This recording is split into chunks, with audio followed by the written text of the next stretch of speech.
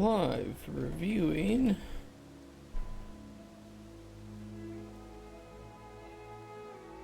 hashtag Kickstarter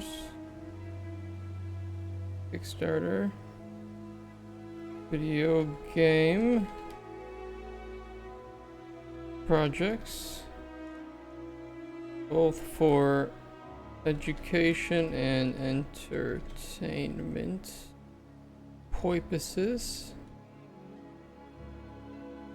Come learn something about game dev, or just find some scammy chat GPT generated games with me.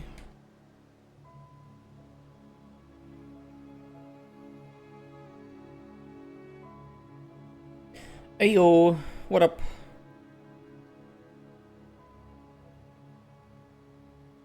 Did it. Adding water swimming. No, we're not doing that. I hate how that doesn't update as often as I'd like it to. Okay, games. More filters. Live projects. They also have to be video games too, specifically.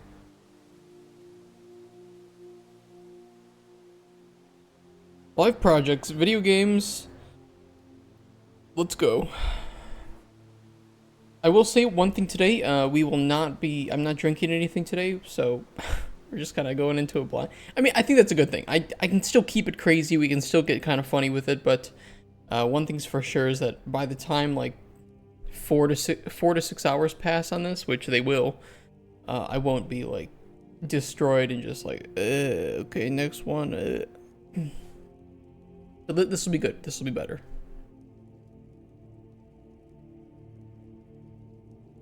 We have 151 to get through today. Okay. All right. Let's go. Project L. Doesn't seem like an L. It's almost funded. Project W, more like. Peasant. Never meet your heroes. I think we saw this one last month. Somebody correct me if I'm wrong. If we saw this one last month, or if we... Shut up. Shut up! Get out of here! Shut up! Shut it! Something about this seems familiar. I think we did see this last year. Or last month. No, we did. I remember this. Yeah. Damn, they raised a lot of money. They raised 170,000. They've done a pretty damn good job here, though. What's one that we haven't seen? ZPF, a new Sega Mega Drive Genesis game that's raised 200,000. 200,000? Okay. Okay, 200,000 from 2,000 backers. That is a lot of money to raise from 2,000 people.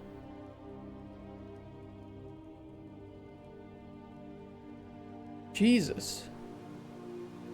27 backers at 200 tier, 36 at the 280 tier. Oh my god, wow.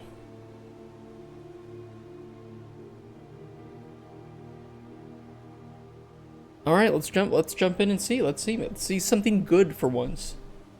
Maybe this is the month where we actually get some good shit. What?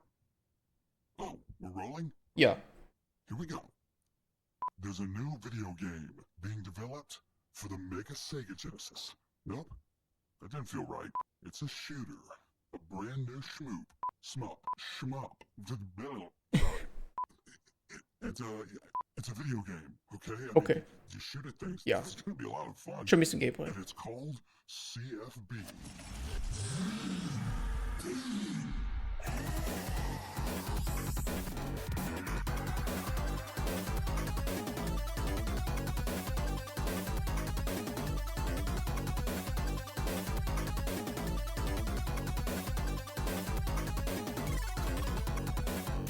I mean, it looks pretty nice.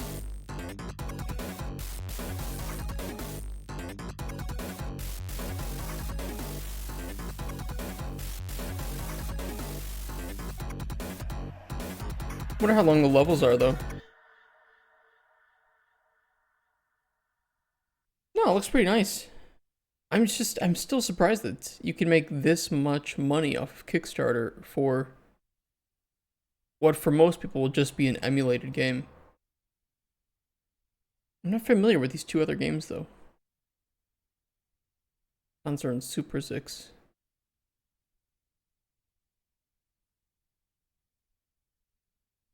If that's how you say it, it might be Super XYX, right? Yeah, I'm not familiar with those. 6 stages, 3 playable characters, okay. I mean, they better be pretty long stages if you're...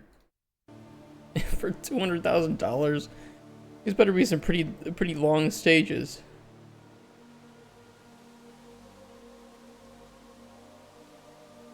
The artwork does look nice, though. There are only a couple issues that I might have with some of the contrast on some of the levels, which can get pretty difficult when you have artwork like this. But I mean, overall it looks nice. Well, I mean, I don't have much to say about that one.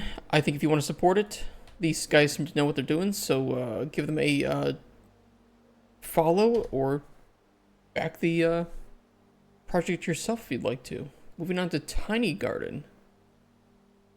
Build your own magical garden inside a 90s toy. Plant your vegetables and trade them for furniture to customize tiny gardens in this delightful mix of farming, puzzle, and strategy. $37,000 raised, a 5,000 goal. Okay. We'll take a look. Give me 1 second to do a little bit of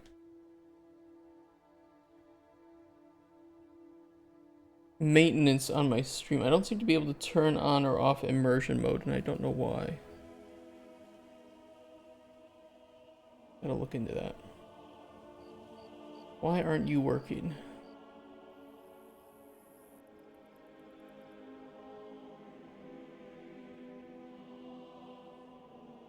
My stream deck doesn't seem to connect there. Why?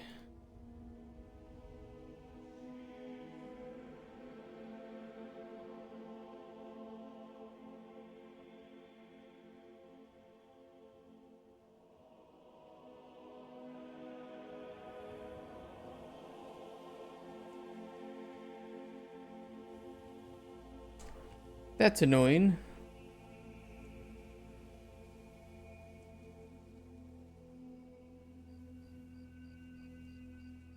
I don't want to uninstall the plugin. I'd like to get it working.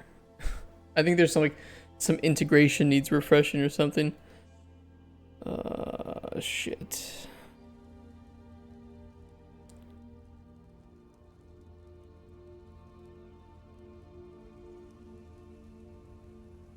Well, let me see if I can do something differently. Source visibility. Can I set that to be a...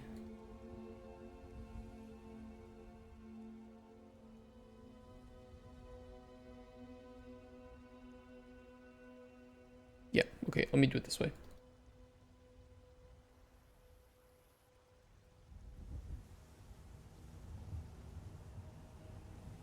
Sorry, give me 1 second. Cam group, and then the overlays.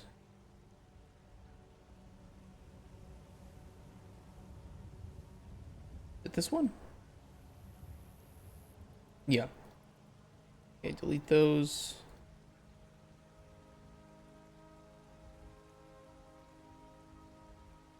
Ooh, what did I do? Uh-oh. No, we're okay.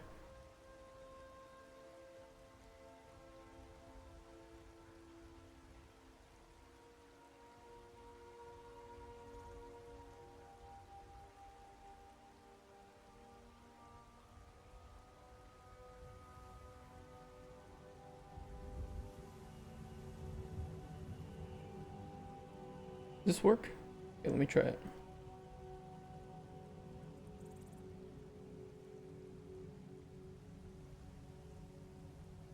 Oh, okay. Hold on. I know the issue.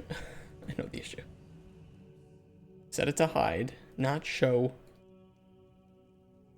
All right, let me try it now. Okay. Didn't turn you guys back on in chat.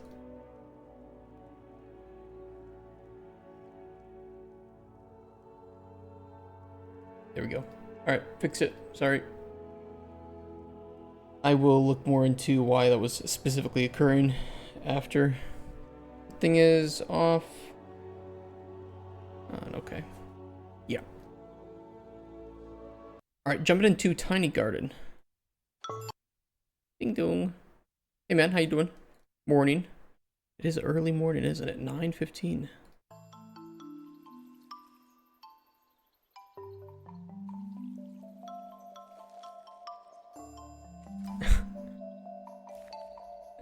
It's like I like the I like the blend of the live action. There's some Japanese practice of making miniature, especially with food, and I forget the name of it.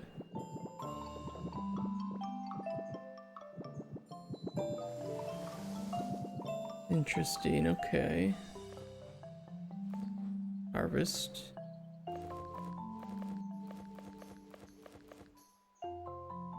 Trade them for furniture. You don't have a lot of room for furniture, though, it kind of looks like. Okay, you put them in the upper part, right?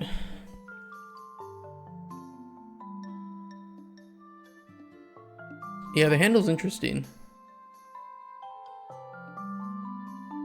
I think it's a little gimmick. I think it'll kind of run its course, though.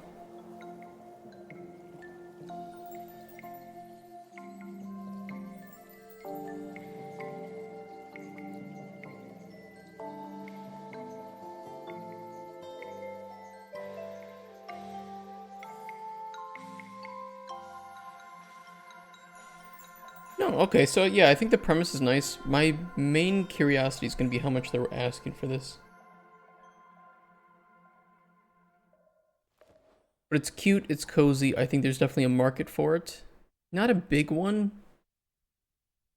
as we can kind of see with the price or the amount that they've raised, but I'm curious to see how much. Okay, you are a trans-inclusive LGBT friendly. I don't really know what that means as a game dev studio, but okay. Okay, so they're asking for $7. Yeah, I think that's fair for what they're asking.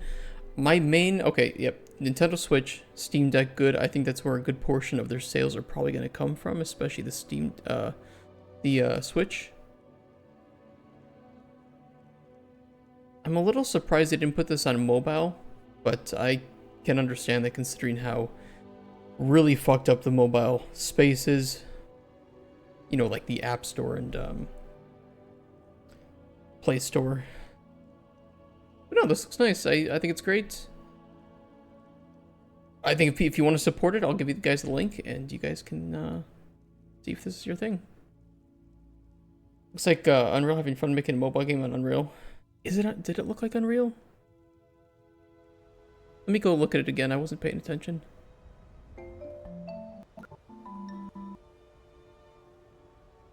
Probably tell with some of the lighting.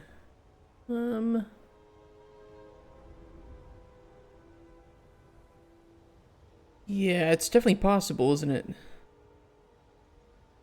In which case you were definitely right. Good luck trying to get your package size small.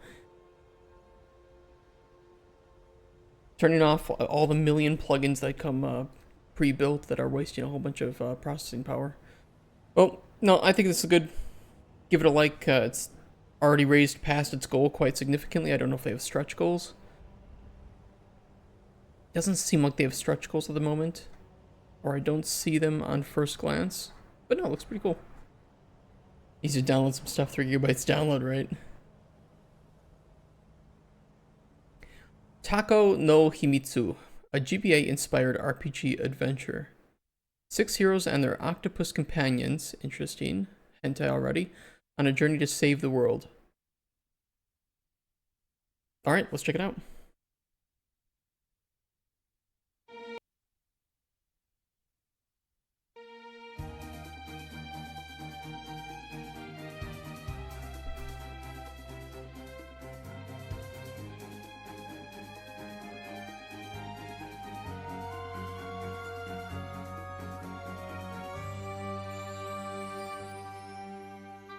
Okay. After the Shadow War. Octopuses were erased from history. What? Why? Why the octopi? It's like so needless.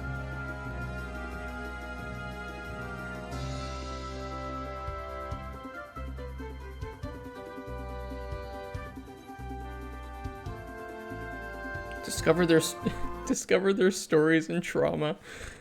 I mean, it's at least it's honest. It's just kind of funny. When it looks like a finished, yeah, it actually does feel quite polished. I think the animations are pretty clean too. discover their stories and trauma. It's like a tagline. It's like if you made like a war game and it's like discover genocide. I'm pretty sure I know what that looks like.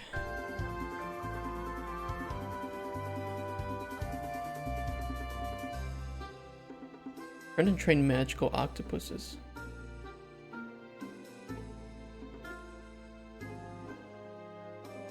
Okay, I mean, it's a fun little idea of. Clearly somebody made this who loved octopi. Enjoyed Battlefield, now enjoy the mental consequences. Okay, some mini games too. I like it. Definitely what's needed in games like this.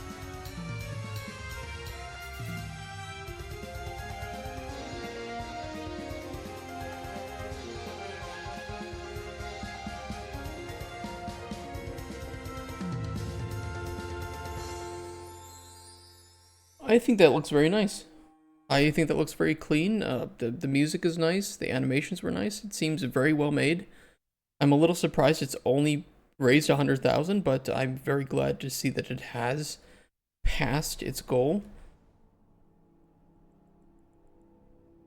I think it's great. They have the demo right on top, very well made. Let's see about how much they have here in terms of. Okay, tons of little GIFs, tons of pictures. Short, clean information. Here's your characters, those are important. Platforms, you have Steam and Switch. Nice. English, French, and Japanese to start with. Budget breakdown, wonderful to see. This is a very well made Kickstarter page. How much are they looking for the game? $20. Yeah, very, very, very well made Kickstarter page. I have no issues with this. I think they've done an excellent job with it. They need to update their backer rewards, I think, unless the euros are a bit lower. They probably are just a little bit. Either way, I think this looks fantastic. And if this is your type of game, I recommend supporting it. They have environmental commitments. No, they do not. I checked for that. I'm sure we're going to see it, though. We're going to see environmental commitments, long-lasting design. It's a video game. GBA is no longer that relevant. It's a GBA-inspired game. Because I was a little worried when I saw that, too, but it is, you know, for Steam and Switch, so it's pretty cool. It's good. They don't have too crazy of reward tiers either. I think they're very easy to read and understand. It's great. There's nothing that I can complain about regarding this Kickstarter page. It's very well made. Moving on to 1000 Cuts, 16-bit samurai hack and slash with cats. Okay, I'm intrigued. 2D action side-scroller with one-hit kill combat, dozens of pets, and multiple endings inspired by classic Japanese cinema and folklore. Oh, this is interesting. I love classic Japanese cinema. Let's see how true it is. One hit kill combat. If it's designed well, I can get behind it. Although I think that with sword combat, the best example that I've seen in recent years was Ghost of Tsushima, which didn't do one hit kill combat, but it did lethal combat. And I think that was very well designed.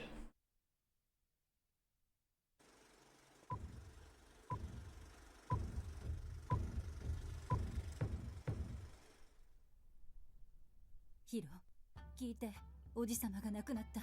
殺されたの。裁判所は犯人は。You know, I will say, small thing that I really like, I actually hear Japanese. Like, thank God. I don't know if this is just me, but when I play games, or if I watch movies, for instance, I don't like to have any dubs personally, or I like to have it as accurate to the setting as possible. So for me, like when I watched the TV show Chernobyl, I get why they did it, but it was still like, really, you can't just find some good actors that speak Ukrainian and Russian? Really? And with Ghost of Tsushima, I played it with technically the Japanese dubs, but I really enjoyed it with that. So I kind of like hearing that. Give me the vibe of, you know what's cool, the Shogun TV series? I have to watch Shogun. That's still on my list. Me and my fiance were finishing up Better Call Saul. We might watch Shogun in between, and then we're gonna watch The Wire. 次郎おじさまだと認定して殺人の罪で死刑判決が下されたわ。今はお父様が大名として1000人の軍を指揮している。今この瞬間も戦闘の準備をしているの。もし次郎おじさまが切腹しないなら、奴らがその首を切りに来るわ。父さんのためなら次郎おじさんが自殺する気がありません。言っていることが真実なら虐殺になります。おじさまと1000人の軍と共に戦わなければならない。お兄様が決めて。家族、断った。 I like this. You know, it feels like it has a lot of soul. おじさまを切り、この戦いを終わらせましょう。そして家に帰るのよ、お兄様。再び家族に戻れるわ。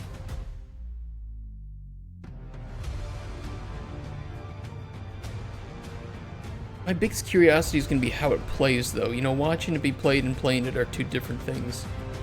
人一人殺すならば人斬りで事太郎。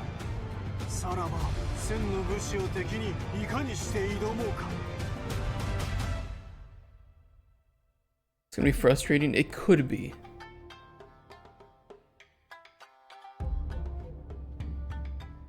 There are I don't think there are any things that I can name that if you that you should not do in terms of game design, depending on the scenario. Ahoy, friends. We're Banjo Toad Studio, Yeah, a hi. small but dedicated group of self-taught game devs working on our first game. Is there anything we can pick out in the background here? He's playing 2048 over here. I love it. I love it. Looking at some Stack Overflow classic. Self-taught game devs.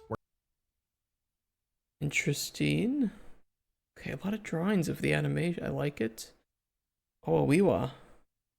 Vertical screen position, clearly skill coder. Yeah, all the weird coders.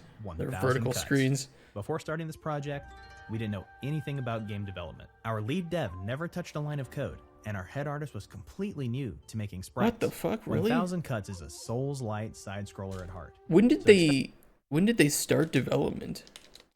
Because that is pretty impressive, honestly. Expect a world full of treacherous enemies and environments, challenging bosses to fight, powerful abilities to unlock, and an exciting story inspired by Japanese history, folklore, and cinema. And cats, of course. Lots. Okay, let's count the Kurosawa films here. There's mostly Kurosawa films on here, which, by the way, are all bangers. And cats, of course. Lots and lots of cats. After getting lots of positive feedback on socials, itch.io, and Steam, we've decided to give Kickstarter a go and try to make this passion project a reality. Most of our groundwork for the game is done. This includes core mechanics, abilities, and storylines.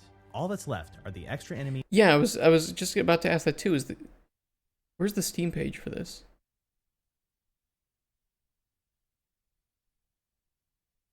Did they make like a demo or something? But I mean, it had reviews, so something was reviewed well.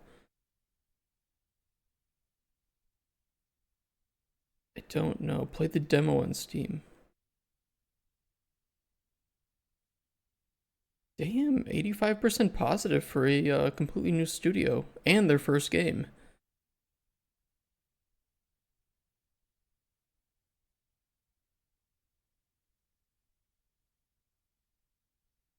Combat feels awful. Instant death is fine, but with limited checkpoints.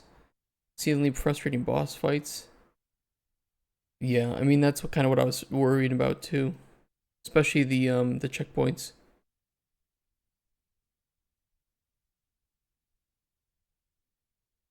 Feels like it should be the fault of the player that they're losing, not the fault of the game. 14 players all-time peak. I wonder. My curiosity is if did they go to Next Fest with this, and if they didn't, why didn't they? Why didn't they? It doesn't look like they did, or I don't see anything in their announcements. Because if this released in March, they had a Next Fest they could have gone to, and probably should have gone to. Okay. Okay. And they think they can finish the game for 10,000 bucks? Can they? $10,000. What we need your help to finish?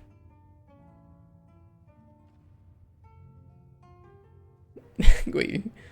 Console ports? You're gonna need a bit more than $10,000 if you want to get through porting and certification.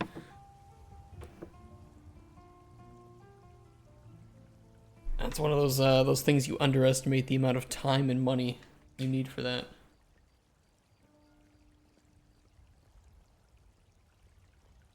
If you've never done certification before, it is hell.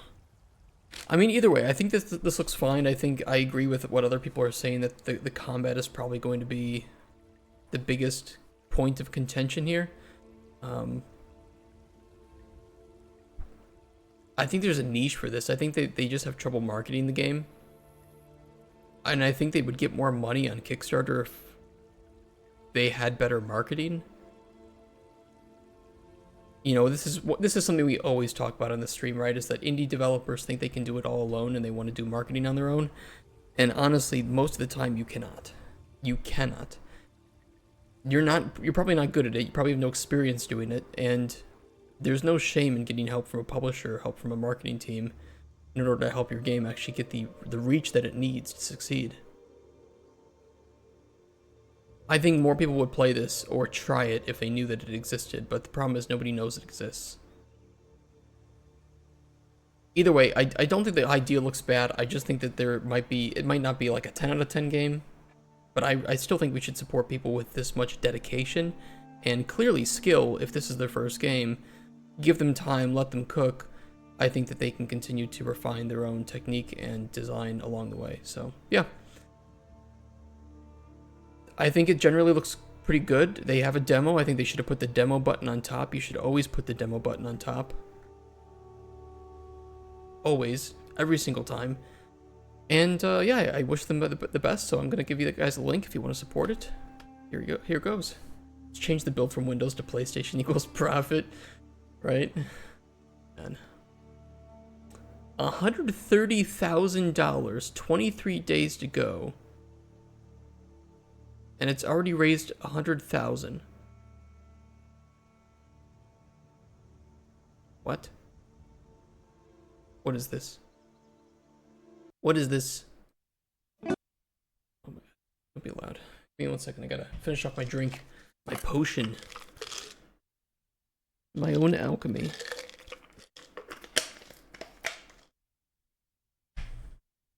With capsules of white powder. That's how I get through the day, chat. All the white powder. Do the planks? No, I'm skipping out on those. I'm just gonna change up my diet. That'll help things. They're too distracting for the stream. I don't like it. Alright, let's jump in. Ko-Robo.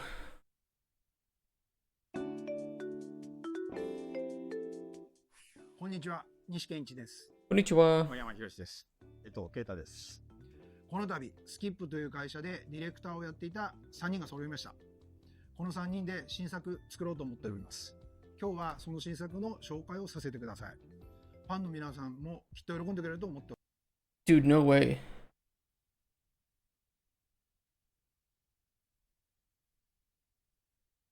There's no way that these are that they've worked on these games before. I mean, if so, there's a reason why they have $100,000 already. It's because they know what the fuck they're doing. おります。以前一緒に仕事をして楽しかったので、今回も楽しみたいと思います。 Okay, so they've worked together before. ということで結構大変だと思いますが、お互いに And yeah, they're all 協力 three すればいける directors. と思ってます。ずっと作品やってるんですけど、やっぱり良さっていうのが便利さだと思って、そういうちょっと今2つしかなくて、そのキャラクターに金魚と変なおじさんしか使えるものがないじゃないですか。まあ部屋の中にいて、Okay. 最終的にドーンといるよりはなんか普通に家の中こういう時に普通にソファーに座ってるだけとかさ、それでいいんだったら。まだ開発の初期段階ですが、皆様にトレーラーを見ていただけることを嬉しく思います。どうぞご覧ください。All right, let's see it.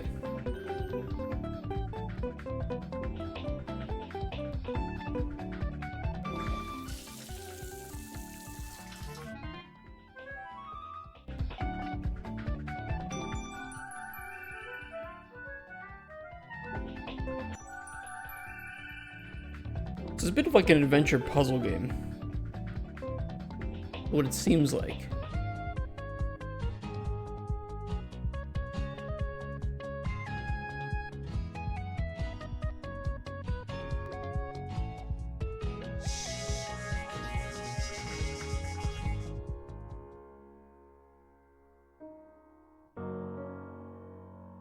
Uh-oh.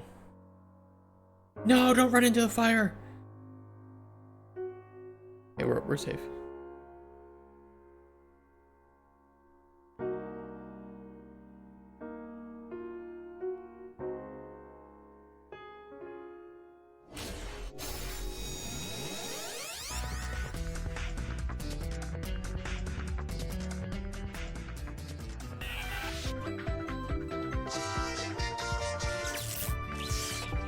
Okay, okay. There's definitely a market for this. この度ですね、僕が今まで何本も一緒にゲームを作ってきた仲間たちが集まってくれまして、新作コロボっていうゲームを作ることになりました。I thought they were 3X directors, but no, they are literally 3 directors on that game.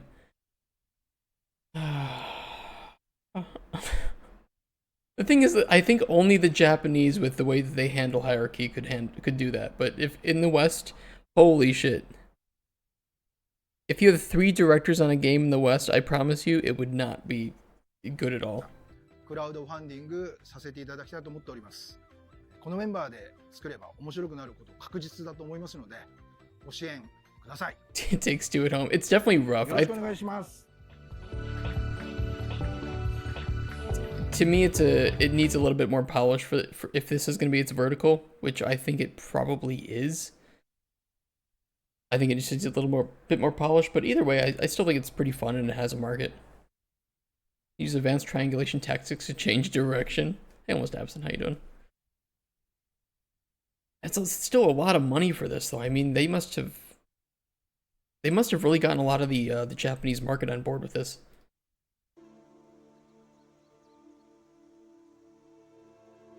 Wishlist on Steam.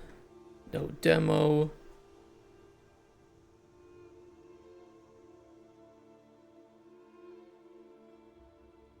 Okay. Prototype build beta Steam release. There's a few things in between that that is kind of weird. They have prototype build. They plan to.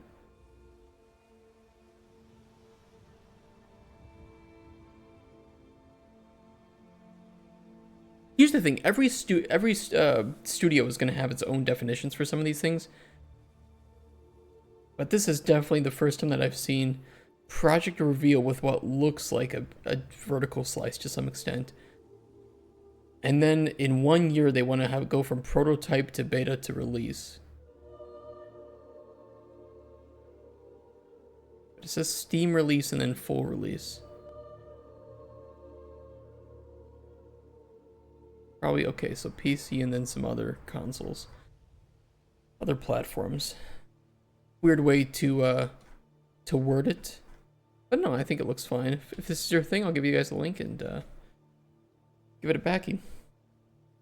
Dragon Base stream at my friend's place, and today it's just the office dying together. Classic.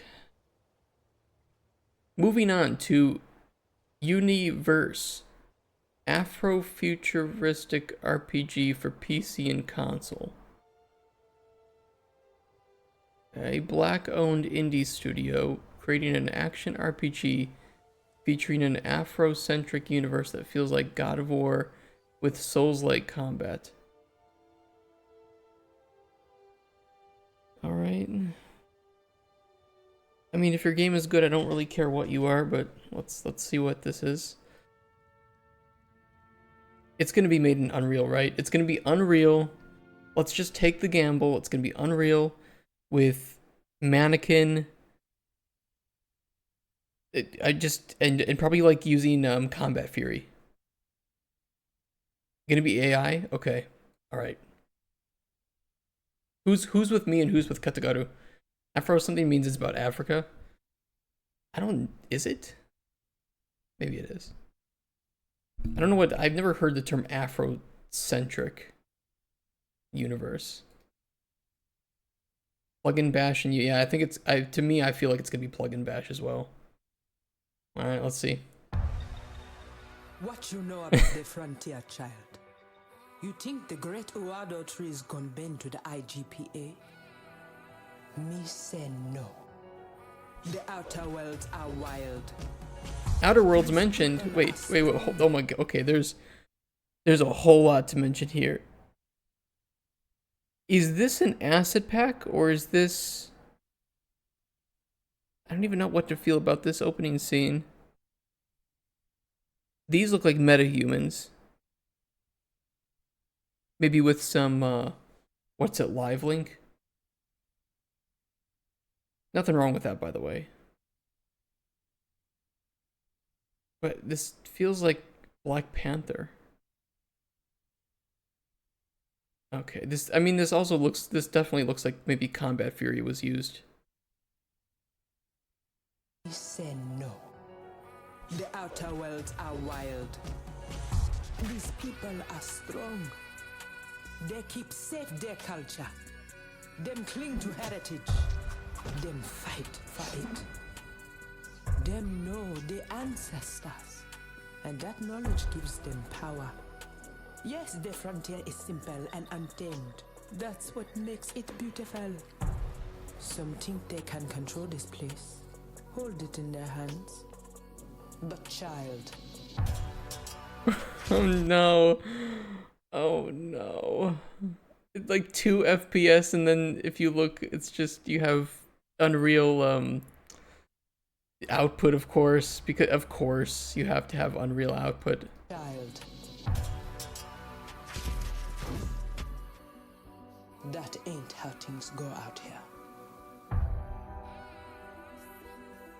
You can't control the universe.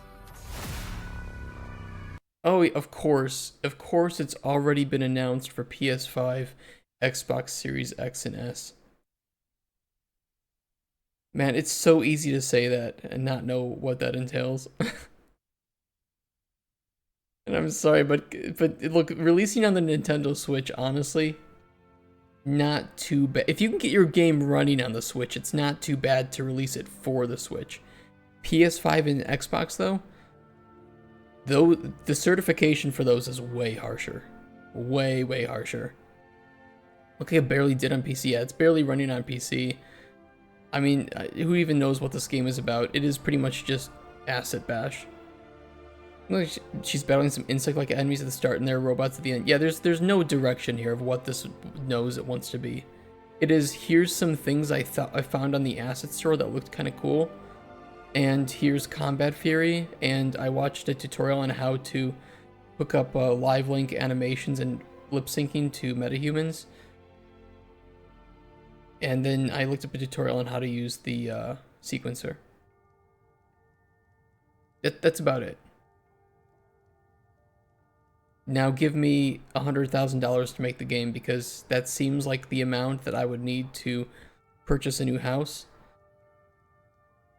You know, get a down payment going. No, it doesn't work like this. Oh, it's already got a Steam page too for $30. That's what he wants to sell it for. Bro, ain't no way.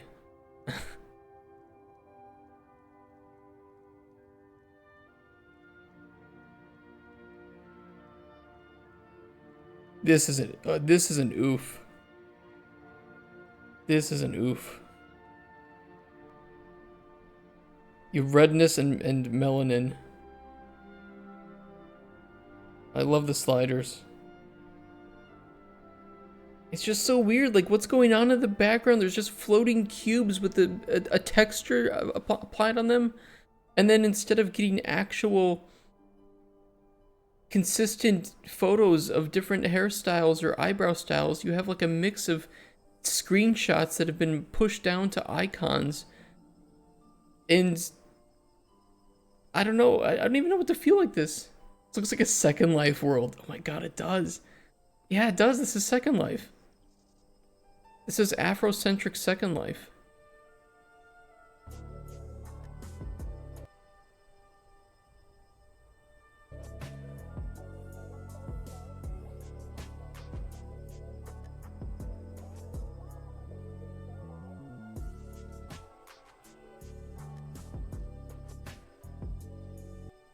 I'm just gonna tell you guys, unless you're like making a dress-up game, the least useful thing you can have in your game for a prototype and vertical slice is the fucking character creator.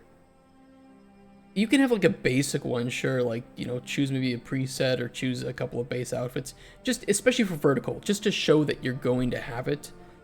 Just don't put a whole bunch of content into it. You know, have like 1 or 2 options for the things, just so that players can know, hey, more stuff is going to come with this. But especially for prototype, the least useful thing you can have is fucking character creation. This is not your game. And everybody thinks they need to start with it because, oh, I'm going to start working on the thing that players will experience first, which is the character creator.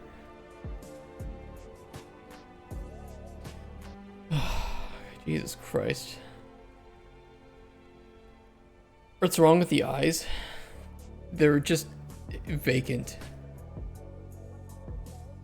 They're just vacant.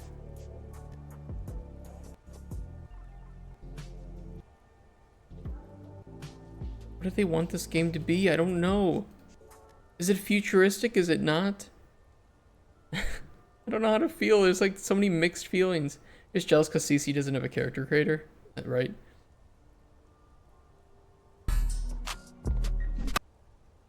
Project Ultimate.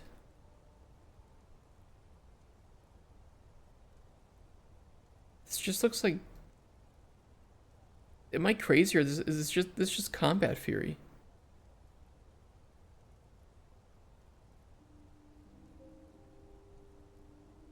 Now, here's the thing, though. I mean, starting with making a good feeling combat system is the right move. Like, if you're making a game that is combat focused, you should just start prototyping the combat in an empty world. Like, that is the right way to do your prototyping, no doubt.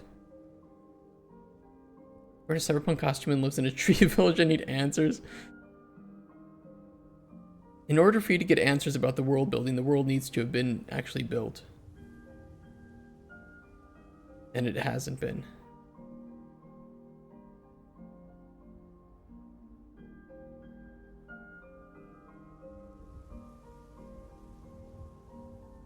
There's not even any lock-on. That's how I know it's probably not Combat Furies, because Combat Fury has lock-on. Sketch, if you want to know why, just give us money. Yeah, buy the lore DLC to unlock answers. What's the axe thing icon? I don't even know. It's just updating. It doesn't actually do anything. It's just an icon that is updating. Yeah, it means nothing. It's a progress bar.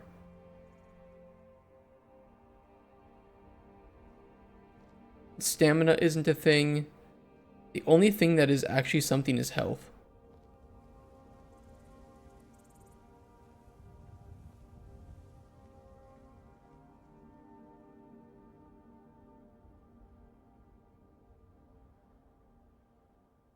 I'm sorry, but if you're making a game like this, you need lock-on.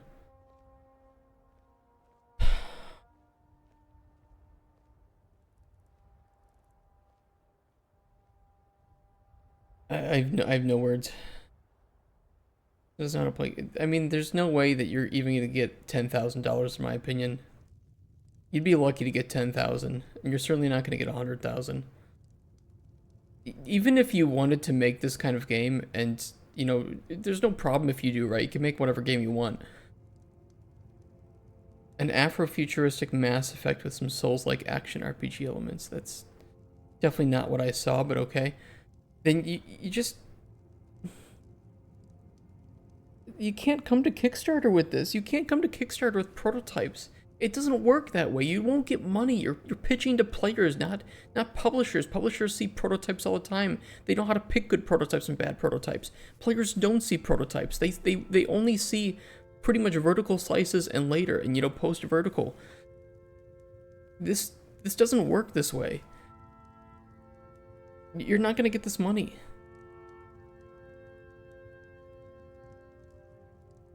What stage was Mikoverse in? What was Mikoverse? I have time to make a vertical slice. Give me money now, please.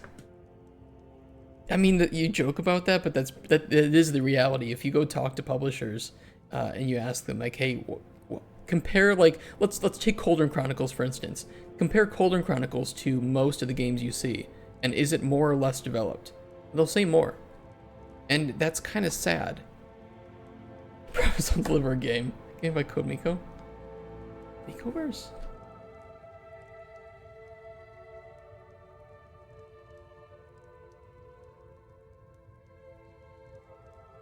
This one?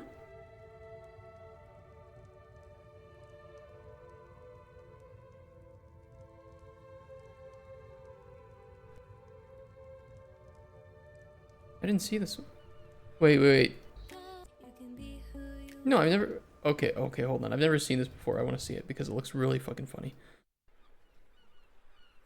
Yeah, I'm keeping cam on for this because you guys need to see my reactions to this. What? They just threw assets. This is just the photo scan, the mega scan forest.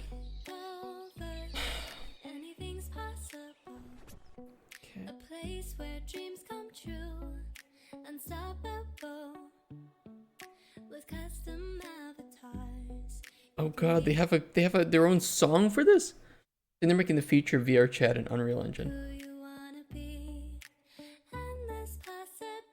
I'm sorry, but if you give players the opportunity to mimic movements in the game, you and I, come on, chat. You and I both know what's gonna happen. In the first 5 seconds, somebody will be making a jerking off animation nearby a female avatar. We all know it. This is dangerous. Isn't Power basically a plugin bash? To some extent. I think Power World, the worst thing about Power World is just its world design. Like, there's nothing going on in the world. They added like PvP. It's like, who cares? It's boring to fly through your world. Like, it's fun for the first 10 hours, maybe 10, 20 hours. And then it's like, well, it's just as lifeless as Pokemon. You've fixed some aspects of Pokemon and you haven't fixed others. I don't know. I have problems with Power World. I think the game is fine. I think it's, you know, enjoyable, but it's the only reason Power World is successful is because Pokemon is not on PC. Is essentially it. They put it into a craved, starved market that doesn't have that type of game on PC. And then add guns, and it's Mimi now. I said Power World is bland. I got told I don't have taste. It's like, it's fine. It's enjoyable. It's fun to play with friends, but it is bland. There isn't much to keep you playing it long term. And the reason it was successful is because it was Mimi. A lot of people were playing it.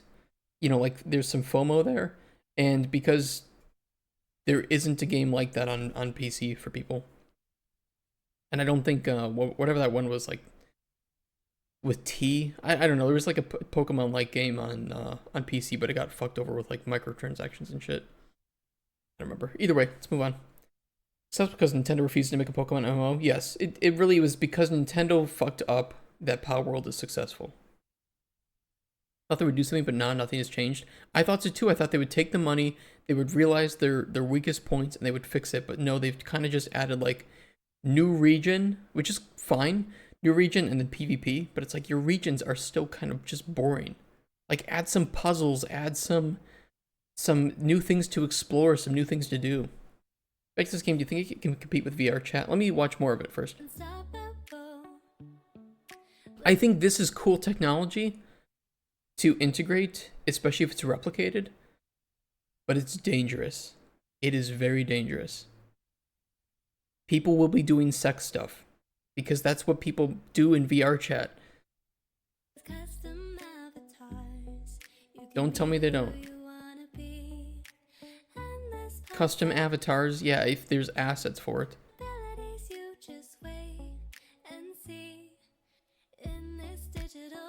That's not combat, that's just...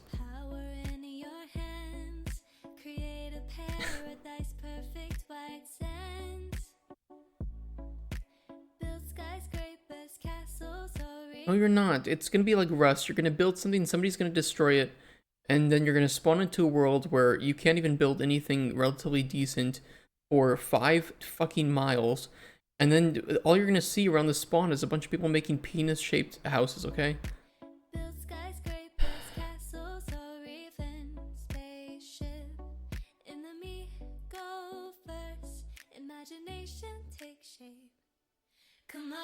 Nothing's happening here. Nothing is happening here. There's nothing happening here. Imagination is not a replacement for game mechanics.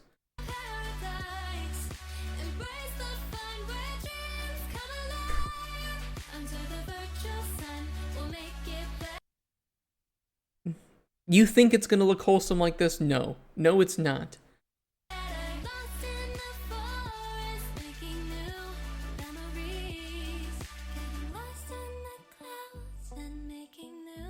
Get lost in the Megascan levels.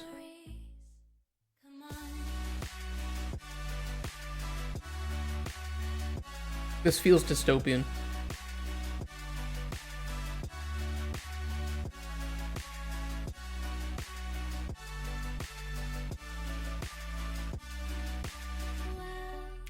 Just dumbfounded by concept of assault. I will say this, look, I don't play VR chat. I understand the appeal of VR chat because any designer worth his salt should be able to understand why games are successful, but I don't think this is going to be able to compete necessarily because the moment that you try to push fidelity for a game like this and customization, you have to be able to match that with people creating the content, right? So VR chat kind of has a leg up. It's the same reason old school RuneScape and World of Warcraft have a leg up compared to other MMOs, because their graphics are easy to replicate, right? They're not as complex as if you wanted to add like a new raid boss to New World, sorry, but the fidelity and to match the rest of the game is it's a much higher goal than it is for like old school RuneScape, right? It's not to say that it isn't difficult to make that in old school RuneScape or World of Warcraft, but that it is a bit easier. Doesn't have graphics based on user content. Yeah, but there's still an understanding that comparatively to the rest of the game, it doesn't have to be high fidelity, right? I'm just saying that there's an understanding, there's a level of accepted content with that. And when you try to make it an Unreal and you have mega scans assets in the background here, people throwing in really low poly stuff, it's just going to feel a little out of place. I know there's no rest of the game, but compare it to what people usually experience in that game. You have to do that. So this is an example of people trying to learn how to sprint before they learn how to walk.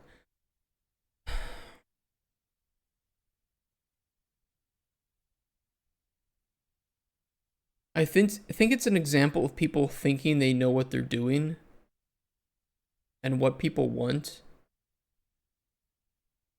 but not knowing what people actually really need to be satisfied.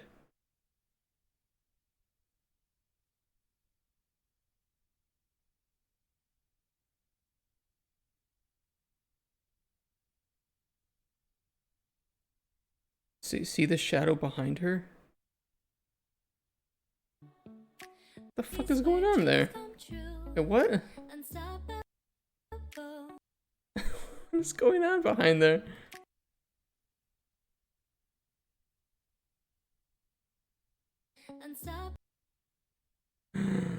I bet this was faked.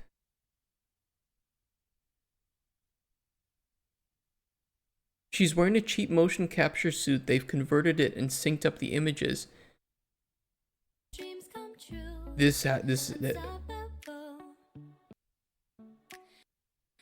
I don't know. There's something weird going on. Megascan might as well be a custom map. Yeah, but it's like when you have inconsistency in all this stuff, what does the game actually mean? What does it mean when it's inconsistent?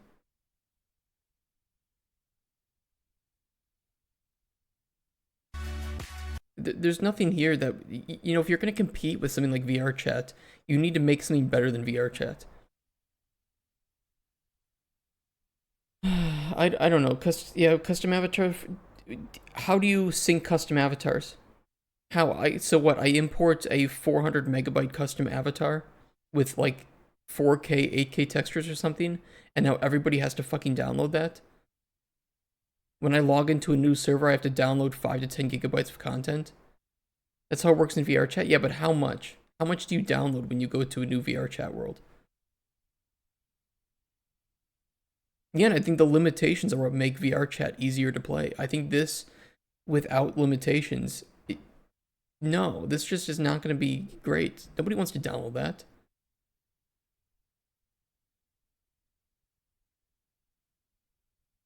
Biggest one you saw was 700 megabytes.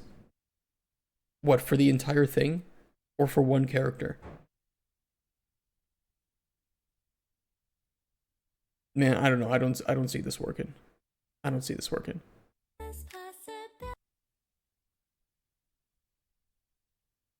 Yeah, a level. See, yeah, and the limitations are what make VR chat actually playable.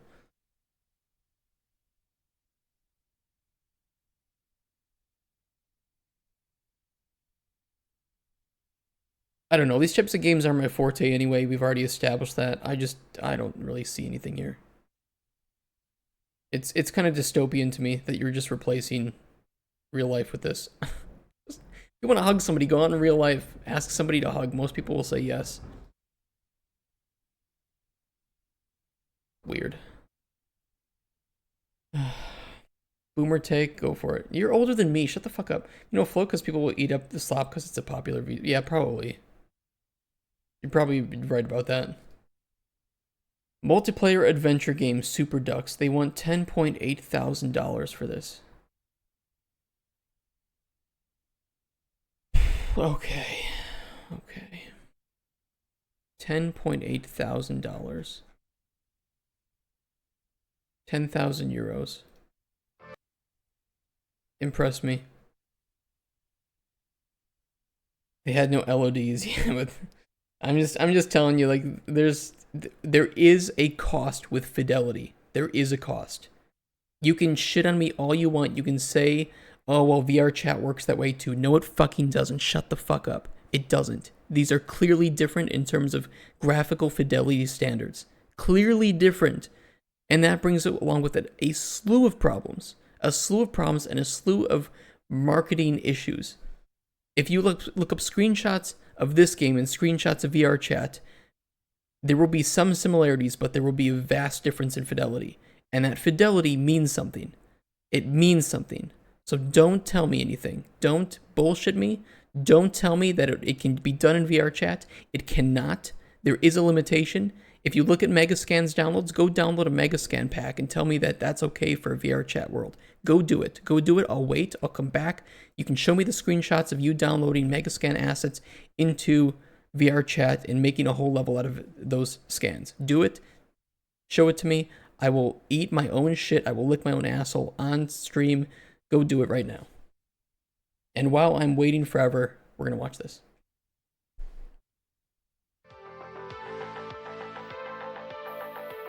Super Ducks.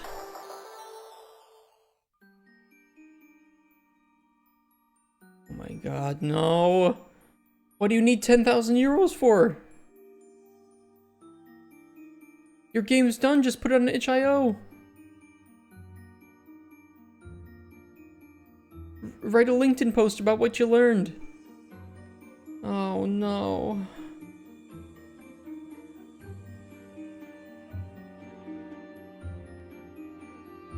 There's no sounds even.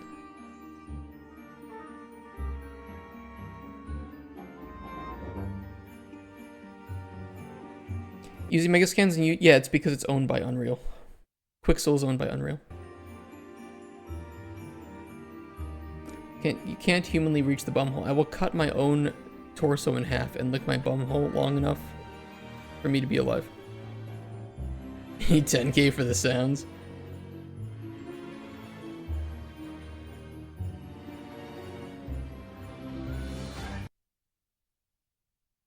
Oh, Jesus Christ. What have we gotten ourselves into? Just tell me what you need 10,000 for.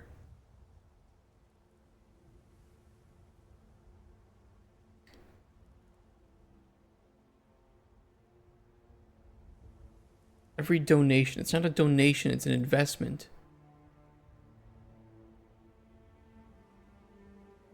It's 2022.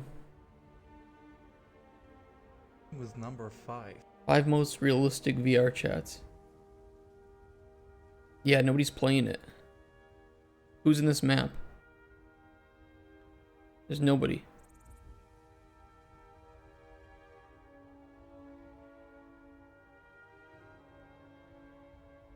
As I told you. It's all stylized and simplistic. Exactly what I fucking told you. And this is the reason it's successful. This is one of the reasons it's successful. It's exactly like I said. And the same thing is true for MMOs. It is cheaper to make lower fidelity content. That will always be true, at least for now it is. And it's one of the reasons why you can quickly churn out content for this. You can't make a social simulator like VR chat with higher fidelity. I didn't say you can't do it in VR chat. I'm saying you can't do that and have it be the standard. You can't pull in all the VR, all the Megascan assets. Because there is the limitation. I understand you're using Unity, you're used to using really shitty quality assets. I get it, right? Okay? But if you download the really high quality stuff from like Quixel, the Megascans, they're really high fidelity. And the materials, I'm telling you, these textures are massive. People make the rooms for visual ASMR streaming on Twitch or dancers, like, yeah. It's not a game because that's 30%. Yeah, I mean, but these are different things. These are very different things. I just don't think that you can make a competitive VR chat with higher fidelity and have it be something that is as enjoyed. When you have lower fidelity, you have lower spec requirements. And lower spec requirements are, you could argue, an accessibility aspect of games. That the more computers your game supports, the more likely it is for people to jump in and play your game. VR chat has that one. If you make a game in Unreal, you're automatically, for most people, pushing away a good section of the potato computers. That's just a simple fact about working in Unreal. And the moment you pull in Megascan levels and you want to ship the game with that, which it seems like they're doing something like that, or they're showing the game in that high fidelity, it's not going to work. And I will say Unreal is more difficult to mod for than other engines.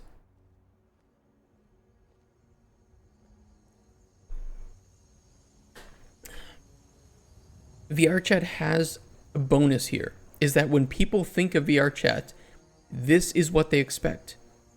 And those expectations create a standard for people to make their own content. It doesn't matter if they can make 16K textured penis and put it into a VR chat map. It does not matter. That is not the argument here. The argument is the standard and expectation for what is put in there. And when you showcase a trailer for your game, you are setting the standard and expectation. So even if you say you can make any content you want, regardless of what you say, people will see what you have shown in the trailer and expect that to be in the final release. And they will make things like that. And I'm sorry, but Unreal's default lighting looks better with certain conditions or with certain assets than others. When you go stylized with either baked lighting or few dynamic lights, you can get away with a lot more. What you're saying is the advertising materials was misleading? I think they're just aiming at the wrong market. That if they want to compete with VR chat, I don't think going higher fidelity and working in Unreal is necessarily the way to go. You're picking an engine that is probably just... It's not necessarily built for it. And it's a lot of overhead for what you're trying to do, and it's not nearly as moddable as something else. Question was, were they actually advertising higher fidelity? It doesn't matter. They were setting the standard for what people to expect with this. It's as simple as that. You set the standard. You are creating a first impression. People think, oh, what am I going to be investing in? And it's the visual application of that. It doesn't matter what they showed. If they showed graphics that look like this, very stylized, lower poly, cartoonish, even if it was in Unreal, people would say, okay, that's what I expect for this game to handle, be able to mod in well, and be able to handle from a lighting perspective. But when it's all high fidelity, mega scan assets, it sends the wrong impression. And again, I don't think Unreal is the right choice for this kind of game. I just don't. Not that it can't do it, but I don't think it's the best choice for it, especially if it's supposed to be user-generated content. And that brings along a whole nother line of security things, security risks. What do people actually have ownership of? Whatever. Yeah, we'll see. I mean, but lots of games get funded that don't actually make any money in the long run. See if it ever finishes.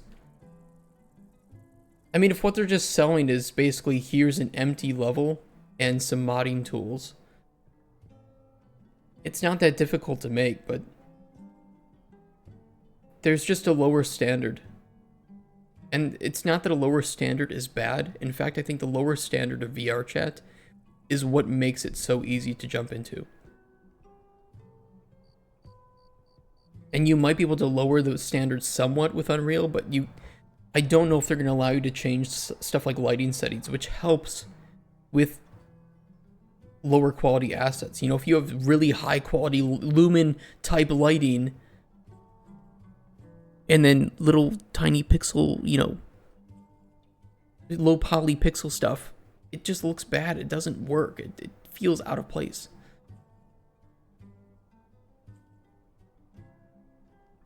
Not even fully VR. Plan to introduce VR support in the future. So, like, what's the point even? I don't even know.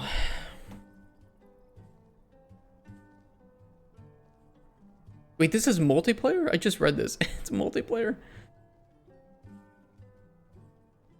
Did we even see multiplayer working?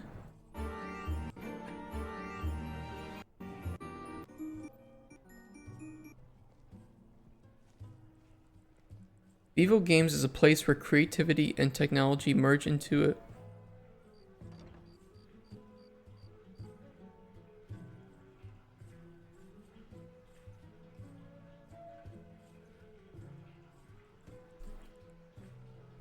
Surprised. Implementing online multiplayer. Oh yeah, just, clicking the button, right? Creating more levels, content for the game, including graphics, animations, and hopefully audio.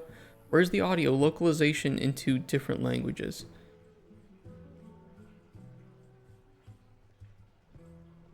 Alright, I mean, it's not going to get funded. You have 24 hours to go. You've raised $6.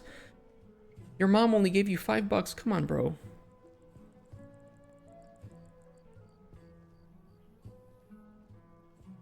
If you guys want to support Super Ducks, it's not a scam. I just think this is not a game that should be on Kickstarter. This is a game you should make yourself. You should throw it up on your itch.io account. You should learn from it. You should move on and try to find something else. The Kickstarter is not meant for games like this. I think about GTA 5 MR, I don't know.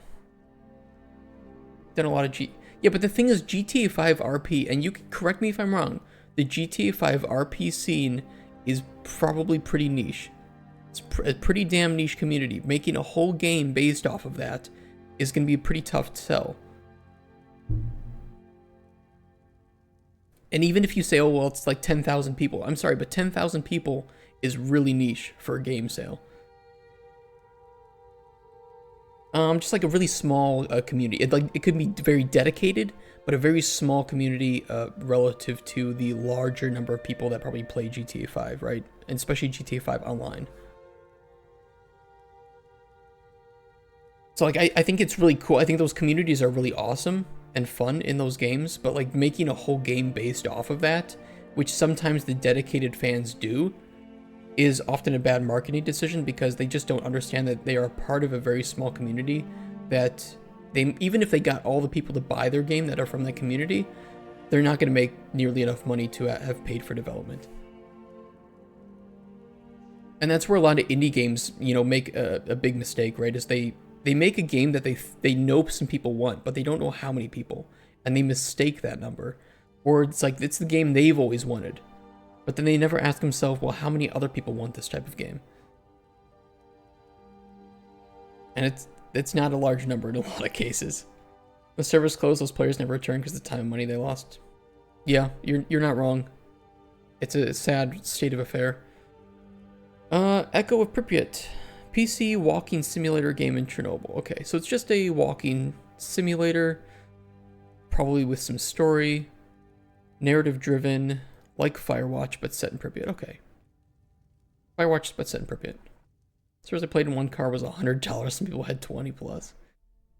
Yeah, like I said, the communities are like small, but really dedicated. So making like RP servers can be relatively sustainable if they're popular and if the group is, you know, well managed and well admined. But if they aren't, then they just kind of die. I think I sent you DMs. Feels like sci-fi.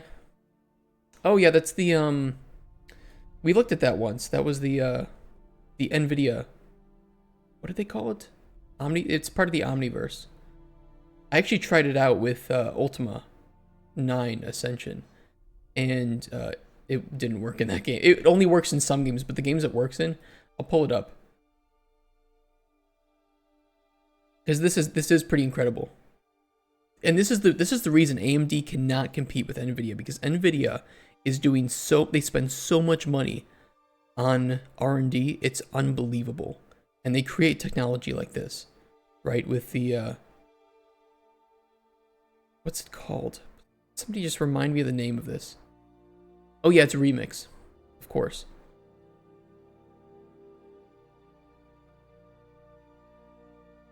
So like original game and being able to throw your own assets in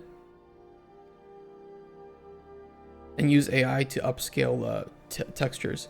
I think this works for some really nice. This works for some really good games, especially like racing games. I know they showcased it with with Underground 2, and it was pretty damn cool. The only problem I have with this is that sometimes it can fuck up the style, and ruining the style of a game is, I think, way worse than improving than just like fucking up fidelity. But there are clearly cases where I think this looks pretty damn good. And if you could bundle all of those settings for each level into a package and let players download it, being able to graphically remix, especially like Underground 2, I think is working pretty damn well. Fallout 4, does it need it?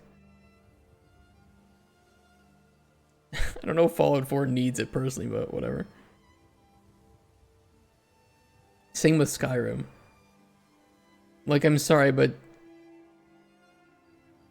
I don't know if to me this looks better. This just looks like something I would see on Kickstarter. This looks better because graphically it's more consistent to me. And again, fidelity matters. Fidelity, consistency is important in games. You can't have 1K textures on everything and then 4K textures on like a chair. It's going to look really, really out of place, even if the style is the same.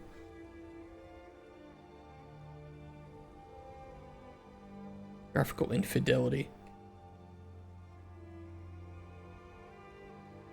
Yeah, by the way, Wabbajack, very good. If you've never used Wabbajack to mod like Skyrim or Fallout, use it. 100% worth it. It's very, very easy, and yeah, it looks amazing. So how'd you explain people owned these old games in physical discs, now they have to buy again in Steam? You can use RTX Remix for with anything. I think it's a really cool way to handle like upscaling and remastering on your own.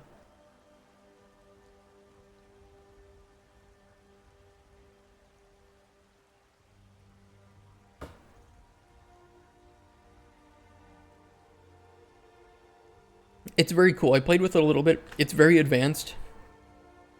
It wasn't too difficult to get it set up, but to get it to look as good as this, right?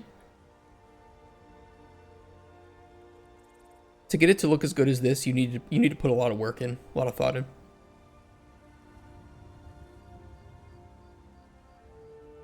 You don't play games you own, yeah. This is just kind of like a hook into your games that you already own.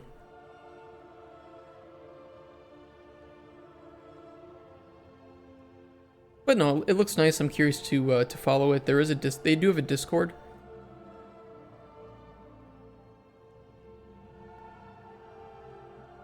Yeah, I think like in general with this upscaling, I think it looks nice with the PBR as well. Because this keeps the consistency with the style.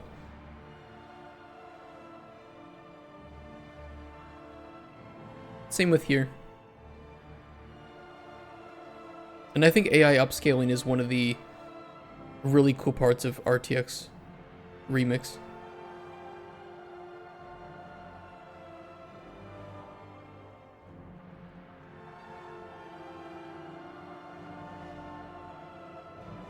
I'm sorry, but the ray trace lighting I don't think makes this level look better. I think this looks better with the baked lighting.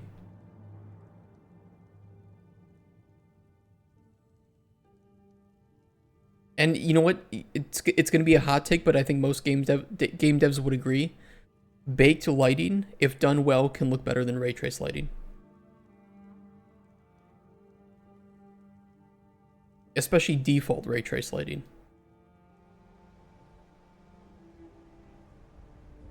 It is cool though. Alright, let's check out Echo Appropriate. We're getting really behind with our oh god.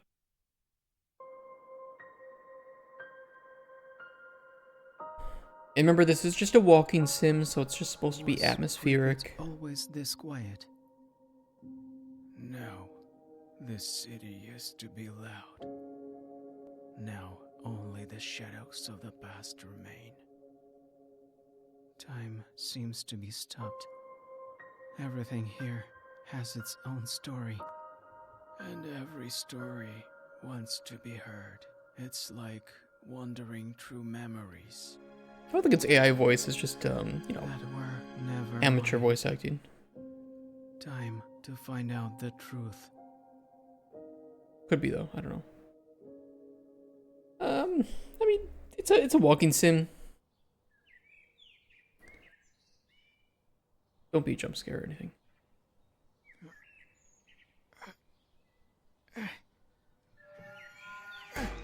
Oh, he's pushing. Thought the radiation was getting to him. I think it looks pretty.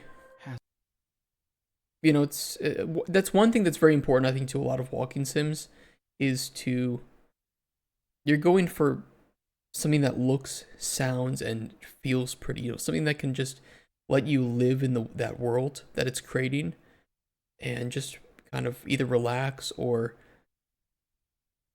feel like you're truly there.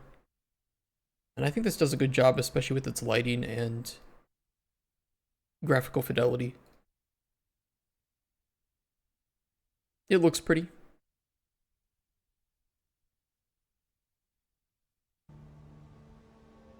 Walking sims definitely don't seem to be that popular on Kickstarter though, so I think if they found a publisher for this, they might be able to get some money to help assist with the development. I think the number of people who would play this is probably pretty high for the genre, so maybe Kickstarter just isn't the way to go for it. Breaks the monotone, kind of sussy. I thought people were staying away from making games about Ukraine because of the war. I don't know if this is necessarily a story that has to do with any conflict as much as it has to do with a just disaster, a historical disaster. So I think this kind of keeps itself safe from any conflict like that. Why do we have a metahuman here? A bald metahuman? We don't need to see the character we're playing in a walking simulator.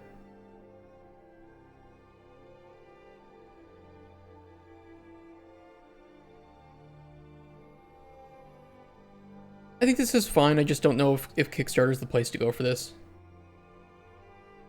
But here's the link if you guys want. They mean 90% of gamers don't care about the war or politics when playing games. Yeah, they really don't. Whenever you say metahuman, I think one's human. Project L has almost reached its funding goal. 5 days to go. A narrative-driven game. Oh, there's no video for it. What the fuck? How did they get this much money? 39 backers. 4 people for 1,500 euros. This is sus. What the fuck is going on here?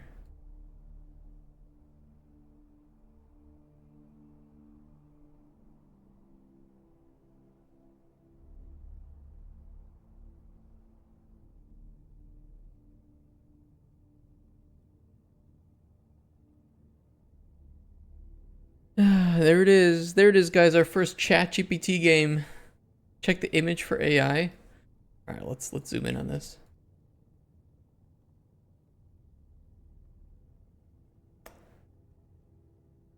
Yep. Yeah, number one, why are there like 8 radiators in this one room? Number 2, her right foot is really fucked up. The lines on the windows are all messed up. There's very weird lines on this. I mean, look at this shit.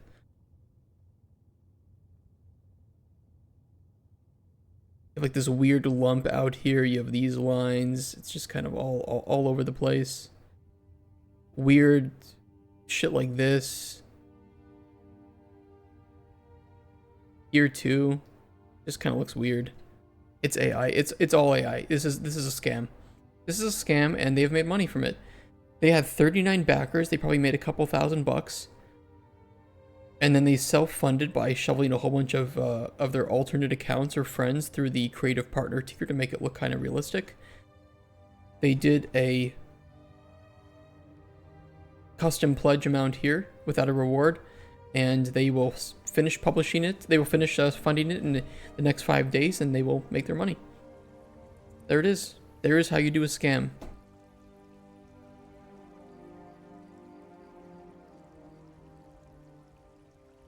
So was the image AI? Yes, image was AI. An earthquake or foot has birth defect. That's just part of the this is L. This is Project L. This is an L. Jesus Christ. Guiding Lisa through an emotional journey of self-discovery. You know what you assholes need to do is you need to have some fucking self-discovery, Florian. Fucking scammer. Piece of shit. I'm a passionate video game developer with expertise in narrative design, game development, and audiovisual production. Here, let me rewrite this for you. Florian.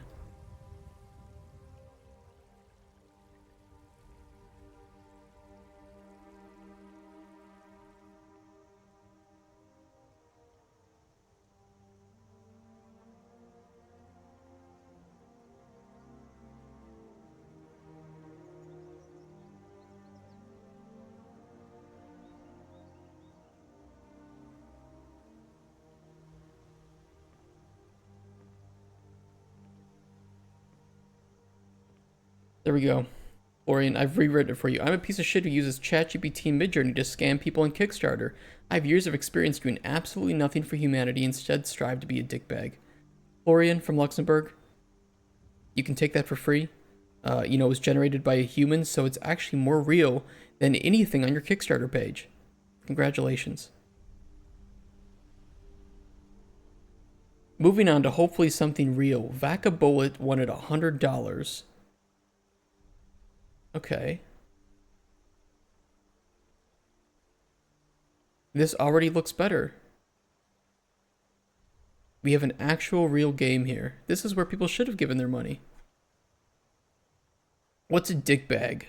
Dick bag is just kind of like a... It's just like... It's not really a translational insult. I guess you could say like scrotum. I guess it could be just like scrotum.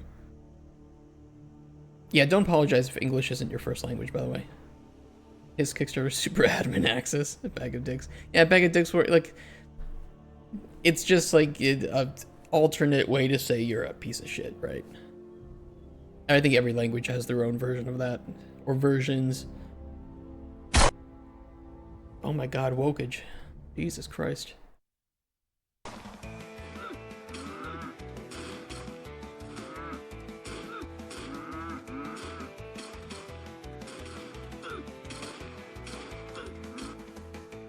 This actually looks fun. Look at this. Look at this cute little game. Oh, he killed the cow. It's kind of like, Missile Command, almost, right?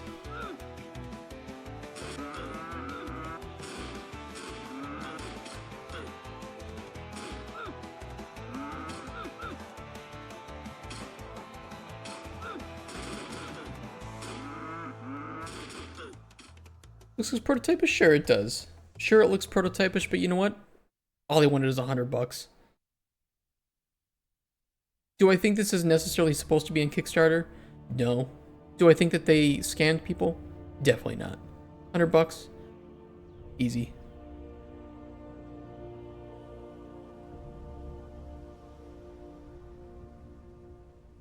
It's weird, I guess. But yeah, I mean...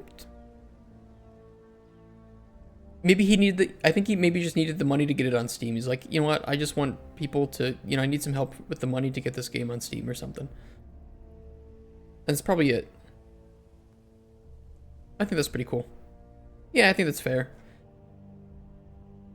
It's not like he was asking for $1 million. He was just like, yeah, $100.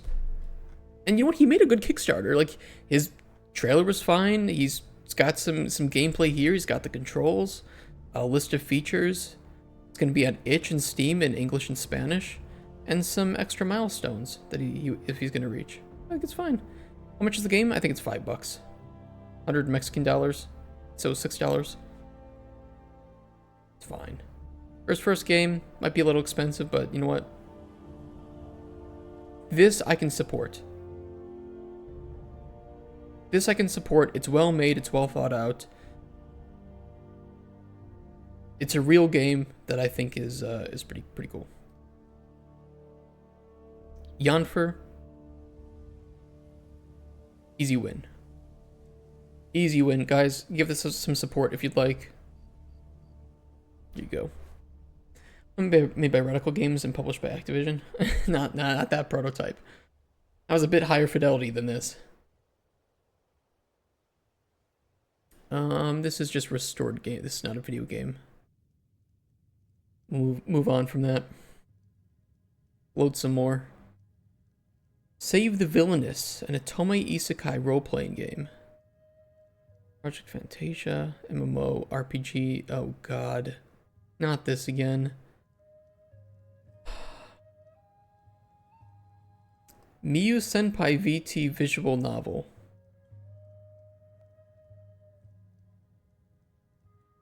Okay, Slime Voyage, Mobius Loop. Check all these out. Yeah, Kickstarter takes... Do they take 5? Misspelled near, right? Wireframe, the next gen game engine. We'll see about that. This is AI generated. It's so easy to see. Save the Villainous. Did we see this one last month?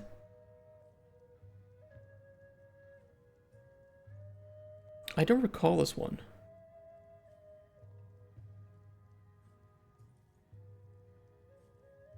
We'll watch it.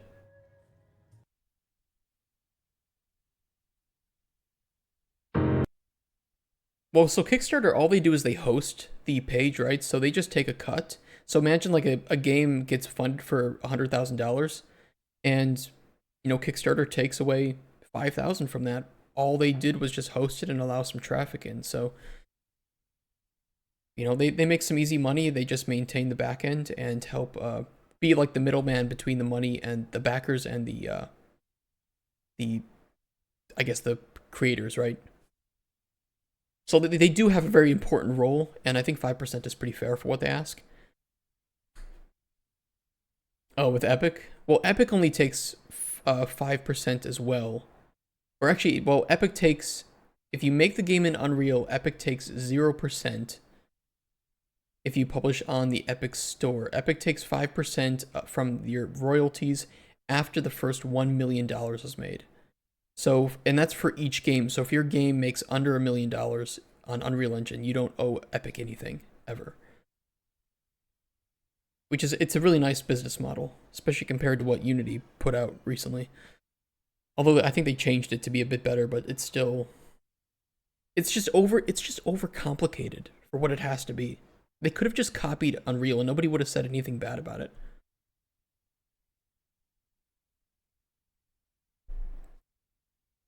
Alright, let's watch Save the Villainous. Let's get some hot boys. Who's ready for hot boys in chat? 'Cause I am.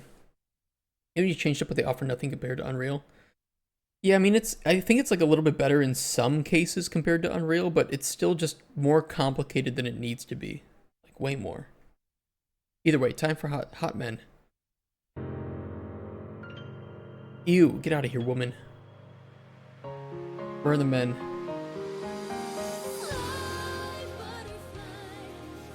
Oh my god. I'm so not the target market for this.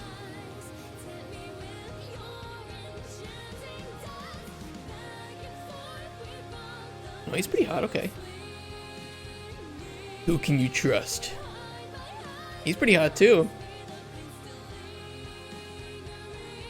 Oh god, and there's always like that fear of death, right? That any one of them could kill her. I hate that this is so... I don't hate it, but it's just really funny that it's kind of accurate to certain stereotypes for women, you know? It's like, unfortunately, well, a lot of them have fantasies like this. I don't know, it's not uncommon. Which one, you know, they're all dangerous, chat. All these men, look at this. He's dangerous, but he's also cute. He will love you, but also he could murder you. Ooh. Who will you love? Who will help save you? He's looking pretty nice though.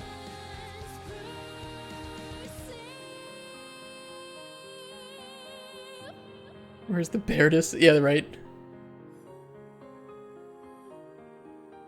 Like, you know, she's a broken girl, and all these men, you know, are like, they each have their strengths, but they're also a little bit vulnerable, but they're also kind of dangerous, but they're also all hot.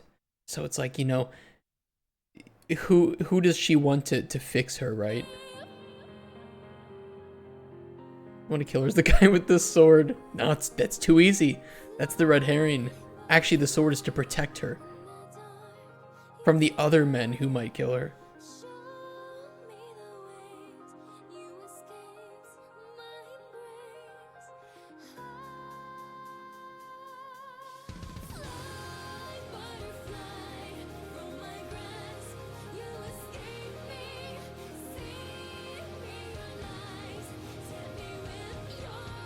Oh my god. Oh, so like one of the guys in this mansion is a murderer and she has to figure out which one. Is that it? And unironically, they're going to make the guy that is most likely for women to go to also be the murderer, right? So the one that is most likely to, like, is the most flirtatious, is the most attractive, is probably, like, they're gonna take 100 female playtesters, get them to play, find out which one most of them steer towards, and they'll make that one the murderer.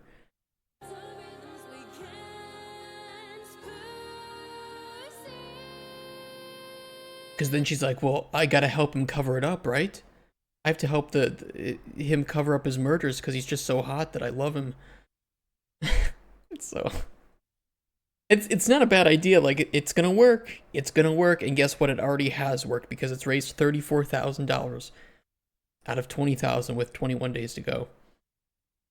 Watch what's gonna be that all of them are killers. The house is a free for all, right? Oh shit. Honestly, it looks good. Like, it looks well made. I think, honestly, the art is a bit better than the interface. I think they could use a bit of help to work on some of the interface elements. But, I mean, other than that, I think that the game looks fine for its audience. And, yeah, guys are hot. That's all. What does it need more? The guys are hot, okay? Do you want to bang the men? Yes, you bang the men. Easy win. By the way, demo right up on top. Could be a little bit higher, but still. Download on Steam or itch. Awesome. I think it's well made. I think it's well made.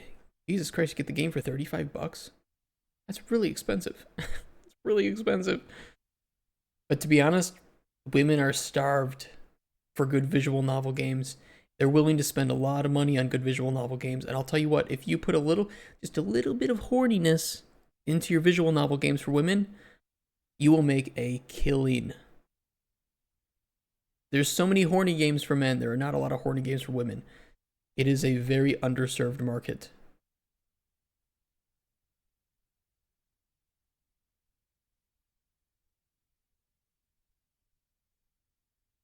Oh, I should give you the link to that. Hold on. Where's the link? Forgot I didn't copy it. We have to support it. Support the horny, okay? Horny good. There's your horny. Go for it, ladies. I know what you want. Project Fantasia has no video, so I will not be watching it. It's also not in English. I'm sorry, if you go on Kickstarter, you have to put it in English. Long-lasting design. Classic. I designed my project to be durable thanks to the online implementable mode, the additional content regarding factions, and environmental as well as aesthetic objects. Classic. Classic.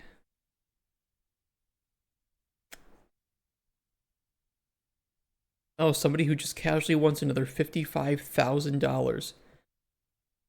Not a coder, but a dreamer. No, not a dreamer. You're just delusional, Bradley. If that's your real name, which it probably isn't.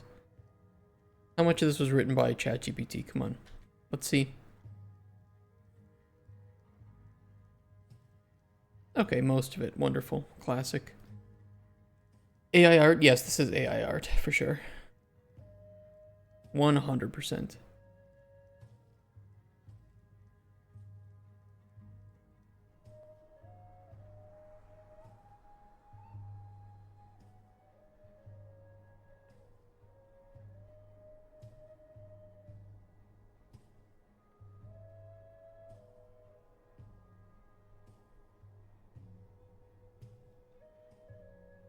I doubt that. I doubt that. I doubt that. Yeah, there's just weird shit going on.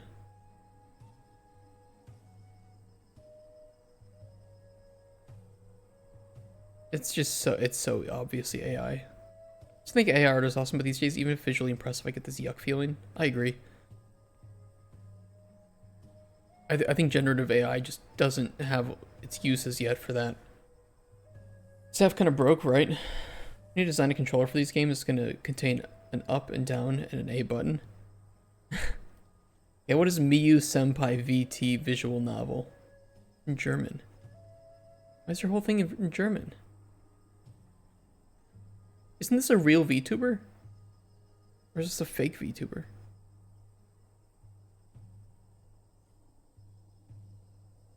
Two created.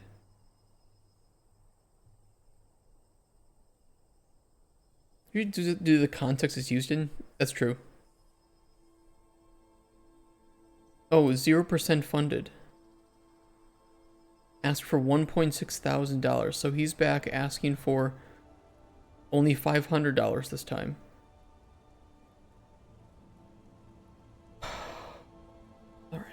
Alright, I'm ready. I'm ready. Oh, it's 13 seconds. I'm not even going to turn off my camera for this.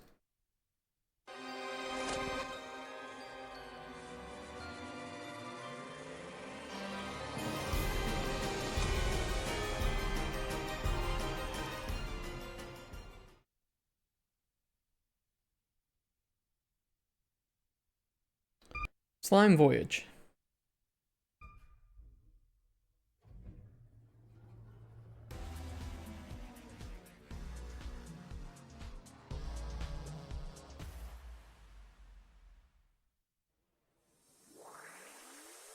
A cat girl that will scream to me in German. It's so specific.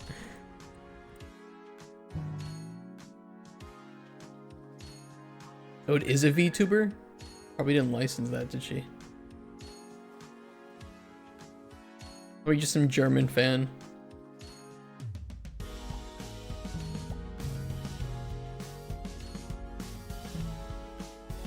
Yeah, movement looks nice.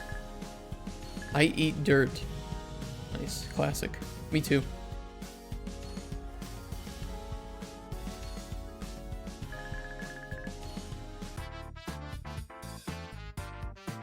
Okay, so this has to be inspired by Toe Jam and Earl, right? Panic on Funkatron, do you guys remember that game?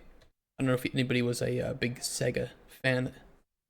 Toe Jam and Earl, Panic on Funkatron, dancing. Yeah, you had dancing scenes like this, which are pretty great.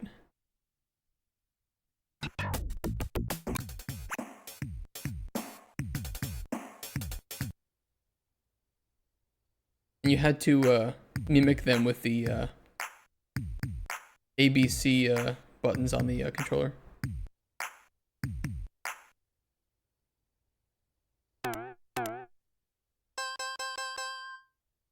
Pretty great. Gotta be some inspiration here for that. Oh, the VTuber is German? Okay. Still though, you shouldn't make a Kickstarter page in other languages, usually. Oh my god, what? Are you even forklift certified?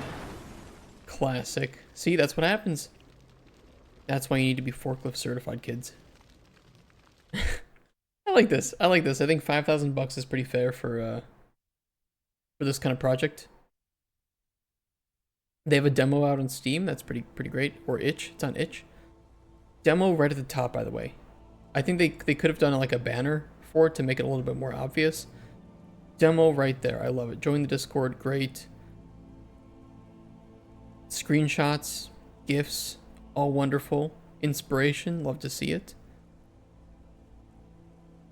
Game isn't focused on being serious. Good. Set some expectations, right?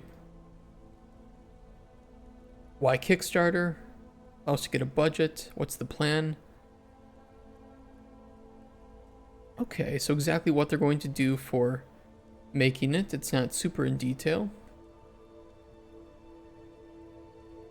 Different features, stretch goals. I will say this way, you should not put stretch goals like this until you get your until either you get your funding or you're about to get your funding. Like fully. Because this can have like a psychological effect where people are like, "Oh, so you were, you only put 5,000 up, but you were expecting to make a whole bunch more, and now we're not going to get this cool thing because, it's just a psychological thing.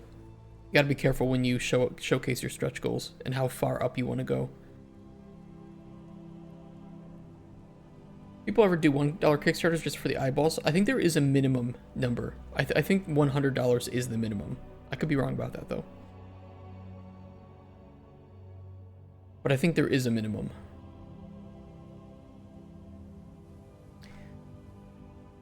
Okay, I think this is pretty cool. What are they looking for the game? $10? Yeah, that's fair. Potato salad for like $15. Either way, here's Slime Voyage. I think this game looks pretty cool, and if you're into platformers like this looks like it'll be a lot of fun. Moving on to Mobius Loop, where I see a panty shot. I think that is not allowed.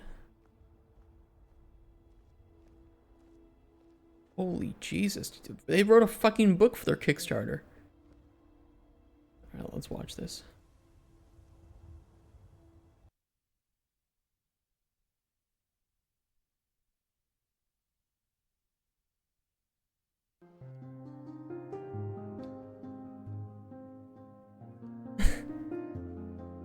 No. Did we see this last month? Was I just really drunk? I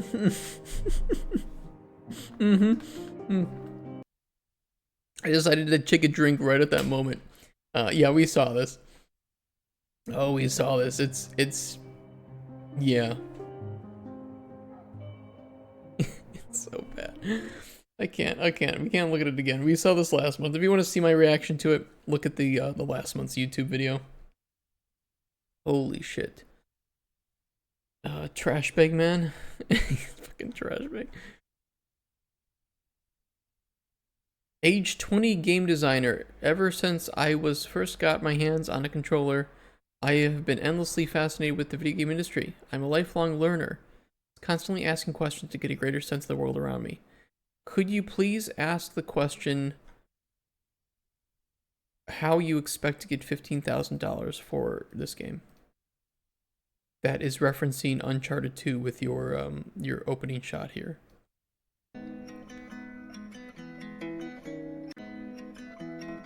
This is the opening to Uncharted 2, where Nathan wakes up on the derailed train, but from the perspective, it doesn't look like he's on a derailed train. It looks like he's just sitting in the seat with blood. And then he wakes up and says, oh, that's my blood. That's a lot of my blood. And then a piece of luggage falls from the front of the carriage and hits the side of the seat here and almost knocks him down, and that's the start of the game. Very good. And that's clearly what this is referencing, so. Yeah. Moving on to Artovia, the digital CCG. With an AI art background, most likely. Inspired by it. It's not even inspired by it. It is literally the opening of Uncharted 2.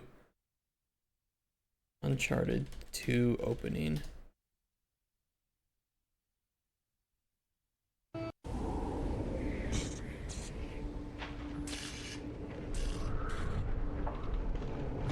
Like, you're supposed to think, oh, he's just sitting normally in the chair. What's going on?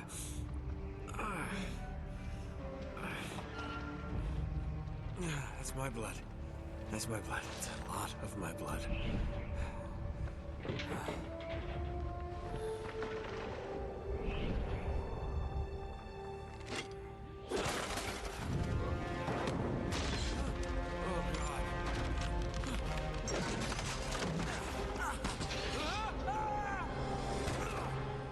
By the way, one of the greatest, I think this is one of the greatest game openings of all time. Yeah, this scene is so good. This game is so good. I want to play this game again. Oh, it's such a good shot. It's so perfectly Nathan Drake that coming from the first game that you're like, okay. This wasn't, you know, Uncharted 1 wasn't just a random hit. They know what they're doing. They're cooking.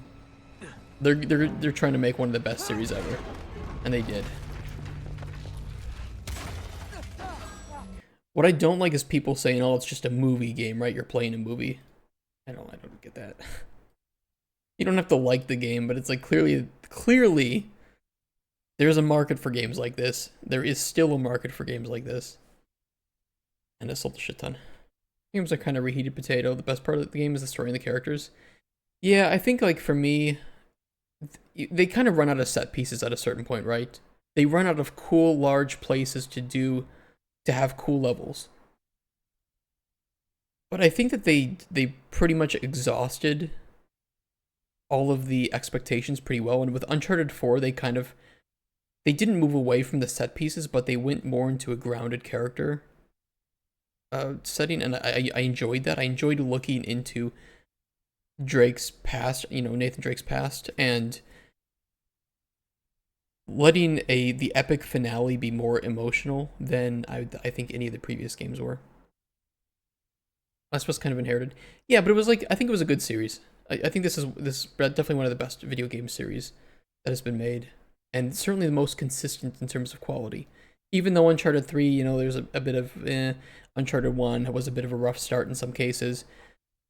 There's no doubt that it was a very consistently high quality series throughout. And even with the expansion with Lost Legacy, I think Lost Legacy was really good. It's just hitting some of the shooting galore sections, that's true. Uncharted 2 and 4 was amazing, I agree. Bubby Bite, very good series overall. Did you play Lost Legacy, Bubby Bite? Because I think that was pretty underrated as a standalone. That was the one with Nadine and Chloe. And I felt like that actually improved upon some of the systems of Uncharted 4. And I really liked the dynamic that Chloe and Nadine had. I didn't think it would work as well as it did, but it was really nice. Hey, and thank you for the follow.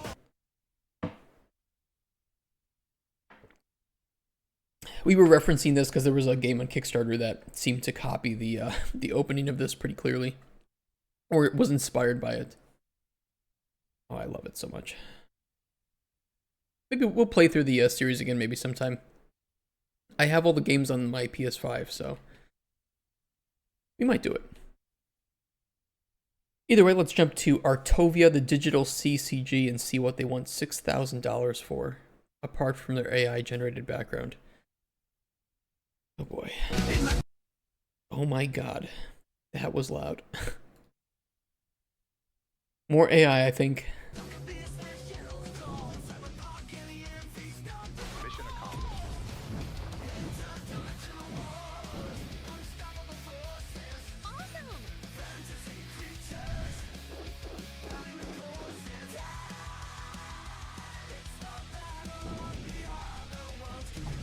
It's just kind of like Hearthstone.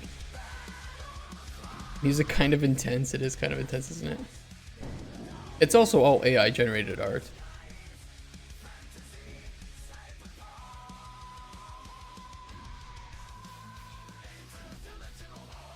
Kind of cringe music. It's probably AI generated. Yeah, I was gonna ask, is it Suno?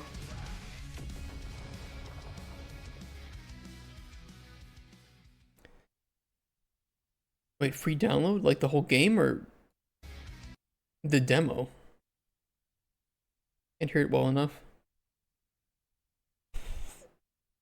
I mean, here's the problem with any game you make, right? With any game you make, whether it's a CCG, whether it's a ARPG, whether it's an MMORPG, anything, you have to compete with the biggest names in the industry, right? And especially if you're going to make a CCG, you need to compete with Hearthstone, you need to compete with, what's the Witcher one? I don't even know if it's still relevant anymore, but either way, you need to compete with the big names in the industry, and I just don't see how this is fresh in any way. It doesn't explain to me how it's fresh, or if it is fresh. It's very weird. It's not gonna work. And I'm sorry, but most people don't want to play a game that's just entirely like AI art generated. It's okay if you want to, do it to use to try to get a publisher. For like, hey, this is just concept art because we can't pay a concept artist right now. We don't have any money. That's why we're looking for a publisher. That's fine. It is what it is. They're upfront with it. Yeah, they do. They say most game will use as part of or most of the final card art. So they're just saying this is AI. This is Dolly 3 generated game. And thank God they have sustainable distribution because it's digital. Cynthia Smith. You couldn't even get any of your other games backed, and they're all probably AI generated too. Unicorn Dungeon. Okay, this one at least doesn't look like it, but it is certainly interesting.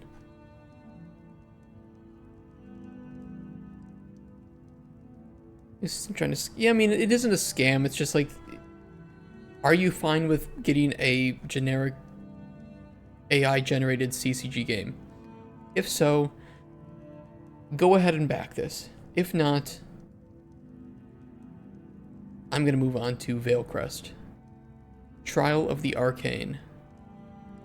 Spellbound hearts, a girl torn between 3 lovers. Just choose all 3. You have 3 holes. Go for it. Who's stopping you? God? It's magic. What if the code is also Copilot? Alright, let's check out Veilcrest. Trial of the Arcane. Why can't someone make a VN that isn't anime? Is there a market for a VN that isn't anime? You have 3 holes, Joey 2024. It's true. How do you know my name? How do you know my name? Probably because I put it below the stream, don't I? That's probably how.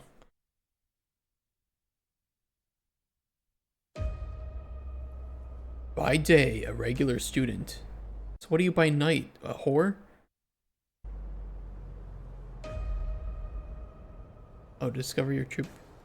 Okay. Uh-oh, it's pink. That's a love potion. What's he doing? What's Theon doing?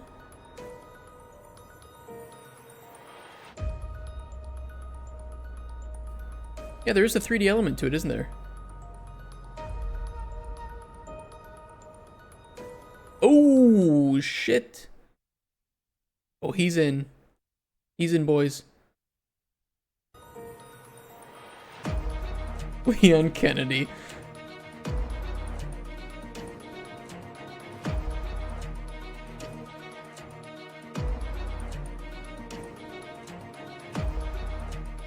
I mean, I'll put it this way. I don't have anything bad to say about it yet. I'm memeing, right? But I don't have anything bad to say about it yet. I think the inclusion of 3D is actually really nice. Grace Kites are a dick. Oh no, I saw it. Look in the upper left. Preparing shaders. Why can't you just make a build of the game and test it? Or at least just disable the screen messages. Yeah, it's in Unreal.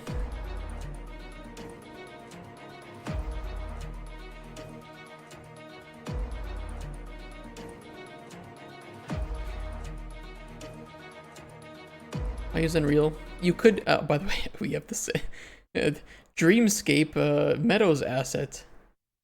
Heyo, The Rock. I actually think that using Unreal for this is good. I think it's really great for this. It's just not something that a lot of people do. But you can get some really nice shaders to work with Unreal. It's just like default, you know, people just use whatever shaders are kind of just there. And then just throw Lumen graphics, you know, throw Lumen lighting onto it. But with a little bit of work, you can make Unreal look very stylized and unique. Most people just don't put that work in, right? This is not poorly made. This is not poorly made at all.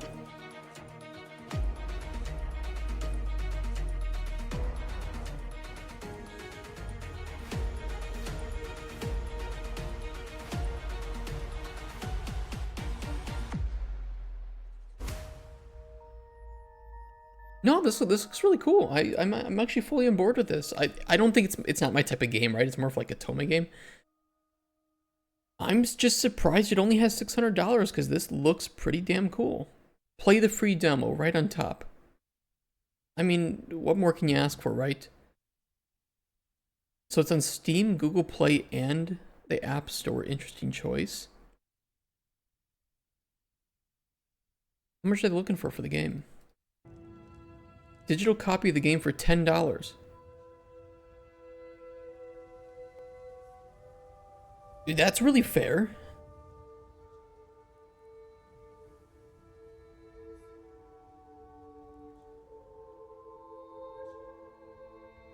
It's doing everything right.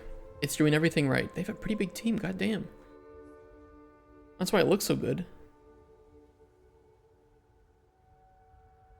Let's see. Sound designer, composer, actor, cinematics. Okay. Level design, 2 level designs, 3D modeling. A lot of programmers, systems designer. Animator, character, animation, 3 animators, 4 animators. It's short, it's sweet, it's to the point. I think that their trailer was really nice. Their demo was, you know, hopefully it's pretty nice. Let's check out their Steam page. I think this is a little bit too simplistic for a summary of the game. This is more like a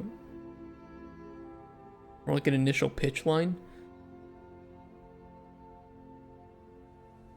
And Steam page could have a little bit more to it. They could put some GIFs in here of gameplay.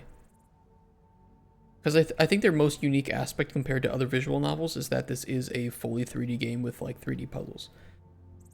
And they should be pushing that more.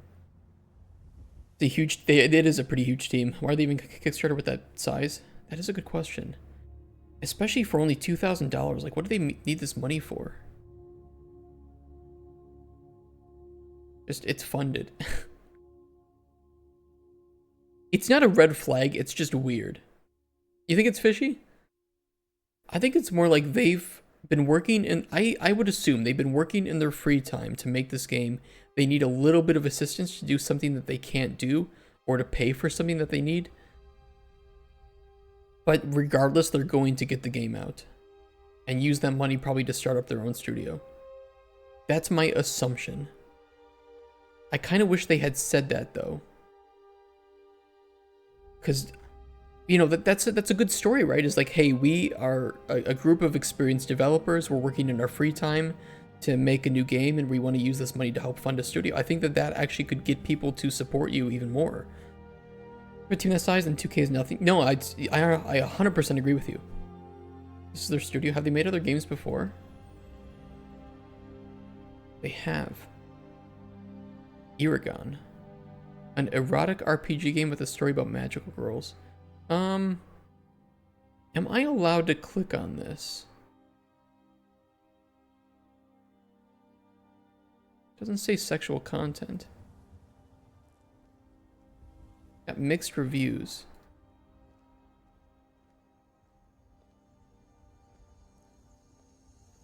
Click it. You guys want to get me banned, don't you?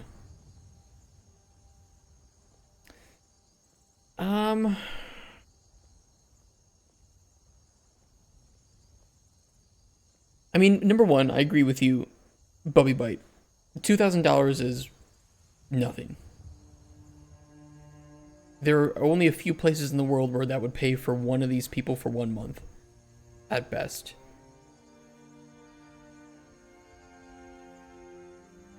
Maybe they're just looking for some backers to then take this to a publisher. It's called the YOLO clip. Bulgaria. Okay, so maybe 2 months, $2,000 is going to pay for.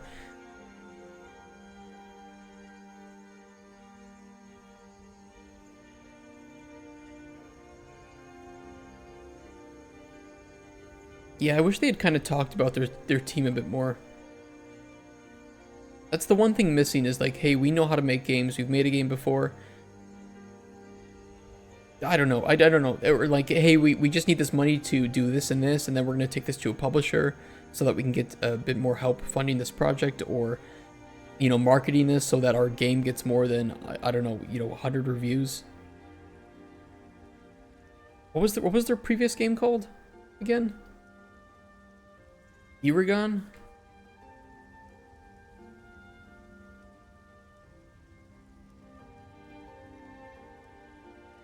They do have an 18+ version. Hold on, let me...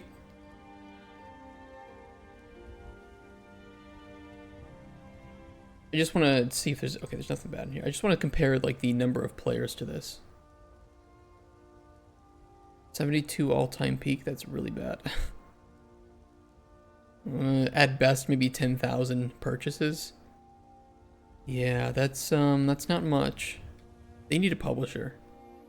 They need a publisher, and I think they need probably a producer who knows what they're doing.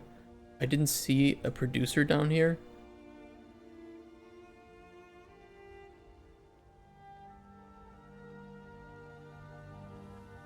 They need a producer. They need a producer, and they need a publisher, if you ask me. They have a publisher? Did they for Eragon? I thought it was self-published. Am I going crazy? Oh, you're right. Who the fuck is SCH? I don't know. It just links to Repulse Games. It might be the same It might be the same people, just a different company name. Like they own the company, but it's just a different company name. Like this publisher needs a yeah. What they need is an experienced publisher who knows what they're doing and knows how to get this game to the right market, and they need a producer who can help funnel this game into the right direction.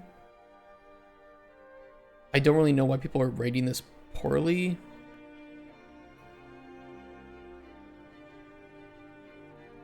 It's $38. Was it $38? Wait, hold on. It's $20 now. How much was it?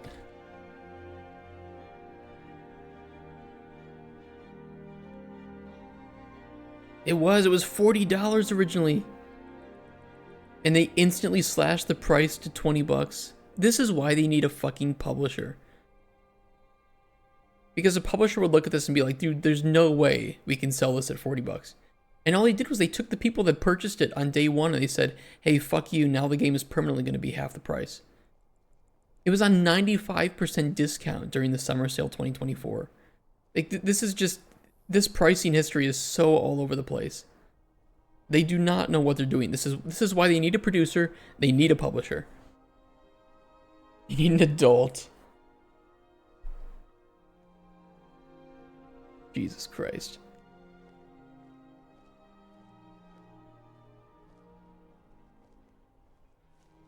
What was the sale? It was a summer sale 2024 for 95% off.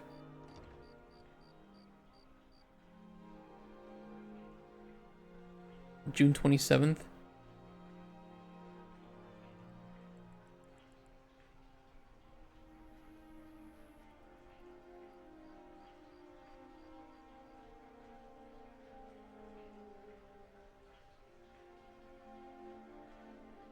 I mean, they got 5 players from the summer sale selling it for 95% off.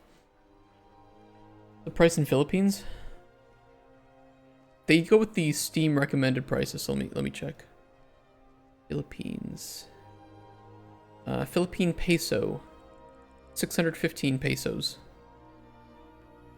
Game is worth $40, trust. Yeah, it's like, dude, they just fucked up. Like, had they released this game at $20 originally, and had they had a publisher who knew how to market it, they might have gotten more sales. No one buying? What is 615 pesos too much? Because that is the Valve recommended price. But this is, by the way, $20. Yup. What do you guys... So in the Philippines, like, what do you guys do with games that are like $60? In this economy? Shit. That's good to know, though, because I want to price Golden Chronicles, you know, fairly, regionally. So, let's say I wanted to release a game at roughly $20 to $30 USD, right?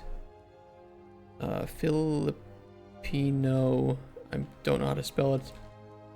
Oop, not peso. To United States dollar, please. Let's say I want to release Golden Chronicles at $25. This would translate to 1.4 thousand Filipino pesos. What would be a fair price for what would be the equivalent of like a $25 game in the Philippines? Like, how many pesos would you fairly be able to pay for that equivalent, right? So something like, well, Hades is way too good of a game. But something like the price of Hades, right? What game are you making? We're making a open world alchemy game set in a fantasy world where the potions you make can change the fates of the people that you give potions to. I can give you a trailer. This was our pre-production trailer, by the way. This is very pre-production. Dude, I can't even spell the name of my own game. Be a very accessible. No, shut up, kid. Shut up. It's me, by the way. Here's the trailer.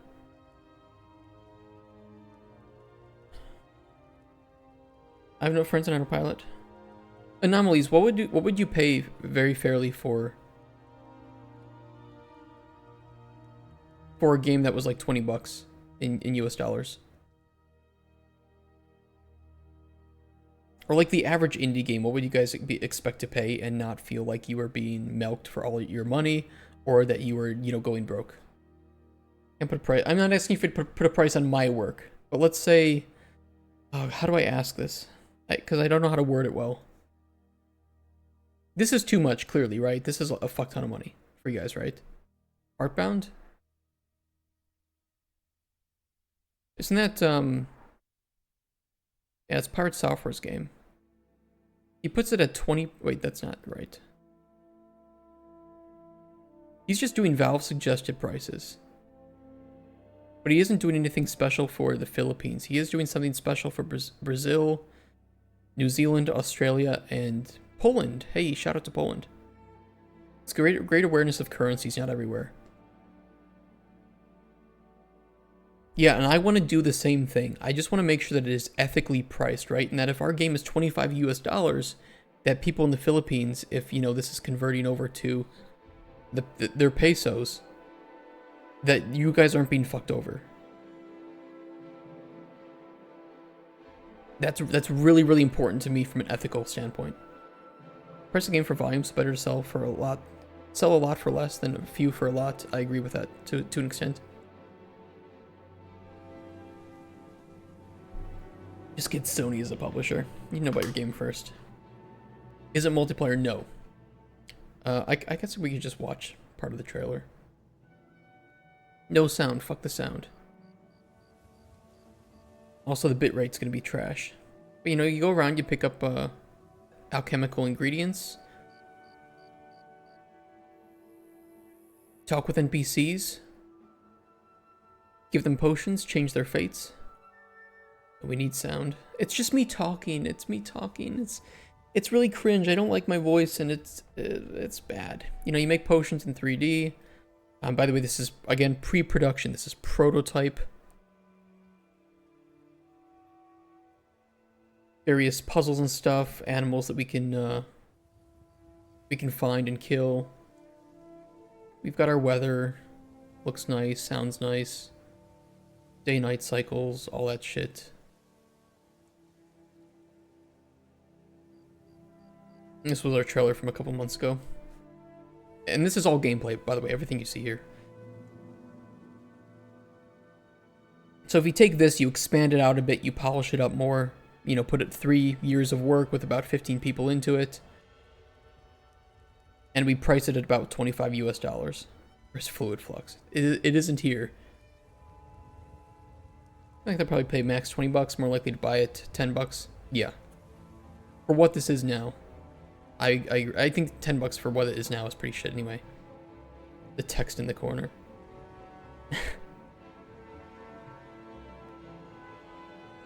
Maybe people will pay for this, but not for the previous game you showed. Yeah, for people who are just joining the stream, I'm going to show you something. Where is it?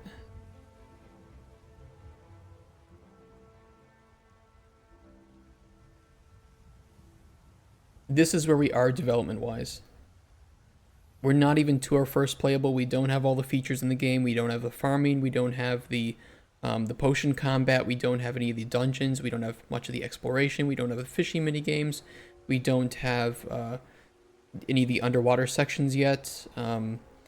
This is a prototype map, so it isn't even our final map. You know, we're trying to do the development correctly here. So, but this is where we are. So just when I show like that trailer to you, keep in mind, we're not even close to our vertical slice yet. And the funding that we're looking for is about 3 to 4 million US dollars. How many people in your team? You're looking at them. But we're going to be looking for to hire about 15 people full-time, with some outsourcing for things that we don't need people full-time for. I've worked on 3 release games previously. Darkest Dungeon, a game called Train Life, and then I did a little bit of work, tiny bit of work for a game called Forever Skies. So, you know, I know what I'm doing, but we're trying to set up a company that does things correctly and ethically. That's, you know, that's very crucial to me. It's not to fuck people over. Which is why I had to start my own company, because most companies do want to fuck you over. Hate to say it. Pirate Software? He does not. Question for you, if you fail to secure a publisher deal, then what's next? Do you drop the project or pivot to indie?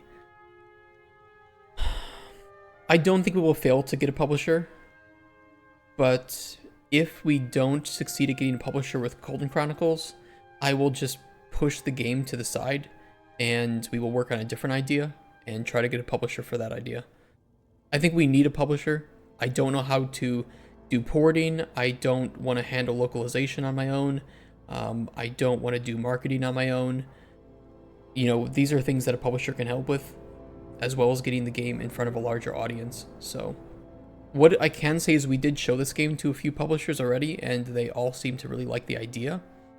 It's just the budget was a bit too big for them, so we need to find a way to either convince them that the budget is realistic by working on the game more.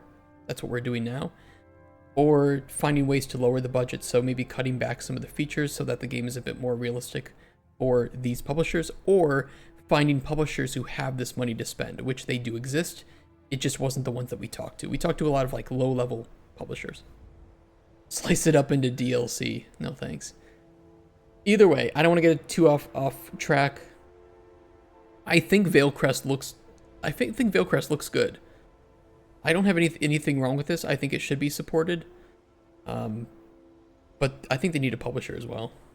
Is Heartbound the game that everyone reviews well simply because they know the dev? Is it even out yet? Is Heartbound even released?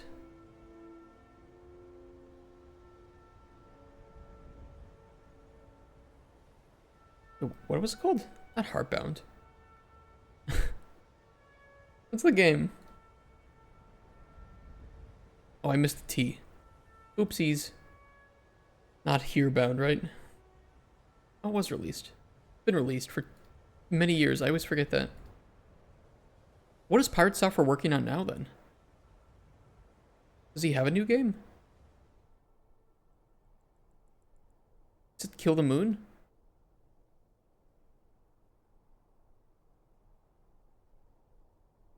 The game is constantly being made.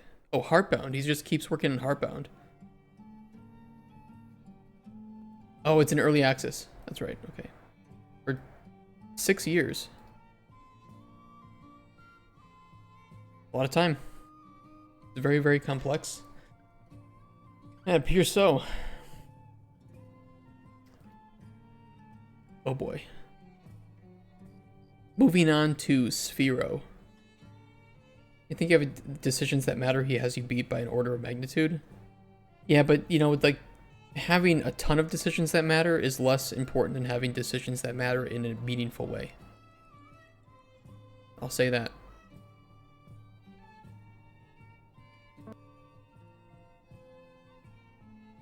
We'll see. We'll compete with him. Friendly competition, right? I think sometimes too, if you have a game with so many choices, people might get turned off. I think a game with too many choices, you actually turn off a lot of casual players. You need to keep it... You need to keep it meaningful. I think meaningful is the most important word when it comes to choices. You can have a game with a lot of choices, but if they don't really mean anything in the long run, then it's not great. The choices is to wear a hoodie. Like I said, we'll see how it turns out, because for me, there's a lot of red flags with stuff like that. There's a lot of red flags, and I think it can sound cool. It looks like he may commit suicide. It may not turn out to be cool. Hey, Milo, thank you for the follow. If you don't mind asking your age, I'm 29. I will be 30 in 6 months, roughly. Alright, let's check out Sphero.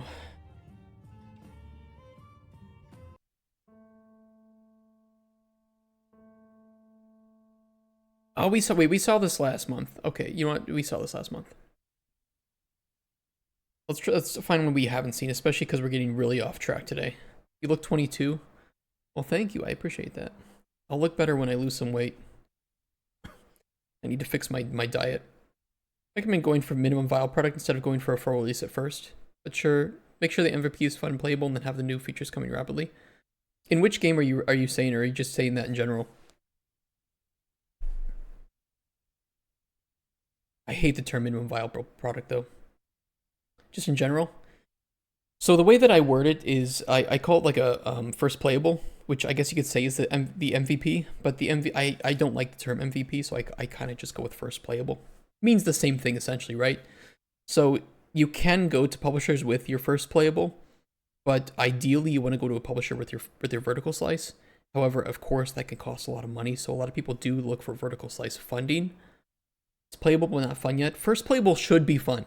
First playable should be fun. It just isn't polished, and it doesn't represent your finished product, right? It's the kind of barest implementation or iterations of your systems and features working together. Your gameplay loop is fully playable. The fun is there.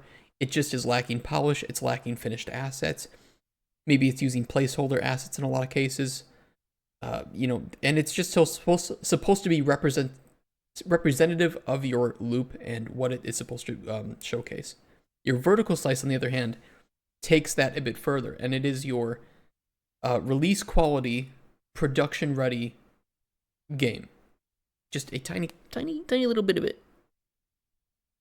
MVP versus first playable, I would say that MVP gives some people bad idea that it doesn't need to be playable.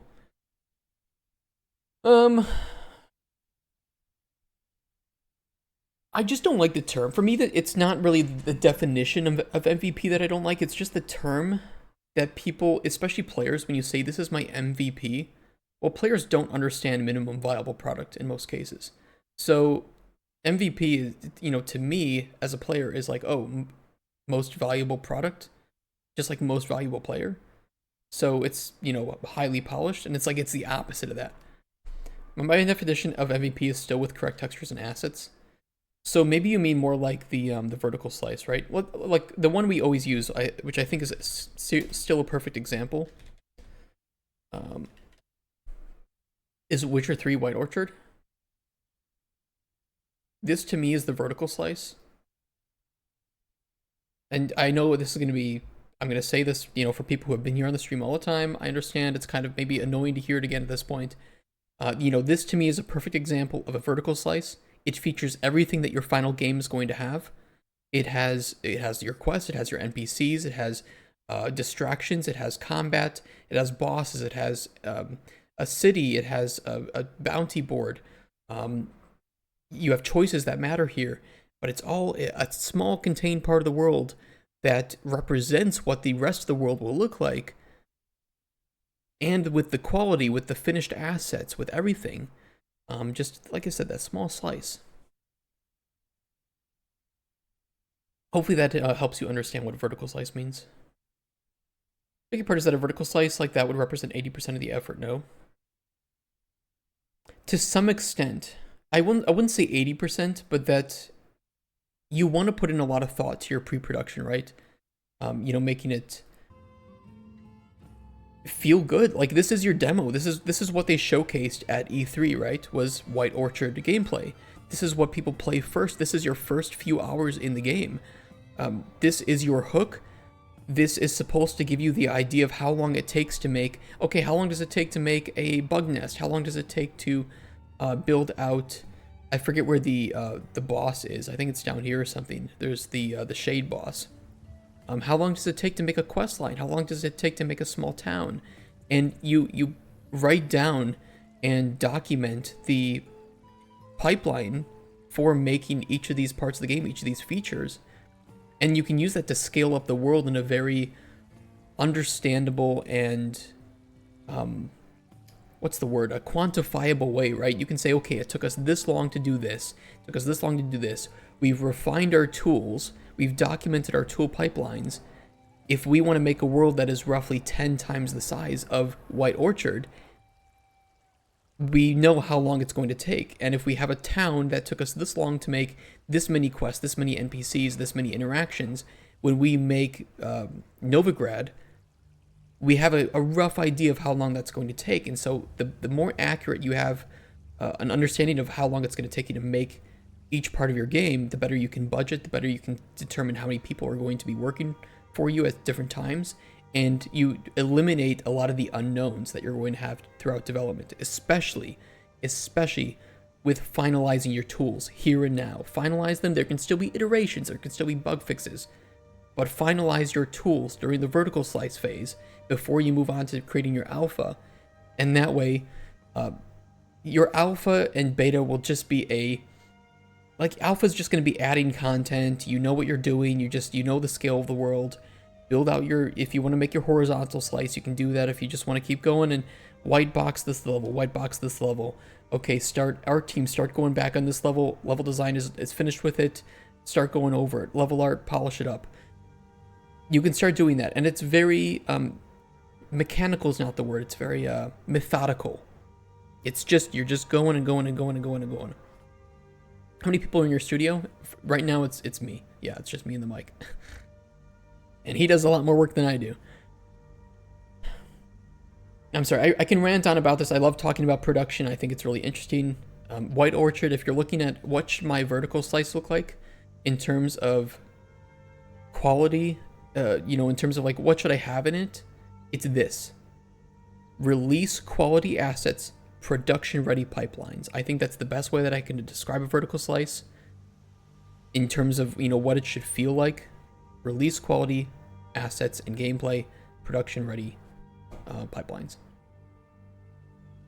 And if you do this well, and it should take some time. You don't want to rush through your pre-production, but if you do this well, take your time, do it properly, your production will go very smoothly. Mike's name is Mike, right? I don't even know why we were talking about vertical slice. Why were we referencing vertical slice? I totally forget. Oh, I think it was kind of in reference to my game, right? Like, and we were saying, like, we're pre-first playable. We're not even to our first playable yet. And we're not even close to our vertical. Once we get to our first playable, we are deleting our level. We're deleting the project, right? We're creating a new project in Unreal entirely. And starting it from scratch, with all the tools that we know we'll use, with the documentation of how to use the tools in the way that we want, with a technical design document, with our GDD, with all of the features that we know that we're going to need, and properly write them, put them into the code architecture, start filling out the level. It's a really heartbreaking moment. I think it can be, but it's also kind of exciting because you know that what you're making now, you're doing it right. You're doing it right, and you're doing it with the final assets. So it's a bit heartbreaking to say goodbye to the level that I'm working on and building so that I can show to publishers and get money to make a vertical slice. But I said delete, but I didn't mean delete. It just means more of like a mental deletion of, this is not our game. We're making a new project file, and that is going to be the proper game. One that doesn't say Cauldron Proto on it.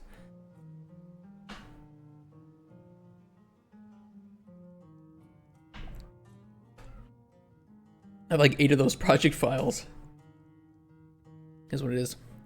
What's the vertical phase? Okay, I'll pull this up. It's important to go through these things.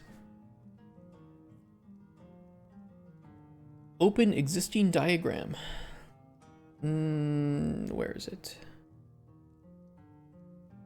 Not business. Game dev. Production diagram. Okay, so pre-production is your idea to first playable phase, right? Idea is pretty standard, write down like a one sheet, write your gameplay loop, your pillars. It's easy to understand. What is your game? This is your ideation phase.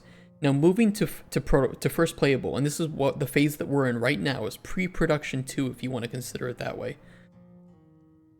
We're working on our first playable. It's chaotic, rapid development of iteration and prototypes, continuous honest feedback. If something isn't fun, find a way to make it fun, embrace the fun, follow the fun. And if it doesn't exist in this phase, it's really not going to come after it. This is your time to define the fun and to make a game that is actually enjoyable to play. And you don't really want to stifle your creativity with rules and restrictions. So this is something that a lot of CEOs, a lot of managers hate, especially if they aren't game devs, because it is not structured very well. Or I'll put it this way, the structure is very barren, because you're supposed to put the least amount of roadblocks in the way of just creating something that is fun and new and enjoyable. So it's like, okay, I prototyped this weird feature today. Does it work in the game? Yes or no? No, get rid of it. Fuck it. Don't worry about like setting up a Trello with tasks. You can just do, here's the feature I want to do. Here's some rough idea of what it should look like. And that's it. It's high level, all high level at the moment. Don't get low level with it. Don't bother with the details. Just worry about the high level. See if it's fun. See if it's enjoyable. And if it is, follow that path and continue to respect your gameplay loop and pillars as much as you can. At the end of the first playable, you have a general idea of what the game is, conveyed through one or more playable prototypes. And that is important to say. It doesn't have to be in the same project. You can have multiple prototypes that showcase different features. If it was easier to make that than to shove it all into one project, that's okay. Just note that, of course, you do run the risk of it maybe not seamlessly working well together. Your goal with your prototypes is to eliminate some of the most obvious unknowns. Do you know how to use this tool that you're planning to use? Yes or no? Well, prototype it. Do you know how to create this feature that you want? Yes or no? And that's why you prototype and you say, okay, well, I didn't know that we would need to do this for this feature or this.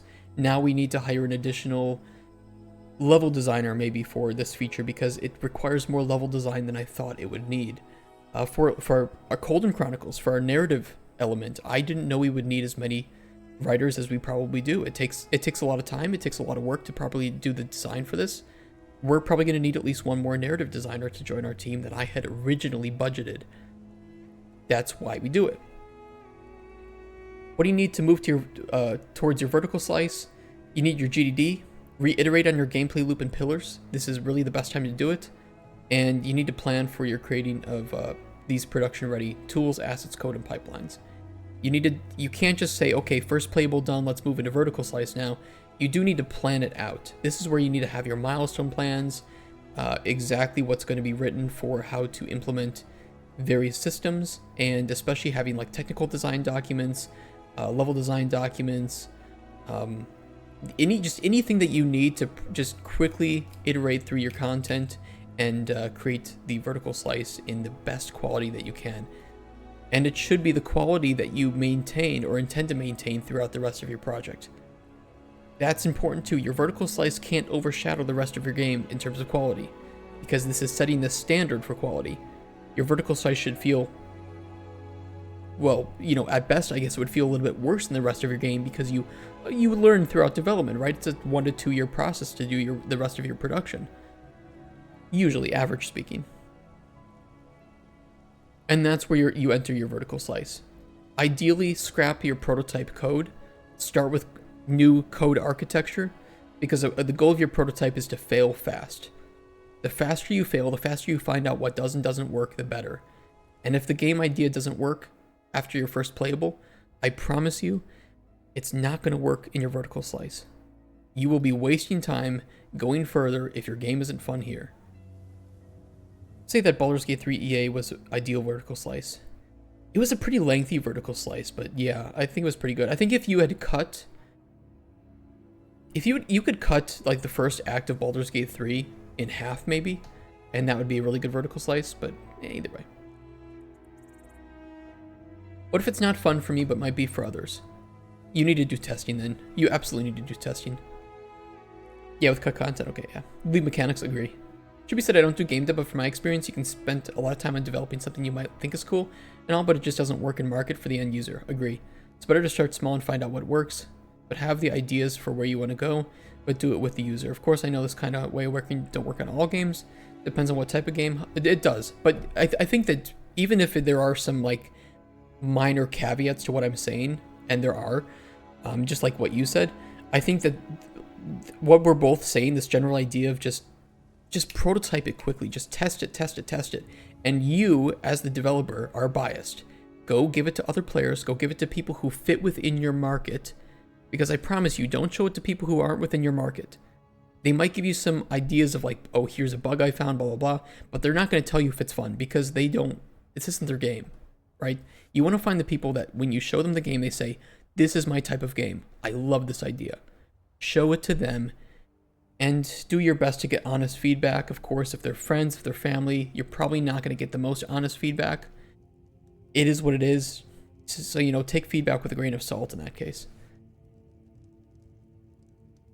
But that is also the reason that we stream development of our game, right? Is to get that testing out early, to show people what it looks like and what these early stages look like.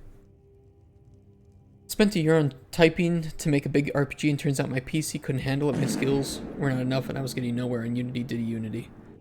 Oof. Far Beaver, I love it. I think another one too is that, like, process becomes relevant and chaos is abandoned. This is where you create the process. Oh, you were trying? I'm trying to make a big... Yeah. A scale is one thing too.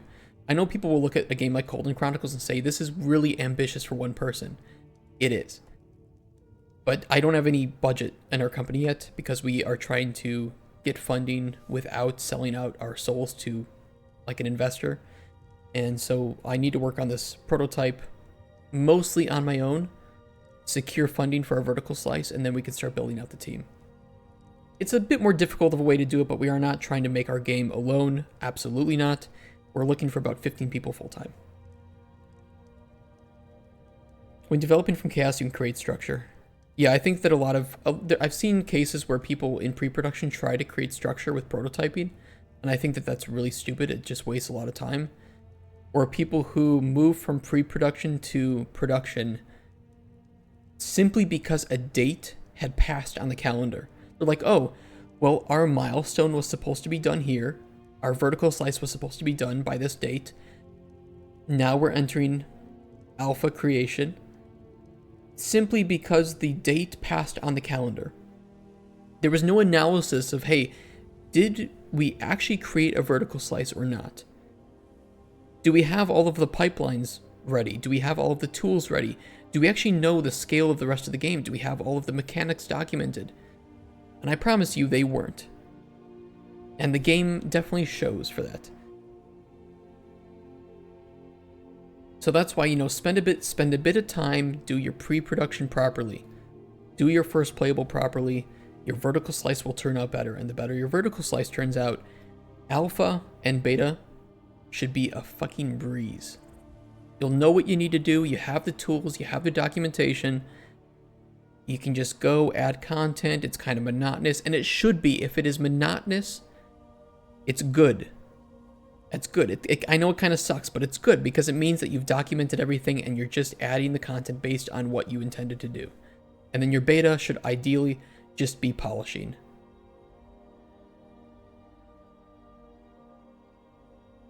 Alpha done, work on your beta, polish, release it, you're good. This is why scoping is so important. It is. If you have people that expect it to be done by a certain date, have it scoped, else the dev will take the time it takes. Yeah, scope is the Polish out of this. The scope is incredibly important. And when we look at games like we've talked about it before, Wayward Realms from the developers of Daggerfall, right? Elder Scrolls Daggerfall are making a new game with 500,000 square kilometers to their map.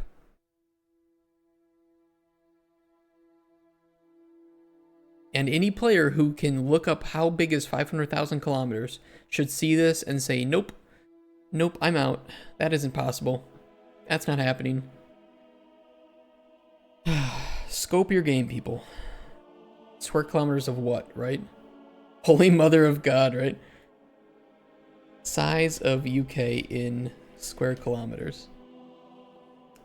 Twice the size of the United Kingdom.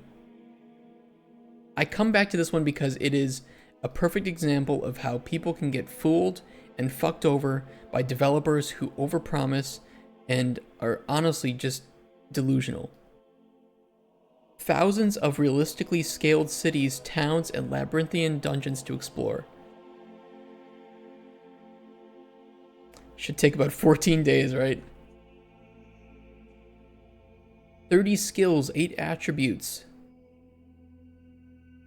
They talked about having like every quest line they encounter has no central storyline, faction quest lines, dynamic world events, 8 unique playable races. Oh my god. Trailer looked bad. Yeah, it is bad. You didn't watch the trailer? Cutsburn? Okay, let's watch the trailer again. We'll do it. People who watch my stream a lot, they're like, oh god, here he goes again.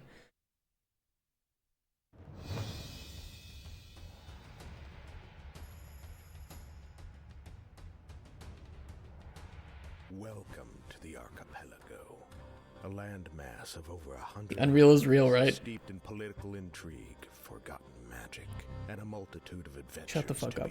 Shut up. Ours begins on Ijar. Ours begins with fluid flux and ultra dynamic sky and weather, as you can see here. They spent a total of $390 to have the weather and water here. At least they made fluid flux work. But they didn't. They actually didn't. Lazy Fangs. They didn't. The behest of Lady Ravensworth, stepmother to the local baron. And I'm nearly 100% sure. Rumors have been circulating. They did not use the coastline domain here. They used the ocean domain. So they didn't even set up the coastline properly. Of information. I think, or this is the coastline, but it isn't blending super well. This looks so bad. Around the tomb of Lord Godsend. I mean, right now this is just it. You might be right. It looks like coastline. It's just assets. It's all just assets right now, and people need to understand this. And players don't get it. And I don't blame them. Players don't get it. Just can't accept they did it. I love you guys. I love and hate you guys so much. We were sent to seek out Niles, an informant for the Order of Saint Latra. But it appears we programmed the door to shake a little when you press X on it. But it seems the door is locked. There must be another way in. Ah, yes. Weird climbing animation that doesn't even line up with the proper... Okay. Ignore it. Ah, yes, small door.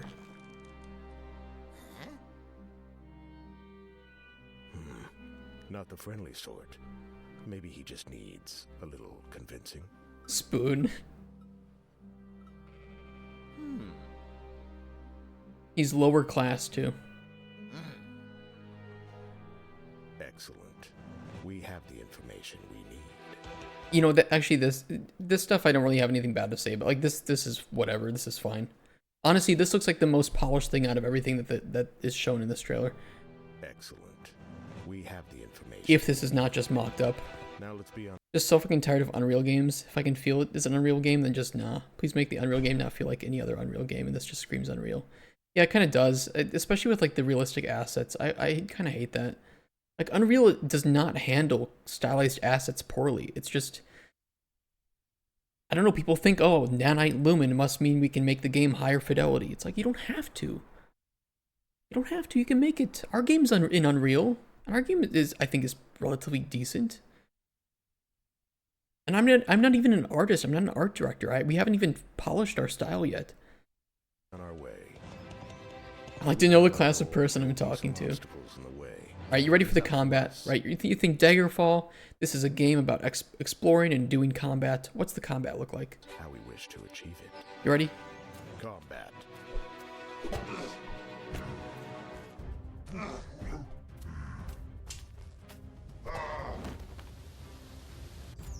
stealth.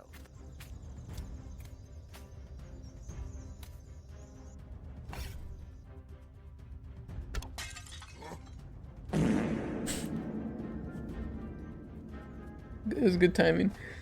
It's like he was scared and just farts. Oh, light went out. Magic.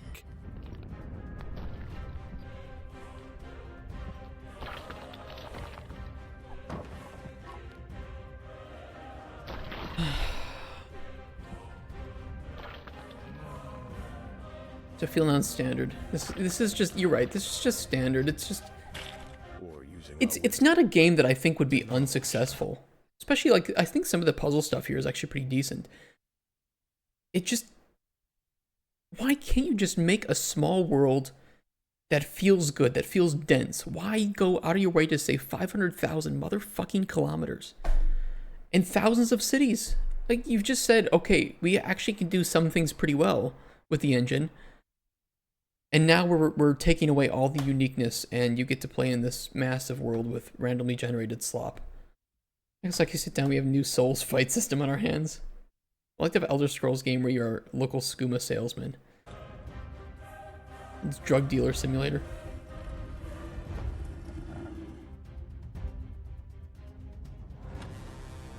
Okay, it's like, yeah, treasure assets.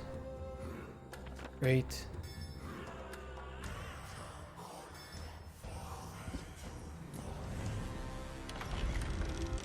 Oh, story? Of course.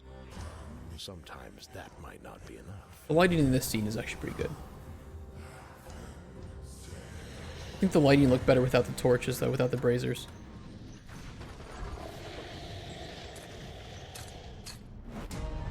I don't know, it's just like, it's, eh. Like, it's like, if I saw this, I'd be like, eh, but okay. But then once I start reading this and you're telling me, oh, 500,000, one of their core pillars is scope. Is this not a red flag to you guys? This is like No Man's Sky level of delusion.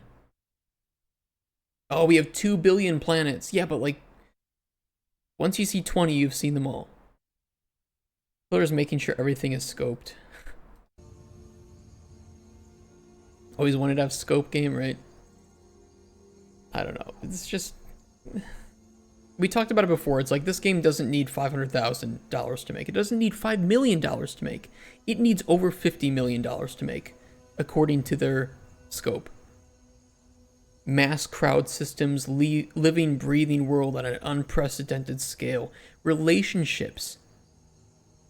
Long-lasting friendships, or perhaps something deeper. Oh, spellcrafting, weapons and armor and sailing and mounts and pack animals, reputation and law. They've just promised every single thing. More than most MMORPGs have. And do you know how much money those take to make? Nah, bro. Nah.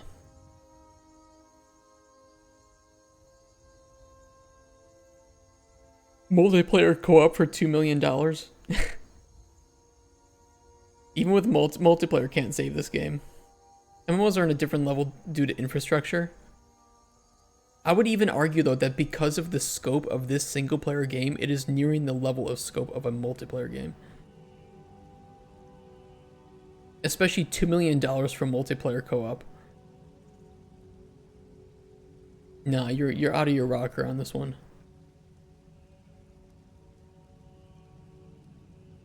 We've gotten so off track. Peer-to-peer. Peer-to-peer is the only way you could really do it.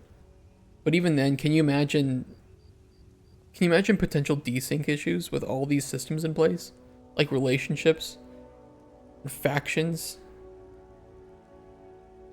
I don't want to think about it. I don't even want to think about it. Back to Kickstarter.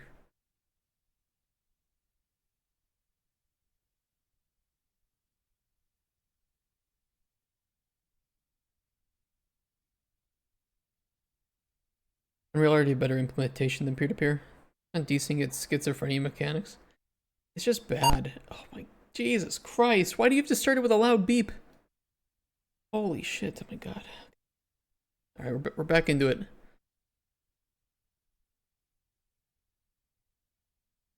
Curse you, Bale! Are you scared? A little bit, but not for the ways you think.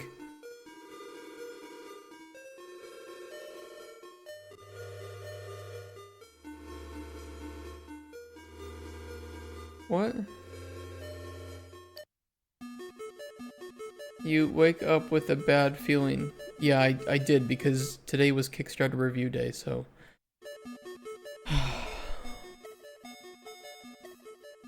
Nightmare begins, you're right.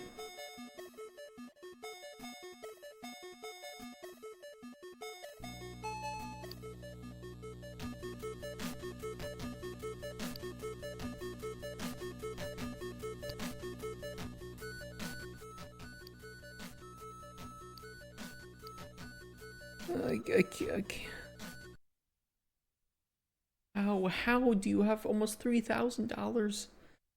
How rich is your mom?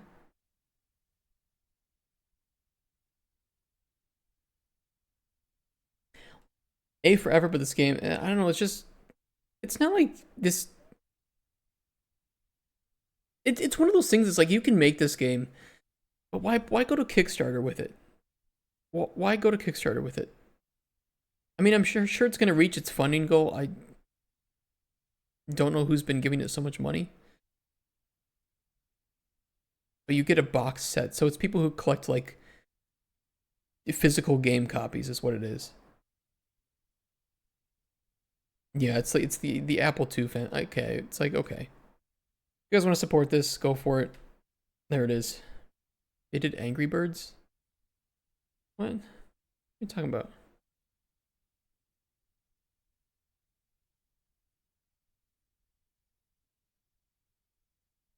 What are you talking about? First section? They made Angry Birds? An oublet?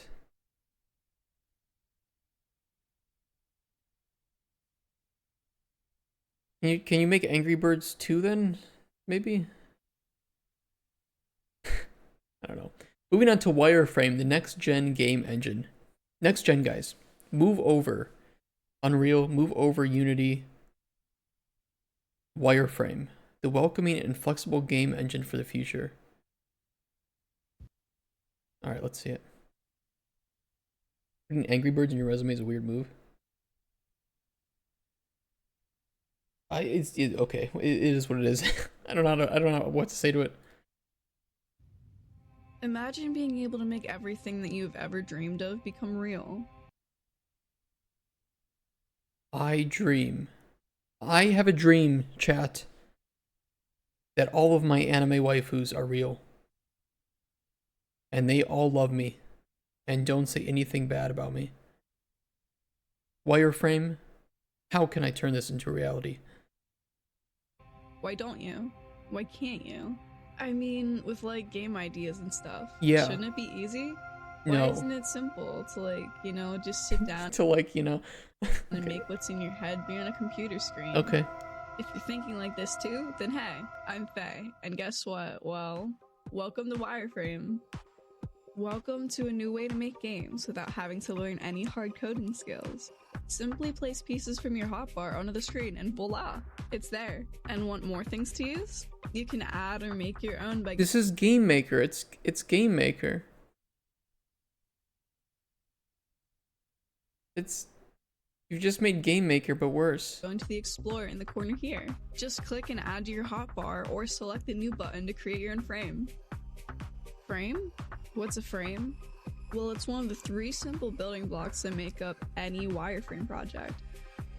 There's orbits, that are the little variables that make up everything. Tasks that make frames do the cool things that you want them to do. And then there's frames like me that— Why did you have to make up words? Why can't you just call an object an object? Why can't you just call logic logic? What are you doing? that you attach orbits and paths to and make your ideas— You're not helping kids learn how to code better. If anybody who uses this is just gonna learn words that mean nothing to any real programmers. To life with. It's super simple to make your own game objects too, with how we split things into 6 easy sections. First, there's wraps that you put on the frame to make it look how you want it to look. Then, give your frame some borders that interact with the world. Orbites. Hey, brush floppy. Next, add specific orbits to give your frame the stats, states, and text that you want it to have. And then there's paths, which make your frame work. Then, just place and play, and edit your frame on the fly with our orbits menu on the main screen.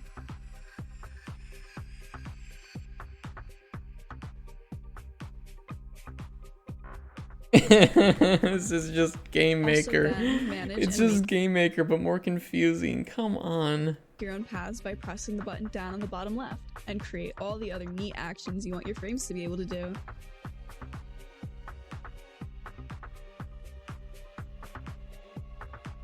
Want different stages too? No. Got you. In our stage selector, map out your ideas and their progressions easily. Then just select and open the different stages you want to edit along your routes. So make what you want to make, and craft whatever you want to create, because you can do it here, where anything is possible. No, it's not. No, it's not. 3D isn't possible. Huh? Dream in reality. Imagine with wireframe. No. No.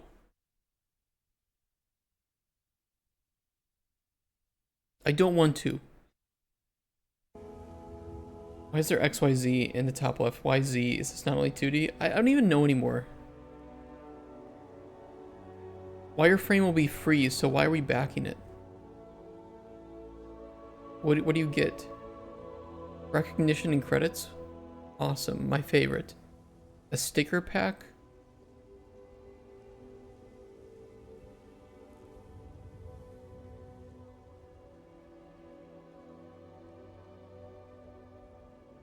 It's just Game Maker.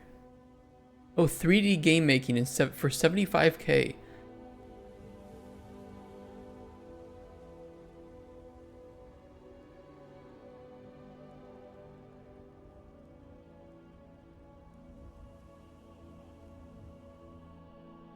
Guys, if you want to support this game, you can do so with the link below, and we'll be moving on.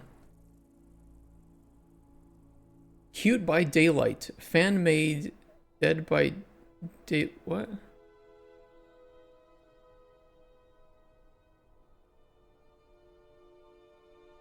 What is this?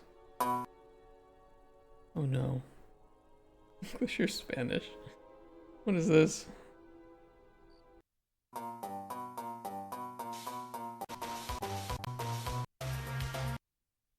Incredible. Absolutely incredible. Didn't you already review this? I think so. Absolutely incredible game. Jason. Sean. So Kickstarter is basically sell IRL trophies for a game which doesn't exist. That's pretty much what it is, right? Because the game, it was free. I don't know. Can we just get something good, please? Is there anything good? Air of the Dog, maybe. It's 224% funded, please. That's gotta be. Whispers of the Eyeless, 440% funded. Okay, guys, we're coming back. The world is not so dark.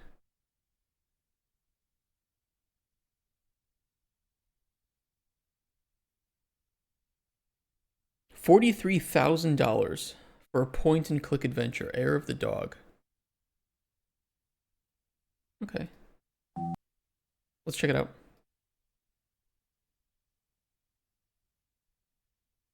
It's free, but fun does. Wait, again? Who? What? That is All or Nothing? Which one?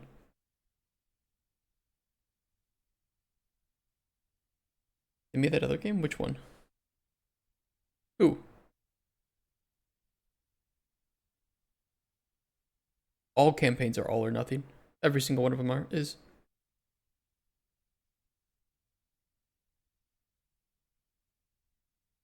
It says 7 minutes?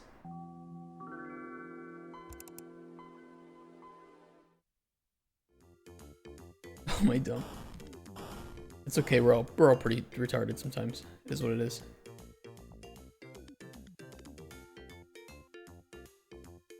Okay, just called Air of the Dog. Yeah. A Jekyll and Hyde inspired comedy set in the...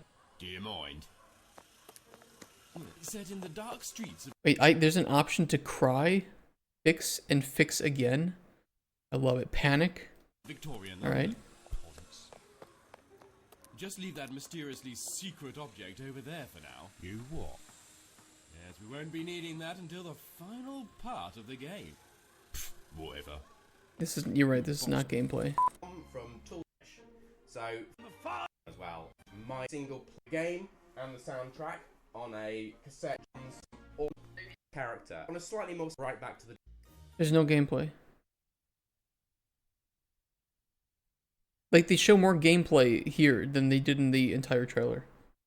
I don't mind watching talking heads, but it's like, I'll watch a talking head if you give me some good gameplay that I am interested in. You have a demo in Steam, you have a demo. You have gameplay. What are you doing? You have a demo. Why can't you just record some gameplay of it? You want me to support you? I don't know what I'm supporting if I'm watching you talk for 7 minutes. I'm so upset with this. It's like you have all the pieces you need. You have your demo, you have interesting gifts, you have language support, you have stretch goals, you have different tiers, you have all this information. But the first thing that people are actually going to look at and watch is this. And it's 7 minutes of you talking without actually really showing any gameplay. Okay, maybe there's a little bit in here. But it's like barely anything, and I don't want to watch 3 minutes of this to then get to the gameplay. We shouldn't call it a game. Flash games from 2003 were better games. I mean, this could be good, it's just we don't know because it's shoved in the middle of pointless talking. I don't want you to explain how a point-and-click adventure works. If I've clicked on this, I know what a point-and-click adventure is. It's some of the oldest games that have ever been made. You know, some of the original genres of games. Everybody knows Monkey Island. Everybody knows LucasArts games. I don't need you explaining how it works. What I'd rather watch is like this. Like, convince me with this.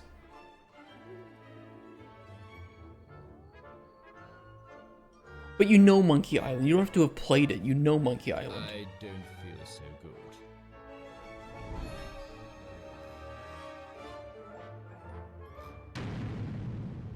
Uh-oh. I like that. Do it again. There's a sniff option. What are you talking about? Like, see, show its quirkiness, its humor, it's wild. Reaches of the east to the great unknown of the west. Oh, stop it. It's over the top and it's funny. This is what I want to see. This is, you should have started with this.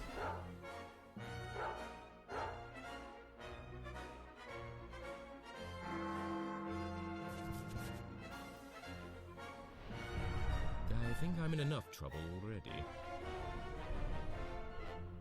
I need to sort out the antidote, and fast. Yeah, see, it's like, just show me this. Just show me this and then do your talking head bullshit. Cut out this fluff. Show me this and then have your talking head bit. As simple as that. It's not a crazy concept for Kickstarter. I mean, either way, the game looks fine. I don't have a problem with the game. I just think that the trailer was really bad. There you go. If you want to support it, there it is. Also, welcome. Hi, guys. Who's lurking in chat? If you are lurking in chat, don't type anything, okay? Just stay lurking. Don't you dare type anything. I don't want you to be a chatter. I want you to stay a lurker. We love you. Anything. Whispers of the Eyeless. Join the cult inspired by Polish folklore. Darkest Dungeon. Hey, I worked on that game. I worked on Darkest Dungeon. Loop Hero and Children of Morta from Torun, Poland. I've been to Torun. They have a very nice old town in Torun.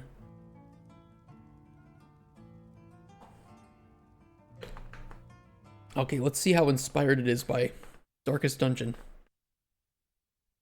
10 minutes. Oh my god, I'm not watching 10 minutes. Unless it's really good. We'll see.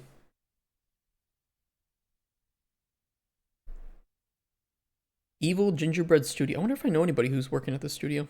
You are in my way. Yeah. It cannot come to this. Gods, I will redeem myself. It's definitely inspired by Chris's art, I'll tell you that. I am returned. By their dark grace. I am the first prophet. Others will hear their whispers. I must awaken them. Hey, build your cult. My loyal followers. The gods call us to service. Sacrifices must. There is a lot going on this screen. This is a little bit of number overload, if you ask me. Be made. We shall restore our sanctum to glory. Aranthor needs us, yearns for our salvation. The living gods have failed you, and failed others as well. The living gods must fall. The dead gods will ascend. I will slaughter any who stand in my way.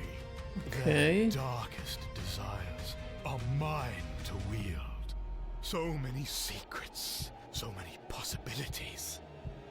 I will have my vengeance and deliver the dead gods theirs.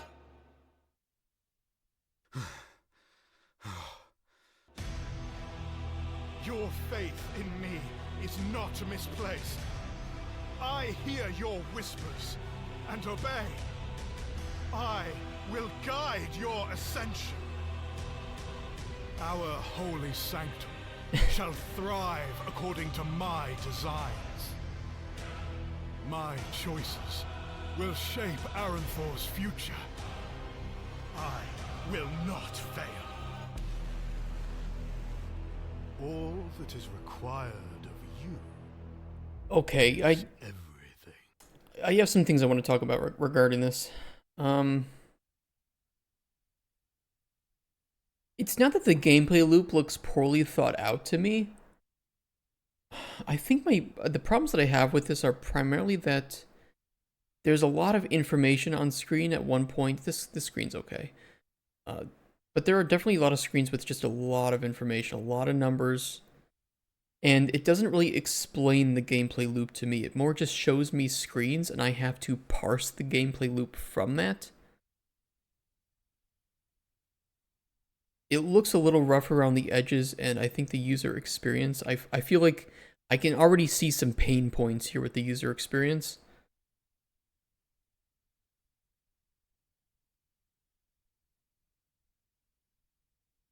I don't particularly see anything incredible with this combat yet, and that seems to be a core aspect of this, is where you have the dungeon delving, where you fight stuff, you would have encounters, random style. I understand that, like the roguelike part of it, and then you have the town management. And it definitely seems like they wanted to go in a lot more depth and detail with the town management here. But it's like this was a very narrative style trailer that didn't show me the gameplay in a way that was understandable or satisfying, even for me as a designer, right? Where I tend to pick up on gameplay loops maybe a bit faster than the average player. Well, guess what? It's mostly average players that you want to be back in your Kickstarter, not me. And this is a lot of fluff, but it's not very well pieced together from a informational standpoint. Best trailer a game can make is literally just gameplay. This is not it. I think that they didn't explain the gameplay well at all. And maybe they explain it here. Maybe Mihao explains it a bit more. But I kind of would have liked to see a better trailer, because a lot of people might just turn off here like, I don't really understand the game. Okay, so he worked on some... I do know Grimhammer. In fact, I might know somebody who knows him. I have a lot of friends who really like Warhammer. A lot of Warhammer nerd friends. Outer Worlds trailer did a good job of explaining the game. Was it with, is that the one I'm thinking of? I mean, sure, but I don't want to watch the entire 10 minutes just to maybe understand. Yeah, no, I agree with you, Rush Floppy. That's exactly what I'm thinking, is I don't want to see that. Hey, Ezel Ryu. Welcome to the stream. Ezel Ryu. It's a tough name to say. It had very little gameplay. I think that there are multiple ways you can explain a gameplay loop. Sometimes it is a bit drier, or it's showing you in sections like collect your Pokemon, fight battles, win gym battles to obtain badges to become the best, right? You know, you can kind of get through certain gameplay loops very easy, and I think a gameplay loop should be more simple than complex in a lot of cases. There are outliers to this, a lot of like sandbox games. Like, how do you define the gameplay loop of Dwarf Fortress or RimWorld in a very short, satisfying manner, right? These games kind of have a lot of complexities and nuances to them that may not be super explainable, or like The Sims. But I think this game has probably a pretty understandable gameplay loop. It just doesn't explain it very well at all. And I think he's gonna, Mihaw's probably gonna explain it here, right? And the living. Each embodies emotions or behaviors. Okay, it's more narrative. Purity. Worked with Mikhail for 7 years now, as I am the lead of what the do you say? SFO To destroy Evil Gingerbread Studio. Oh. Uh-oh. Internet? Purity and no bill. Co-director at Evil Gingerbread Studio. Wait, is their video corrupted? For 7 years now, as I am the lead of the SFO writing, as I am the lead of the for 7 years now, as I am the lead of the SFO Weird. writing team. I don't know. You playing as the prophetess. Okay, it's more narrative. As you progress through the tale, Okay, hold on. Above you, an Erendor. You will conclude each day by leaving the safety of your sanctum and traveling to Aranthal in the search of the said resources.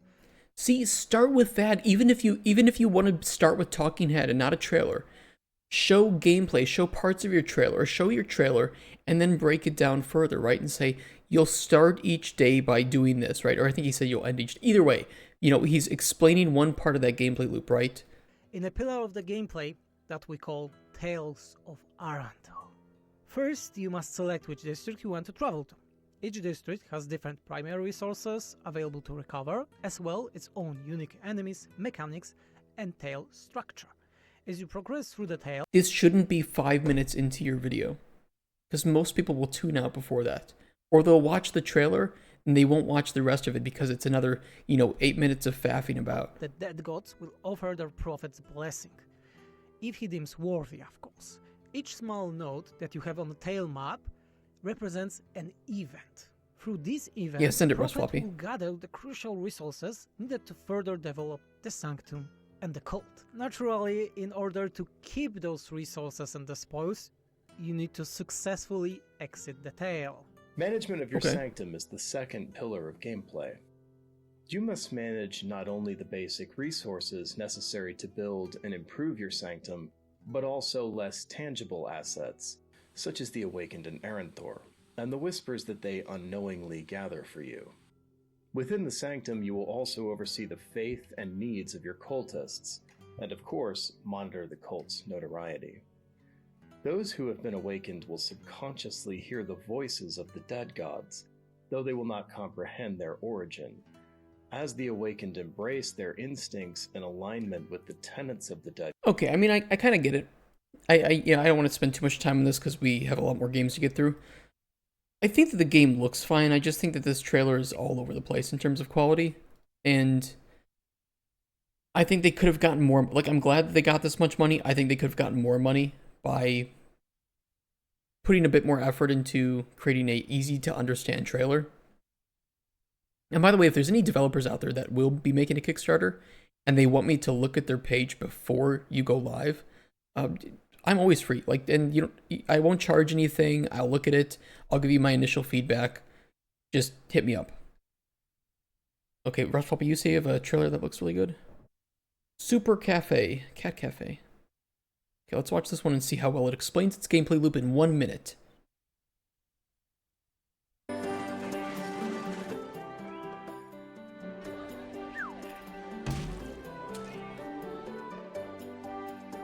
Okay, stack towering sandwiches, okay.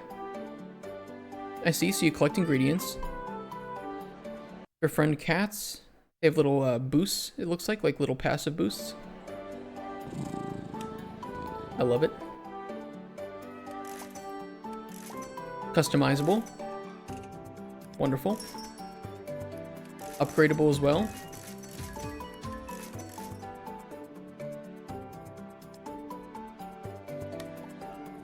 And your orders come in over here. 1 sandwich, please.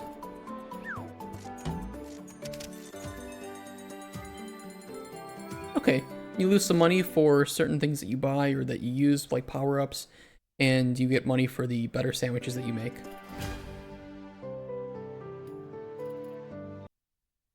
Easy game, and I assume that it gets harder. You know, maybe they fall faster, or the sandwiches you need to make it harder as you go on. So, yeah, I think that explains it perfectly. I think they did a really good job with explaining the gameplay loop here and not making it take too much time. Be some boosters, bosses, etc. Awesome. I don't understand how you make the sandwiches and how the cats work with it, but it's nice. It explains it here. You stack towering sandwiches, so the ingredients fall from the sky, and you stack them up. You can see here.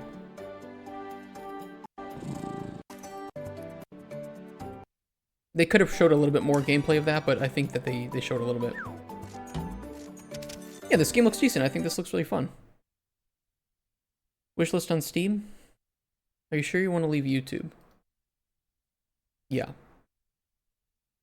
Yeah.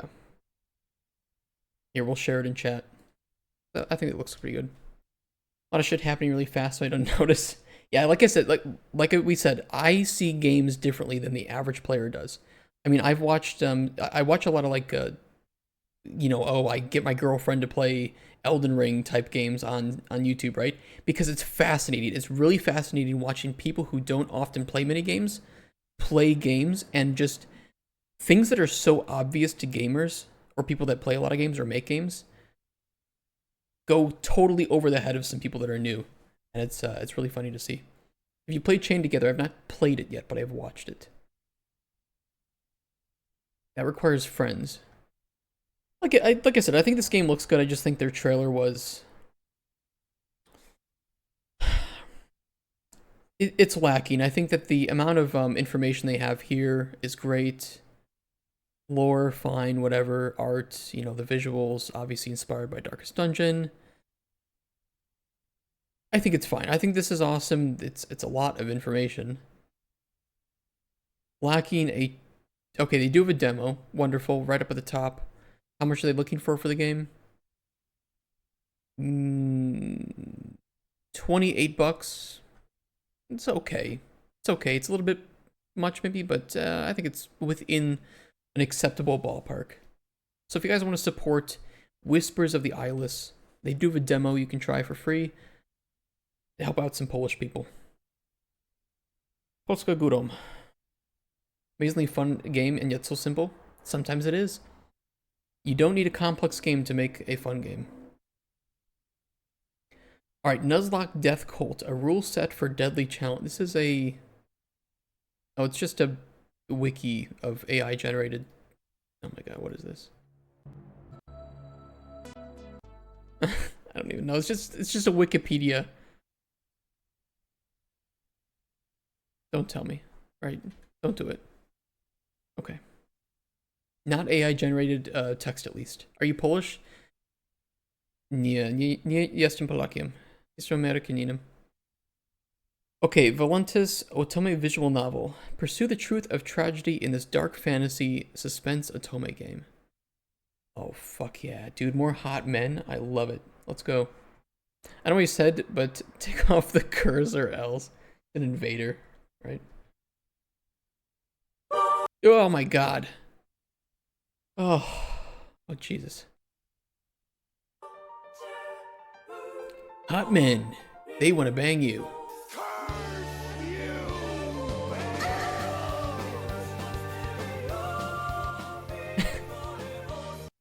Oh shit. Okay.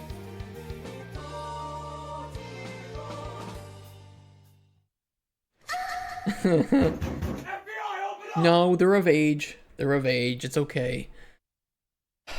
What I want to know is how they're able to raise $14,700 with nothing. I mean, the visual novel scene is wild. They'll just throw money Add visual novels.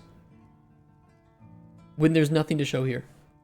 Horny women, sex. Yeah, you're probably right. Like I said, like we talked about earlier, the female market for hot otome games, especially with sexual, you know, additions to them, or even like a bunch of gay boys kissing each other. Women love that. There's a market for it, and it's big, and it's very undersaturated. It's starving. Controller support when well, has a Nintendo Switch. It won't be available on Nintendo Switch in Australia, New Zealand, or China due to strict age rating. Oh wait, do they actually plan for some sex stuff? No way.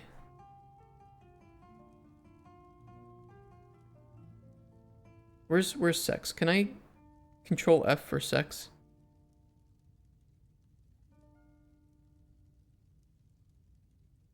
Control F, sex. No matches. Oh, it's just like all the dating apps. Oh, fuck. Damn it. It said dress up. Is there undress mode? I mean, look, I think if this is what you want to support, you know, the only thing I have bad about it is that there's no gameplay for it, so I don't really, you know about supporting it. But if you guys want to support this and get some more hot dudes doing some spicy and mature love,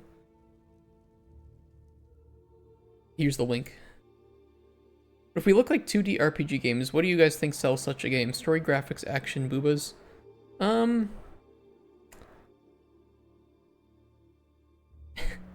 2D RPG games. Are you talking like visual novels or like a JRPG? Because yeah, every game has different selling points, but there are some genres that I think certain selling points they are more prevalent.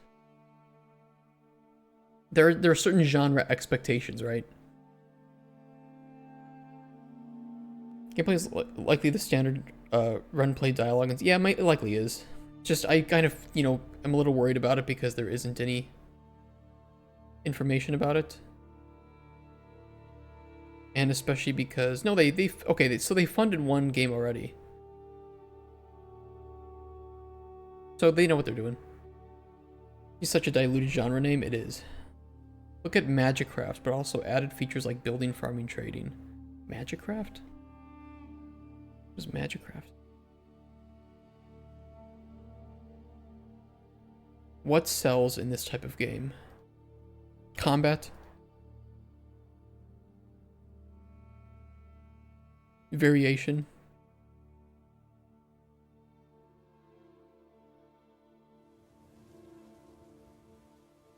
Good combat and lots of variation, honestly. And being relatively fair or balanced. You could argue gameplay with variety too, but I think that the most important parts for making like a good game like this is 100% that the combat feels fun to play. And right now I see a little bit of visual... There's a little bit of visual hell to this game. But it could just be the screenshots. I don't know. Basically run through levels, dungeons, get items, and you combine them. Get juxtaposition gratification. Yeah, it's like...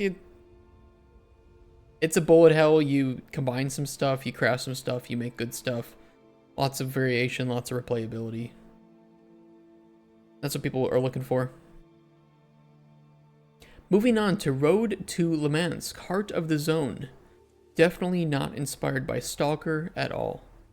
No, there's nothing wrong with being inspired by Stalker. Stalker is absolutely incredible. $686 pledged of $6,000 goal. Alright, let's go for it.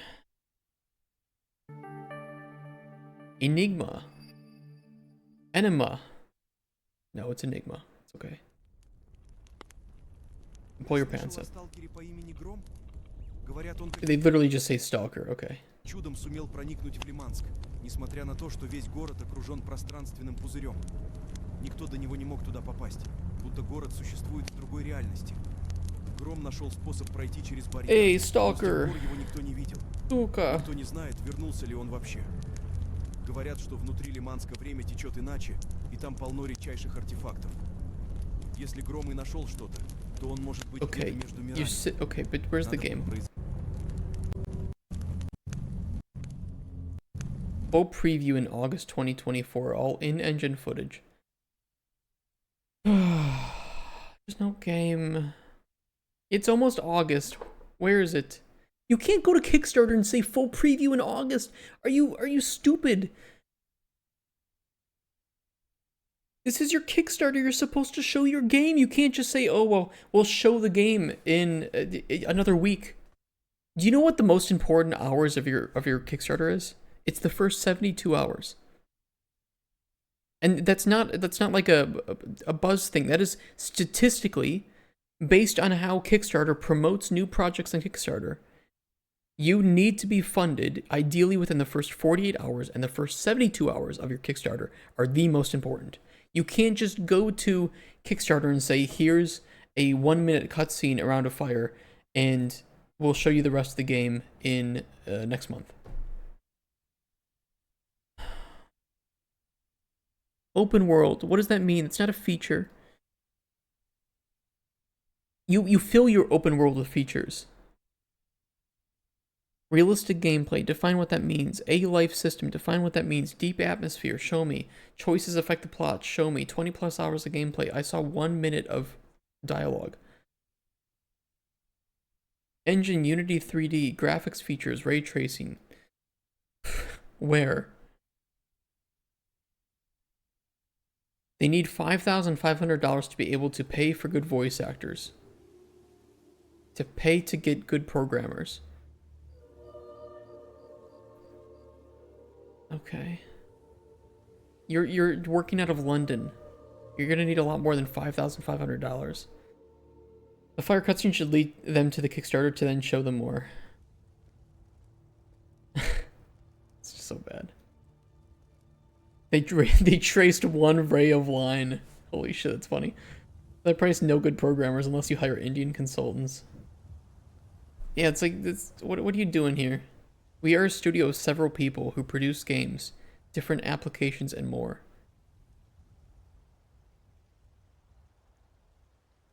It's the only... Oh, showcase soon. Okay, what is this? I'm gonna have a...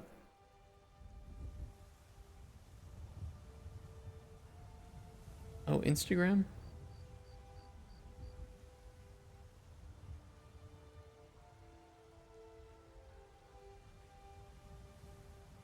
This is GitHub. My weather. Telegram bot. Junior dev.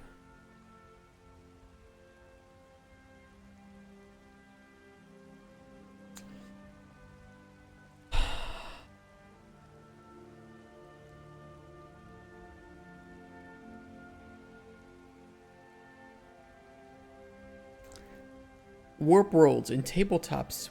Wait, they want $6,000 for putting some shit into tabletop simulator?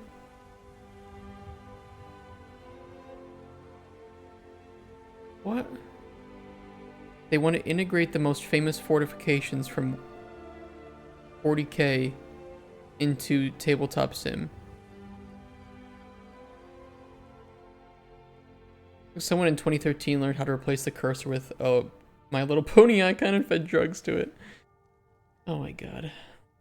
Are they allowed to do this?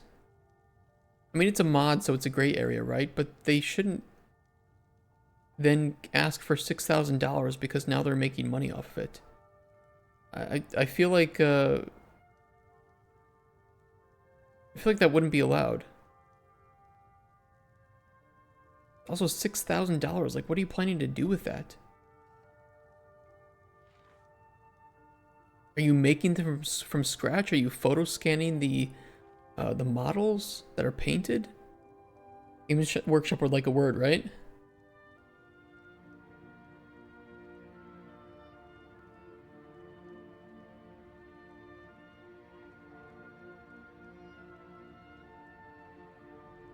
Don't they already probably have 3D models available? Wait, 20K? Where'd you see 20K? Oh my god, yeah, the stretch goals.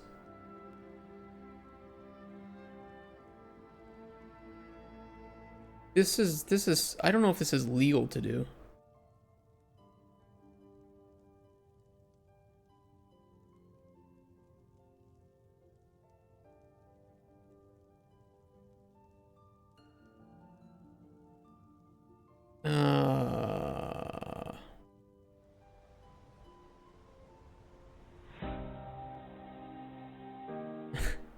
Stop with this music. Trailer music number 1. Inspiring trailer music. Does you or a loved one suffer from allergies? Try Claritin, and you'll be able to play with your kids in the backyard. Wow, look how blurry it was without Claritin. Now you have Claritin. Side effects may include shutting the fuck up once in a while. What you do? It's just like the music. I don't even know what this is. They can't charge for this, right? This is a Kickstarter, Azalryu, for models in Tabletop Simulator. I don't know if this is legal. Hey, take care, Bubby Bite. Thank you again for the follow and for showing up. The fact that you were like questioning what even we were doing is exactly my own thoughts about this. I don't even. Let me just look at games. I thought this was physical model. No, it's for Tabletop Simulator, a game where you can get all of the stuff free from the workshop. So I don't really get it. Time Fixers, a chaotic survivor roguelike action game. Okay.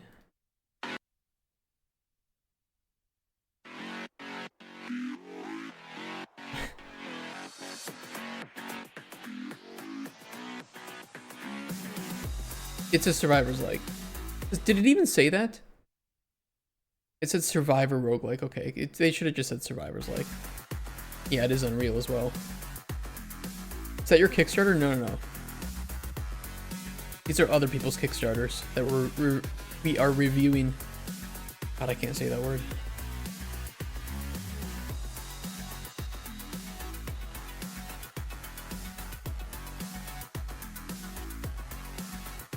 Use Unreal Engine? Me too. I like it. Is 3D? Yes.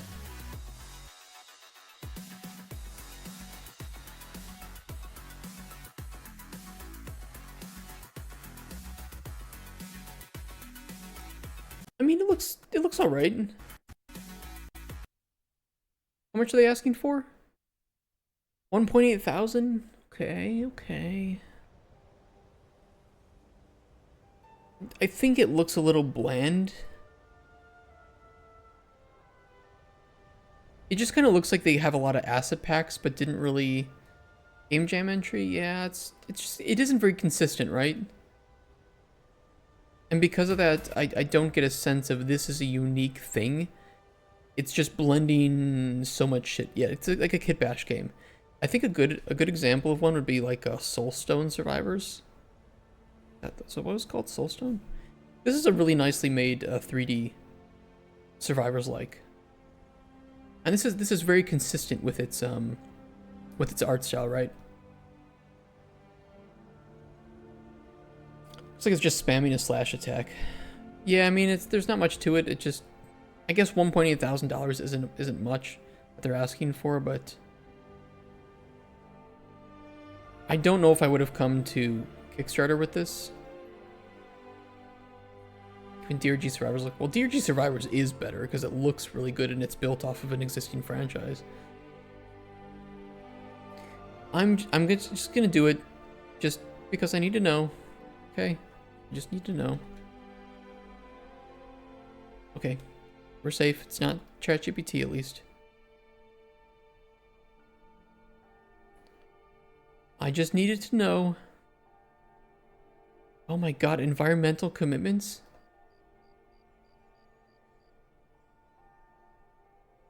Inclusive and fair practices? Equitable pay? So what, if I'm really, really good at making the game, I'm going to be paid the same as somebody who's junior?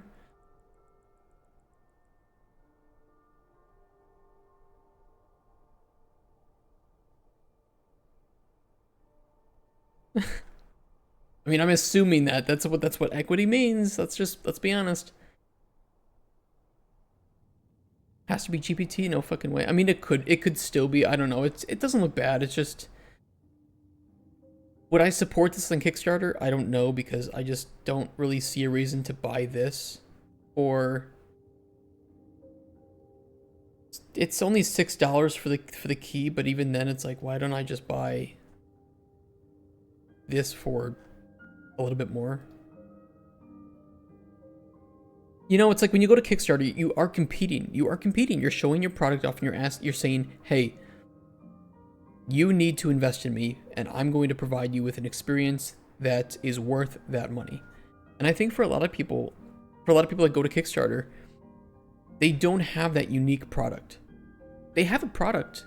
It might sell, it might make some money, but is it enough to get people to invest before even having the game in their library, right? That's what early access is for. We have an unfinished game, and we're asking for some money, but you still get to play what we have right now. And with this, you don't have it. There's not even a demo. Kickstarter and early access are very different things, and they have very different expectations and realities with them. You have a game? We even have more of a game than this. If you want to support it, there it is. I don't think it's like a scam or anything. It's just, if you want to support it, again, know what you're getting into, right? And then we'll move on to Boom Buster. An adrenaline rush is part of a balanced breakfast. $50,000, and they almost have it. You have more where your Kickstarter, huh? We will have a Kickstarter maybe once we have Vertical Slice. Nothing less than that. There will be a demo. It will be right up at the top like this, very expertly done. We talk about that all the time. If you have a demo, put it right up at top. Let's see what this game is about. 1 minute. Sell me.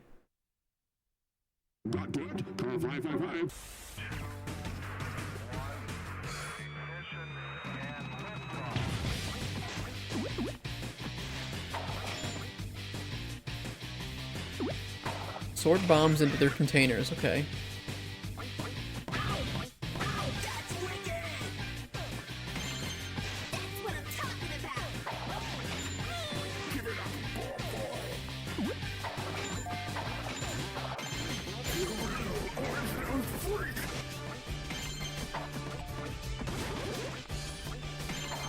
Okay, this looks pretty fun.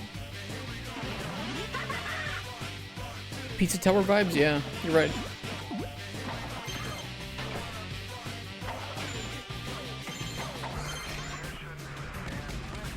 Here's a real blockbuster.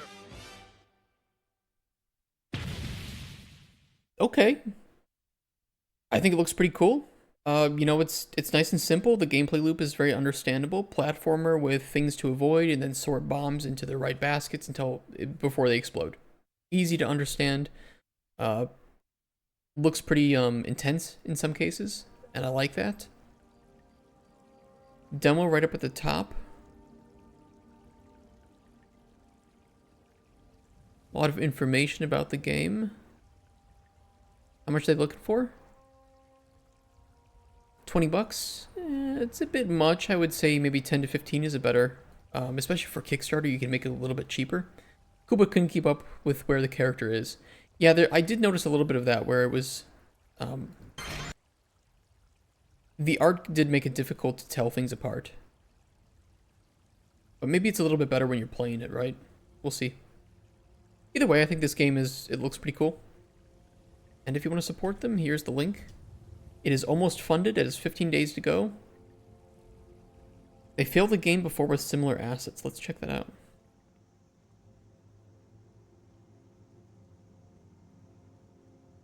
Alien Xenocide.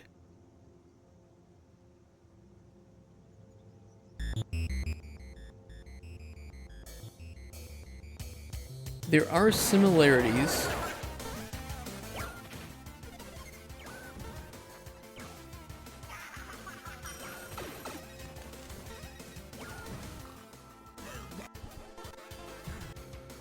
I'm curious why this failed, honestly. I think that there's a couple things, there's a lot of things to make a Kickstarter work properly, right? I'm gonna bet that the reason this failed wasn't necessarily the amount of money they were asking for. It was either that it didn't play as well as it looks, or they didn't have a community to convert to Kickstarter, right? You need to funnel people to your Kickstarter when you have one. If you don't have anybody knowing that your game exists and know to go on Kickstarter to back it, you're not going to get anybody to back it. You know, your market doesn't just poof out of thin air. So that's one of the reasons we build this community on Twitch, right? Is to funnel people. When we have a Kickstarter, we can just stream it. We can say at the beginning of every day or at the end of every stream, hey, we have a Kickstarter live right now. Here's our game. You know, anybody who's watching, go to our Kickstarter to fund it. We can funnel people. And I think one of the reasons this might have failed, I'm just guessing, is because they didn't have a community ready to fund this beforehand. I'm curious if they have any social media. That's very crucial. They have a Twitter. They have 6,000 followers. But you know, they're advertising Boombuster, right? You have no community anymore?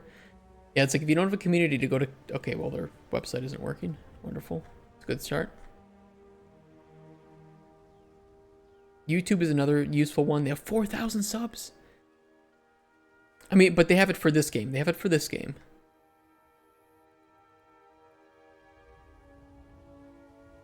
Interesting. They've been doing a lot better. There's a lot more information about Boombuster than there was for this Xenocide. So maybe they learned their lesson, right? They started to build up that community to convert to Kickstarter. And you know what? I'm glad. I'm glad that this one is working. It's kind of unfortunate that this one didn't succeed, but yeah, I think this looks good. Looks like a fun game, and links in chat if you want to support it. So looks pretty cool. Moving on to Void Sayer, dark turn-based Pokemon-like RPG strategy. $1.6 thousand goal, raised $4.5 thousand. And this is from Warszawa, Polska. Check it out. This sounds familiar though.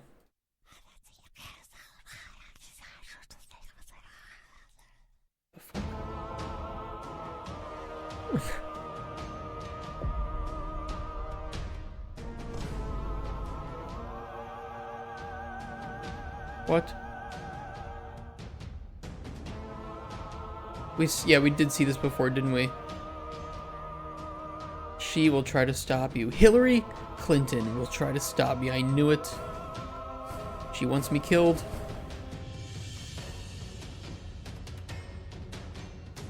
Oh my god. So did they fail this Kickstarter then? First created, just Pavel. In love with job. Me too, bro. Is that why you fled America? Yeah, exactly. Did this exist before?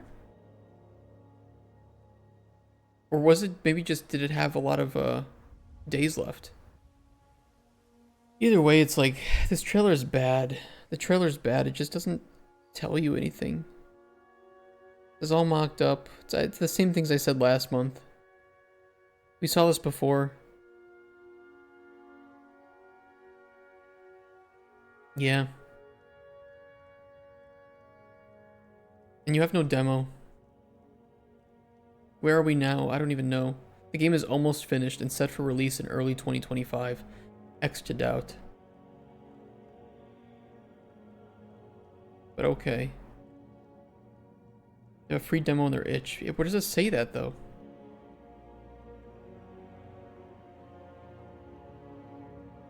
Bro, it's like...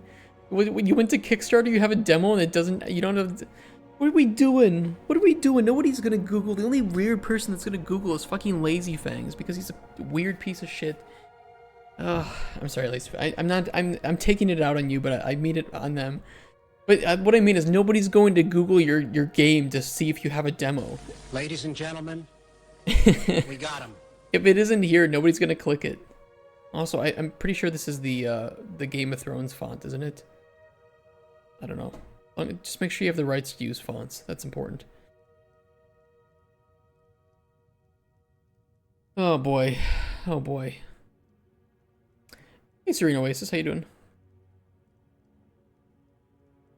Alright, moving on. Not safe for work island survival.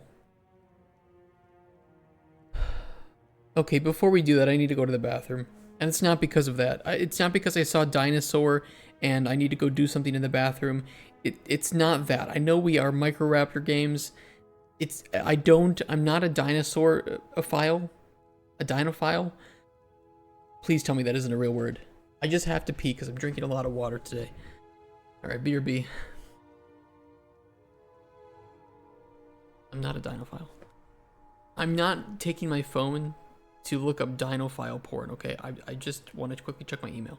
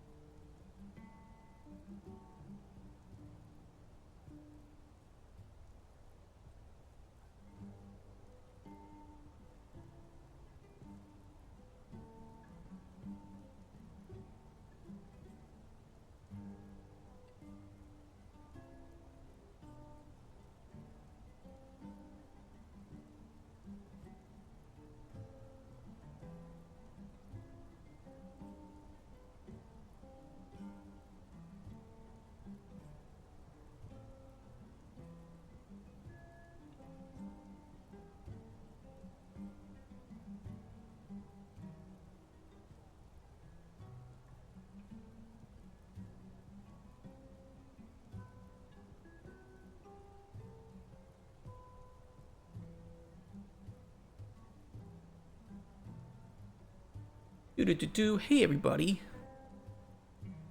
I'm back. I didn't wash my hands. Ah! Jesus! My god. Lazy underscore fangs cheered X100 bang. That is so loud. Ladies and gentlemen, we got him. Oh my god. You're gonna scare the shit out of me. I gotta lower the volume of that. Oh my god. I almost died. Oh jeez. Where is that? Alert box 1 settings. Cheer alert.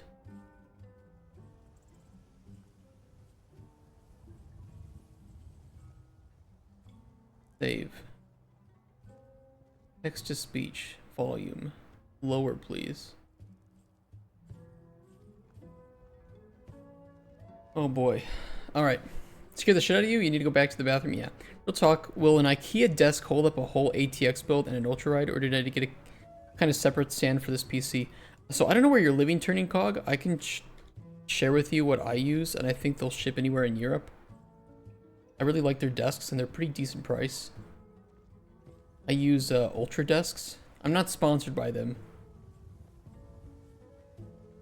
Maybe you can get them in the US. I think you might be able to. If not, try to look into some desks like this. They're, you know, built for holding PCs and multiple monitors, and it is a beast. It's got like a metal bar like this thick, you know, size of a giant dildo kind of thick down there, and then it has multiple supports along that. Like, this thing does not fucking move up and down. I really like these. Thanks, bud. Yeah, if you want a reference for how big it is.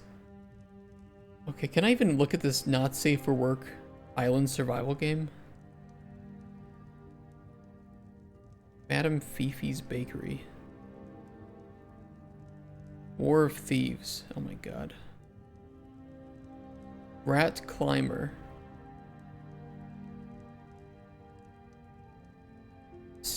We've seen this before. Single-player co-op survival game on a dinosaur-filled island where you team up with a group of women after a plane crash. This is basically like the male fantasy made into a game.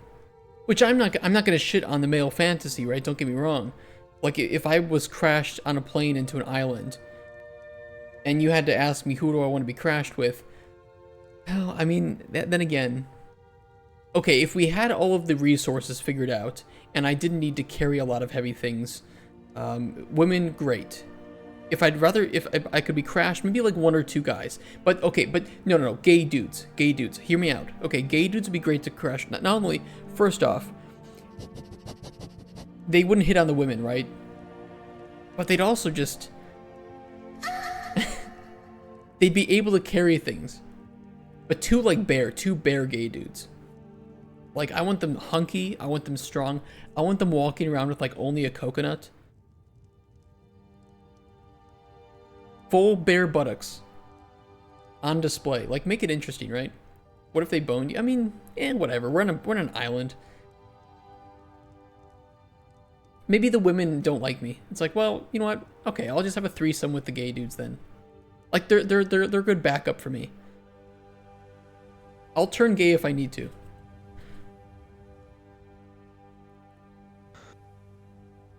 What is this? What is it? 14... FBI, open up! I don't think the FBI is gonna arrest me for being gay.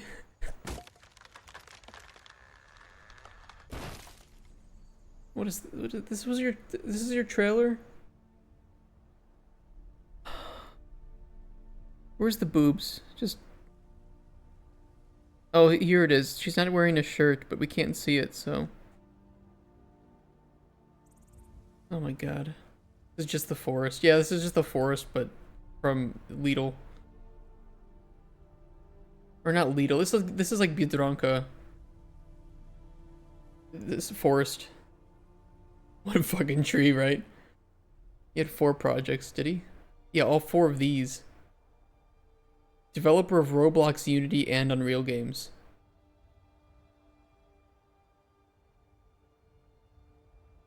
Backrooms exit button, Madness Island, and Elza. They're all 0% funded. This looks like a pretty sexy game.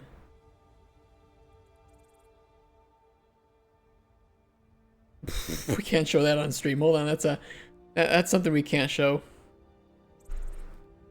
Moving on. Exercise is a... It's a back massager. It's a back massager, chat. I think that's what it was. I don't really know. I'm still a virgin, so...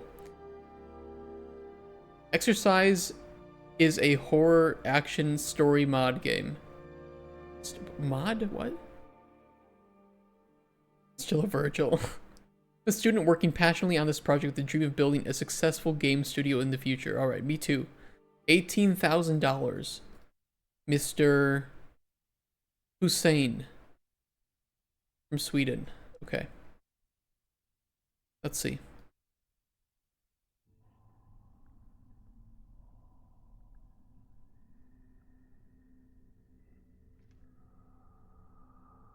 Uh-oh. Ooh. Free. Shadowheart? Is that you? Who gives money to these people? Mom and grandma. No. No.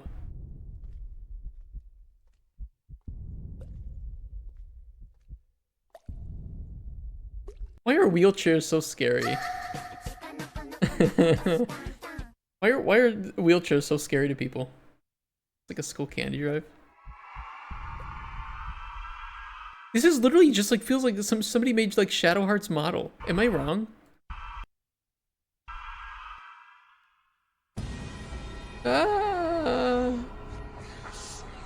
chromatic aberration on the text.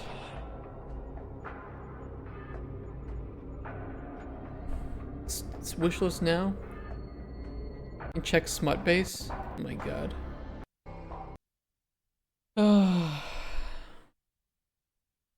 Half of the text has epilepsy. Place the O with an E and people would be more scared.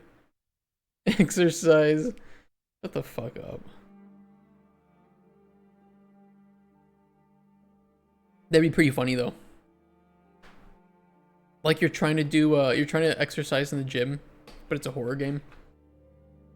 The lights keep going out, random treadmills turn on. Okay, you're a student in Sweden working on a project. Please, you know, I'm gonna do something, Hussein, I don't know how to pronounce your name, sorry. And you're gonna hate me for it, but I just need to know. Well, I know you wrote it because there are a lot of... You spelled because wrong, so... Yeah. Okay.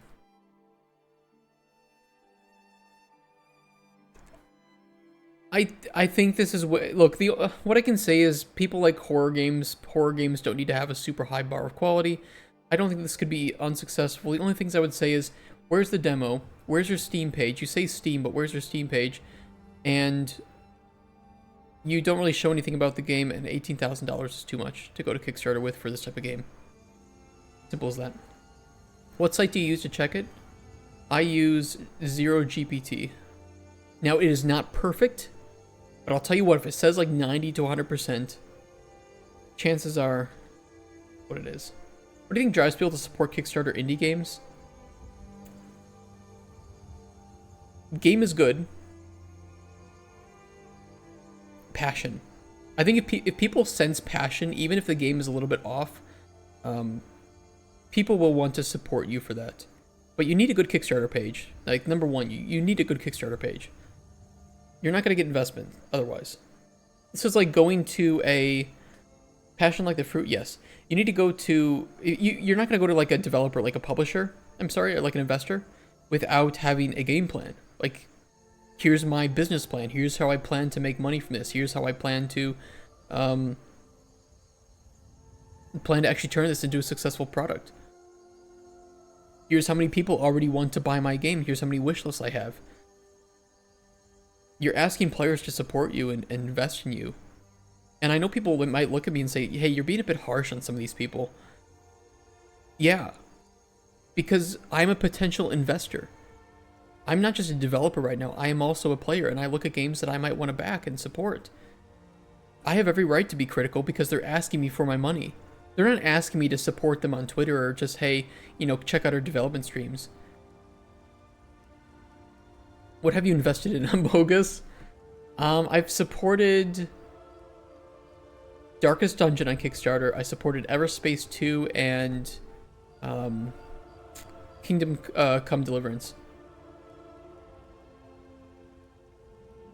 It isn't investments in their TOS. Whatever. I consider it investment. Okay? I consider it investment. I'm putting money into you in the hope that in the future you deliver product to me that is valuable. Weren't you part of Darkest Dungeon? Yes. I was a Kickstarter backer. I was then a modder, the first modder for the game, and then I was hired to work on the game from my mods, and I continued to mod as well. And that's the story, in short. So you paid your way in. No, it wasn't because I was a Kickstarter backer. It was because I made mods. God damn it. Fucking people in chat. Such a good modder, he got hired. Yeah, if people are curious, it's from the mod called Pitch Black Dungeon. Very unique name. Definitely doesn't have anything overlapping with a movie called Pitch Black.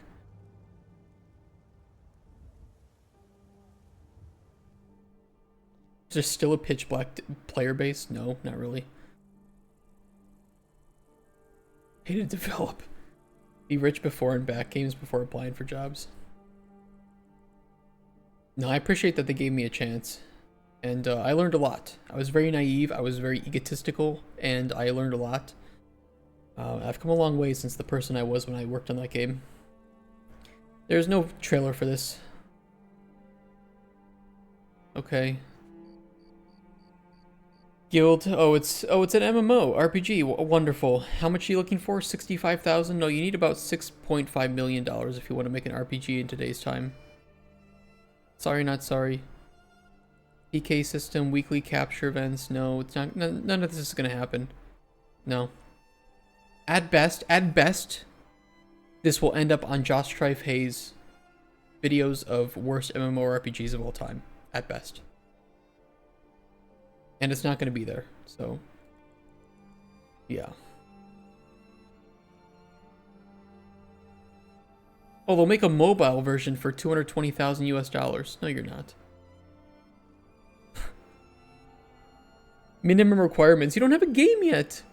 You can't see minimum requirements as an i3. 4 servers: Stockholm, Moscow, Texas, and China. Oh great, so you have no East Asia servers. Except for China. You don't have like no Southeast Asia. People in Australia? Really? They're gonna connect to a Chinese server? You have one server for the entirety of America? You have no South America? Why do they have servers if they don't have a game?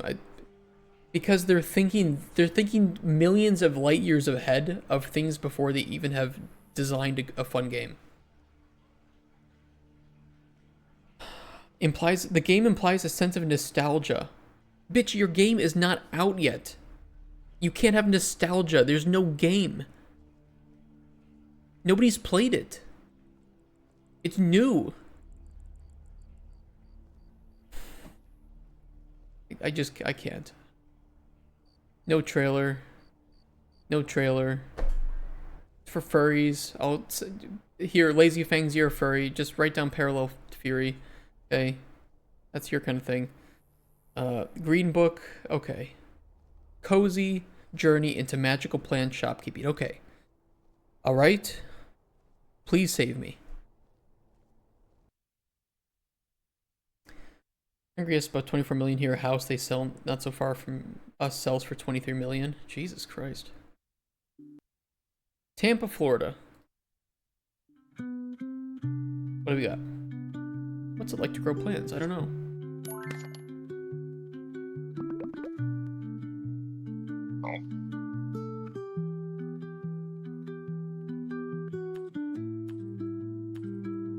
How did the mud get in the plant?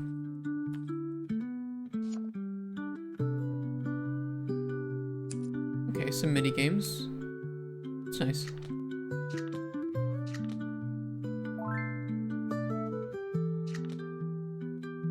Okay, some challenges for you to do. Cosmetics.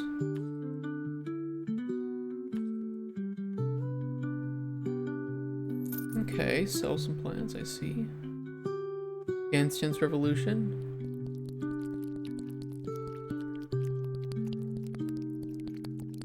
It is a weird sound effect. The sound effects may be a little bit too much for what it is.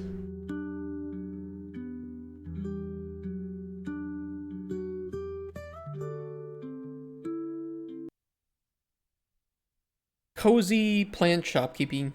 You know what? I think it showed what it was very well. It didn't even need to put any words in there. Try the demo. Right up here up at the top. That's great. Different places to follow them. Honestly, you should probably... No, I think it's fine. Ignore it. Not all images appear in game. I don't know why. Maybe just as a I don't really know. Maybe they have some placeholder stuff. Crossbreed plant varieties. At 30,000. The bear will go fishing. Okay, fishing minigame. No, I think it's fine. They have 23 days left. This is a little bit of money. I think, honestly, what they should do if they don't get this money, I think that somebody will still publish this game. Go to a publisher. That's what my advice to them if they don't get funding. But if you guys want to support this, here's the link. I think one of their issues was that they maybe didn't have enough people to convert to their Kickstarter. Yeah, 76 followers.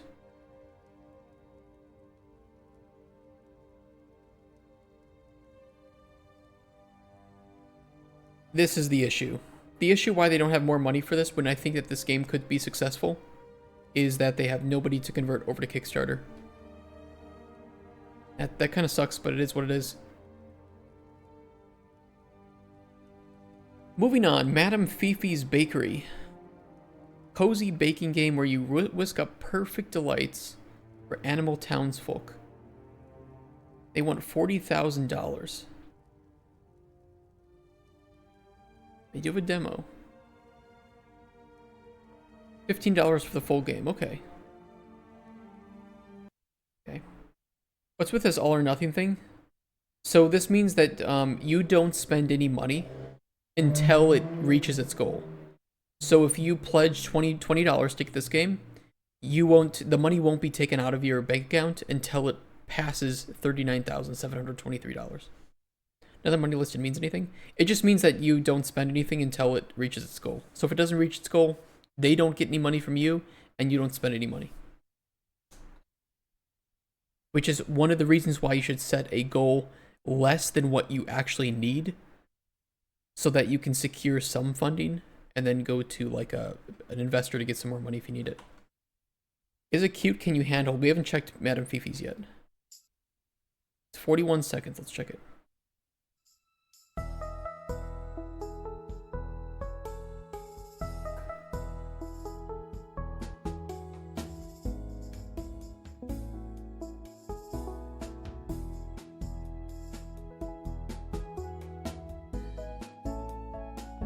Those are some weird designs sometimes.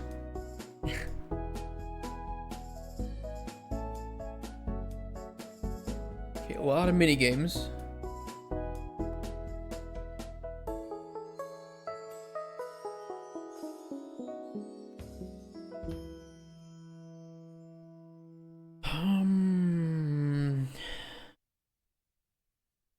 I think it's a bit too simple for a $40,000 goal, and you can see here that I think the minigame aspect is fun, but they probably should have only asked for $15,000 at most, and they might have been able to get that.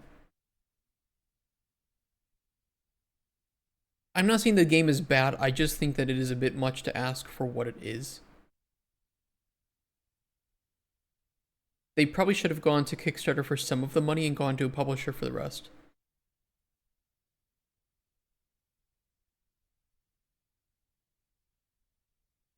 Combined following on TikTok, YouTube, and Instagram. Okay, so they have a following. They could go to publisher, honestly.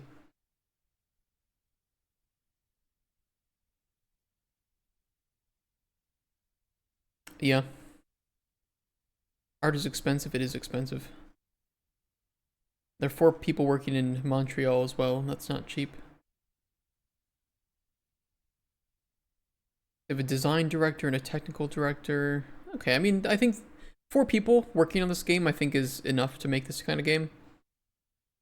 I think they can do it, but I think they need to diversify their investments a bit more. But their Kickstarter page is made well. I just think they're asking for a little bit too much money for what it is. Who even bakes? Just buy stuff, right? I can either bake a really shitty apple pie, spending a shit ton of time on money on ingredients and baking it, or I can just go buy an apple pie for a lot cheaper, and it's already good. If you guys want to support Madame Fifi's Bakery, here's the link. There you go. Moving on. This has no video. Starground, multiplayer, automation, and roguelite. 2D game with automation and dungeon crawling. Build a factory or battle enemies in a procedural dungeon. The choice is yours. What? The choice to build a factory or battle enemies? Because I assume that I probably have to do both. But okay. Check it out.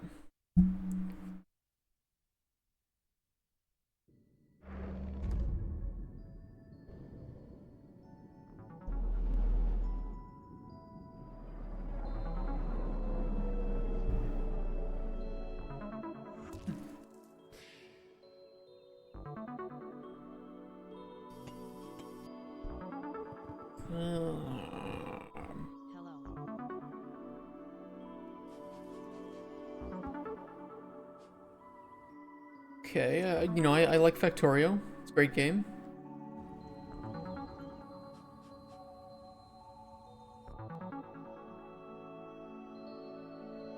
Okay, let's see the dungeon crawling. Factory part looks fine. Looks finished. Definitely is polished in a lot of ways.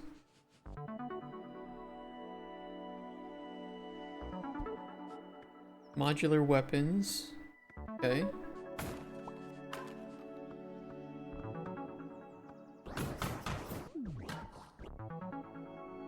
Multiplayer too. I was wondering about that. I thought I'd saw another player.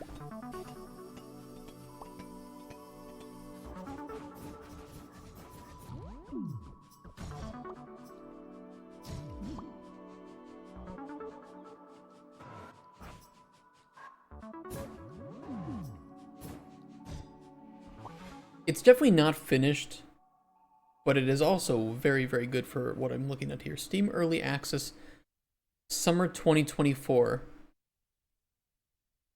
I don't know why they don't... Well, I know why they don't have the money. The reason they don't have the money is because they had nobody to funnel into their Kickstarter, which is really, really unfortunate. Because this could succeed. There's no doubt about it. I have no doubt in my mind this could succeed. They just had nobody to funnel into their Kickstarter. Nobody knew that this game exists. That's really unfortunate. They have a demo too. Help it reach 10K? I don't have that much money.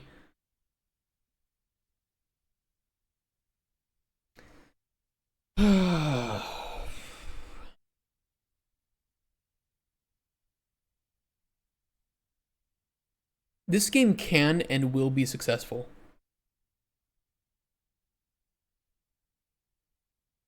But they need to market it better. And if they don't get this, they need to do one of two things. They need to build up a following and then do another Kickstarter campaign, or they need to go to a publisher, honestly. Because a publisher will pick this up, especially in the phase that it's being completed right now. Yeah, they'll get a publisher, no problem. No problem. So, in my opinion, that's the two choices, because I think this game looks good. It looks very, very polished for how far it is in development. It's got multiplayer, which is a big plus for a lot of people, and it's kind of a shame that it's not succeeding right now. I will share this. You can back it if you want, but mostly I think you should go on like their Discord, follow their Twitter, if they have one, wherever. At the very least, you know, wishlist their game on Steam so that when if they do go to a publisher, that they can use that number to help get a better deal. Looks so many other games in the genre, so I guess it doesn't stand out. That's possible. Either way, I think the game looks great. I have nothing bad to say about it other than that. I have nothing bad. I have nothing bad to say about it. How much were they asking for the key? $10. Yeah, they're doing it all right. It's just they don't have any people to convert over to their page. Don't give up. If you guys ever see this, what's their studio name? Big Boy Games? Jesse, Ben, and Maxwell, if you see this, do not give up. If you want, reach out to me. I can hook you up with some publishers that I think would support something like this. And, you know, I'll help promote the game. I can play test it on stream. It looks like something that I would enjoy a lot. So, if you ever see this, just send me a message.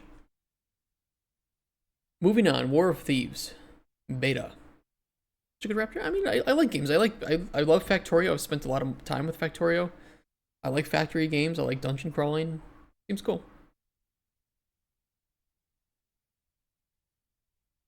That is a gigantic happy. Raptor, why is he going to randomly view some 30-second clip in your 8-hour stream? He's not. He's not. You're not wrong. But you never know. Maybe the developer is watching, like, oh, he's gonna get to my game soon, right?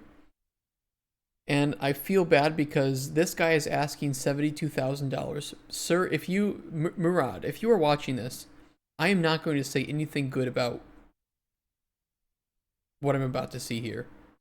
You might be better either just not typing in chat or clicking off.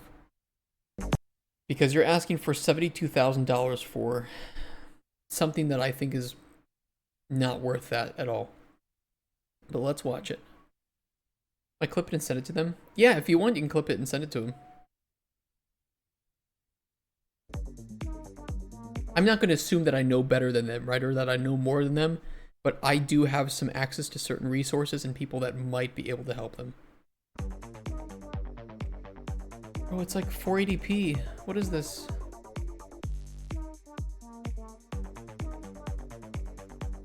Oh, it's a mobile game.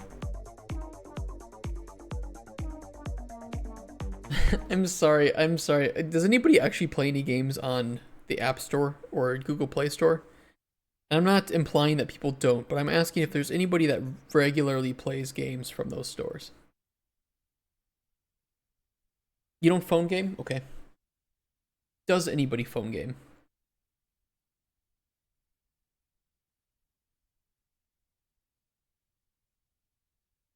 Apparently none of you do. Just me. Well, if you ever spent any time on those app stores, they are terrible. They are fucked up. They are the worst places you can ever put your game. Never, ever, ever, ever release your game on phone. It is terrible. It's horrible. It's the worst experience ever. You will get no visibility, no sales. All the big freemium games that are scummy as hell, they hog up all the ad space.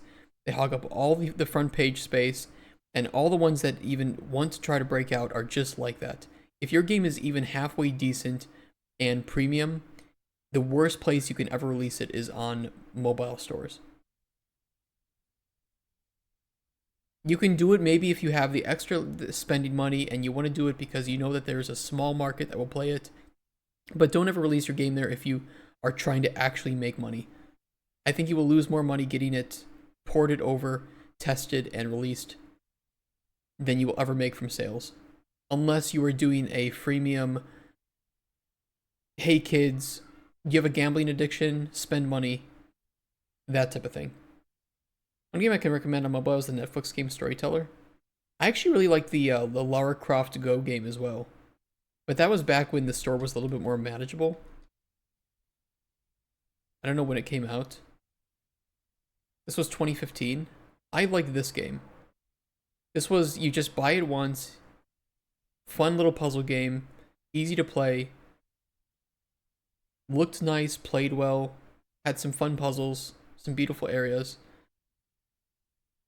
Unfortunately, games like that don't exist. Or Monument Valley, too, is a good one.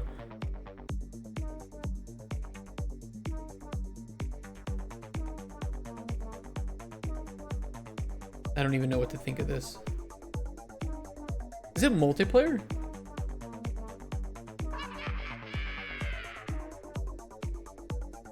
Oh boy. Get it on Google Play. Amogus.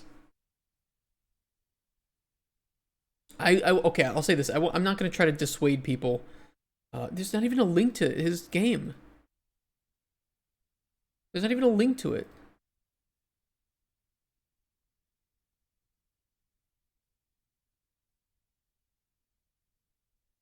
How do I find it?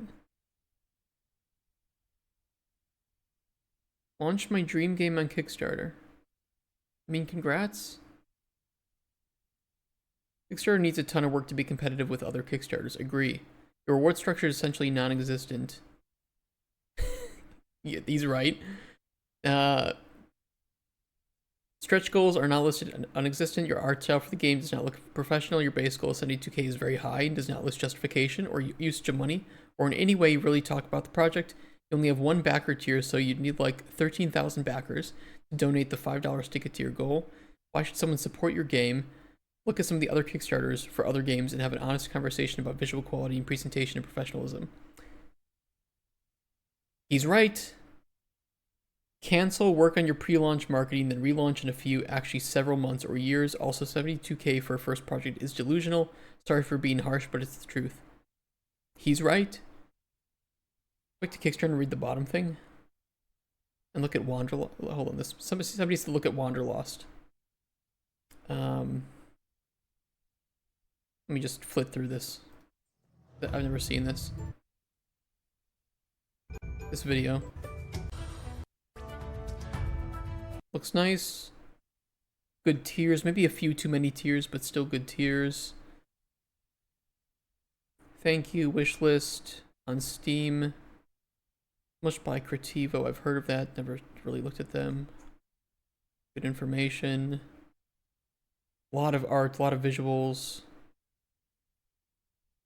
Especially GIFs. Yeah, that's good. Good example. So look at the oh, okay, hold on. Hold on, I need to know.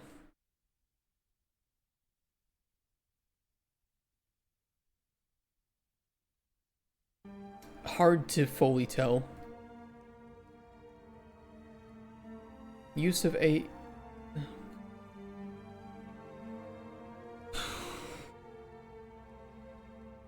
In War of Thieves, we use advanced AI technology to create a seamless, engaging experience for players. AI ensures the game remains immersive and dynamic. No, it fucking doesn't. Even when there are no human players on the server. Wait, do you mean like NPCs? We use GPT-4 to generate real-time context-sensitive dialogue for NPCs. This allows NPCs to interact with players naturally. No, it doesn't. Real time. Wouldn't you have to pay for that too?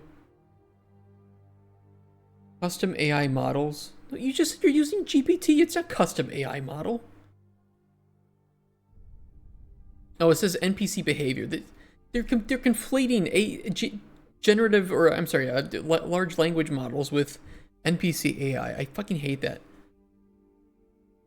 That's why I always hate saying like, oh, we have the AI in our game, or like Kotspur, right? He's trying to become more expertise in AI, like NPC AI behavior trees and such.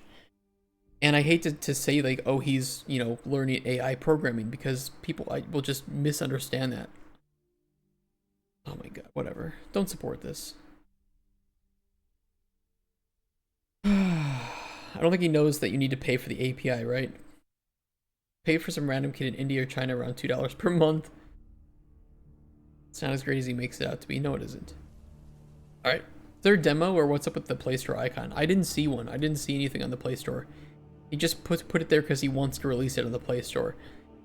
And like I said, it's a ruthless market. It is a ruthless bullshit market that, especially with the Play Store, Google does nothing about. Google doesn't care if somebody buys all the ad space. Google doesn't care if there are scam games on there. They only care if they're installing like actual viruses. Anything else, fair game. They don't really give a shit about. There's no curation on the Google Play Store, and it's just become a mess. It's a fucking terrible, terrible app store. And any good games that might exist, you can't find them. You won't find them. You won't. Unless you know their name, you will not find them.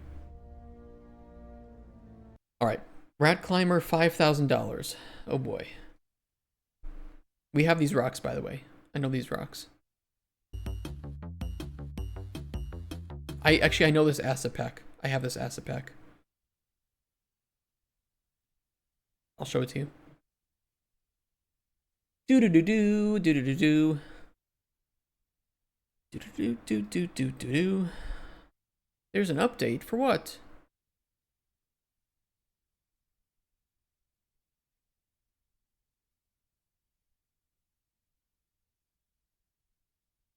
That's not all of my library. Why are you only showing some of it? There we go. Where is it? Here it is. This is it. Boop-a-boo, boop-a-boo. Have the same aspect. Yep, it was free. Free like a bunch of months ago. Holy shit, that's Golden Chronicles. No, we don't use this one in our game. We don't use this one. This one looks nice, but it isn't very vibrant. I think that was one of the problems I had with it. Either way, it's it's fine. It is what it is. I will say this: there's no problem using assets in your game. Just know that when I see assets being used like that from a pack, and you are trying to sell it to me as this will be in the final product, every one you use is a little bit of a red flag to me. Okay? Keep that in mind. It doesn't mean I won't buy your game. It doesn't mean that games I've worked on haven't used assets. Just, it's a little red flag that it tells me, okay, So what have you actually made? What is actually unique here?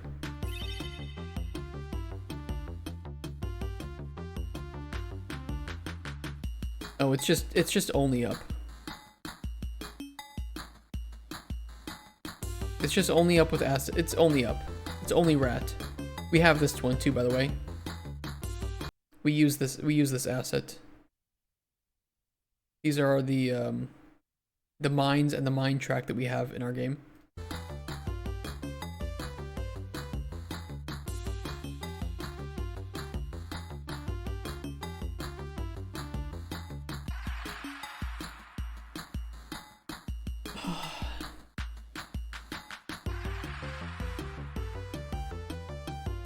Get good.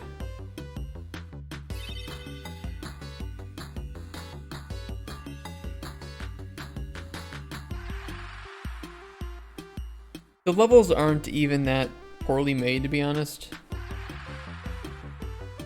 And there's definitely a market for this game. But we've kind of seen a little bit too many of these already, if you ask me. Honestly, I think you could make money making something like this. It's just... At a certain point, there will be a, you know, like a hill, and we're probably over that hill already, where people are just like, okay, I've played a lot of games like this. What's new about this one compared to Only Up? Tired of shitpost games? Yeah, that's fair. They need to do something new, right? They need to be a little bit fresh, and there's nothing fresh about this.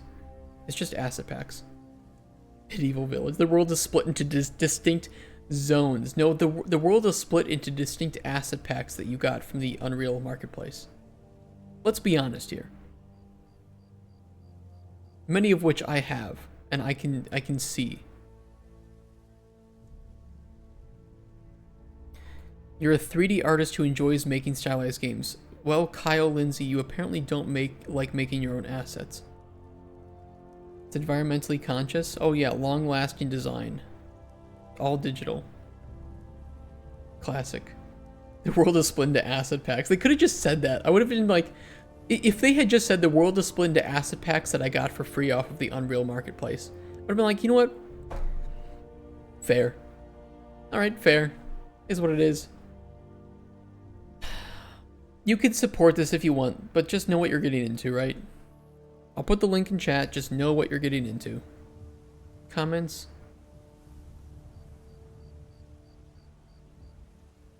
FAQ? Are there any collectibles? Nope, I want the player to solely focus on exploration and platforming.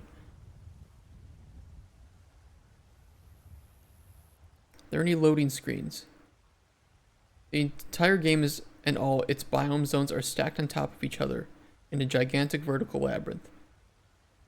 And you're telling me that when I load up the game, there's no loading screen to load that level?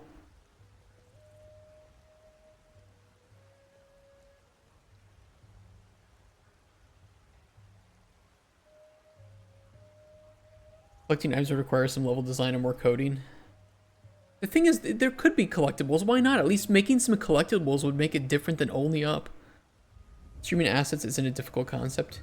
Yeah, but you still need to load the level. You still need to load that first streamed level. Don't lie to me.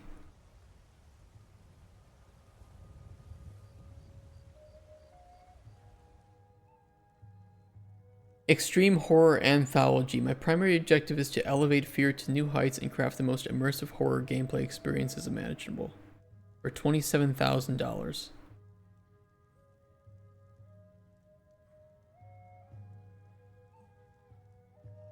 Okay.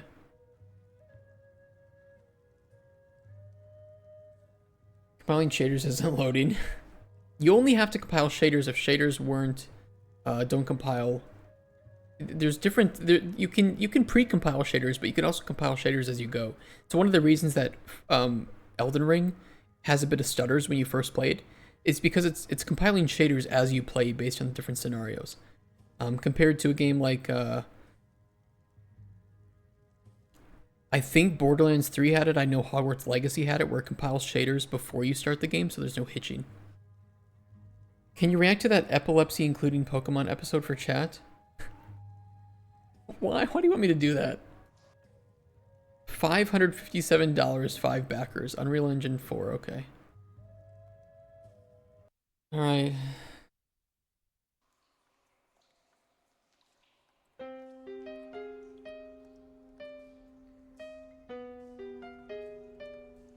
Isn't this just like Horror Engine assets when you buy Horror Engine 3? Or 2, whatever it's called? You guys know that? You know Horror Engine? Once the marketplace loads? Horror Engine.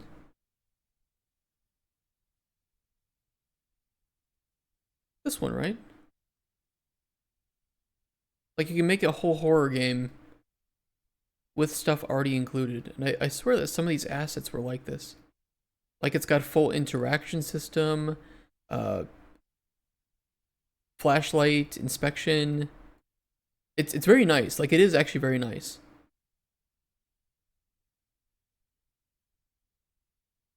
But it kind of looks like they're just utilizing assets and stuff from that. Has VHS tapes and melting candles. Yeah. This kind of looks like Horror Engine to me. Oh no.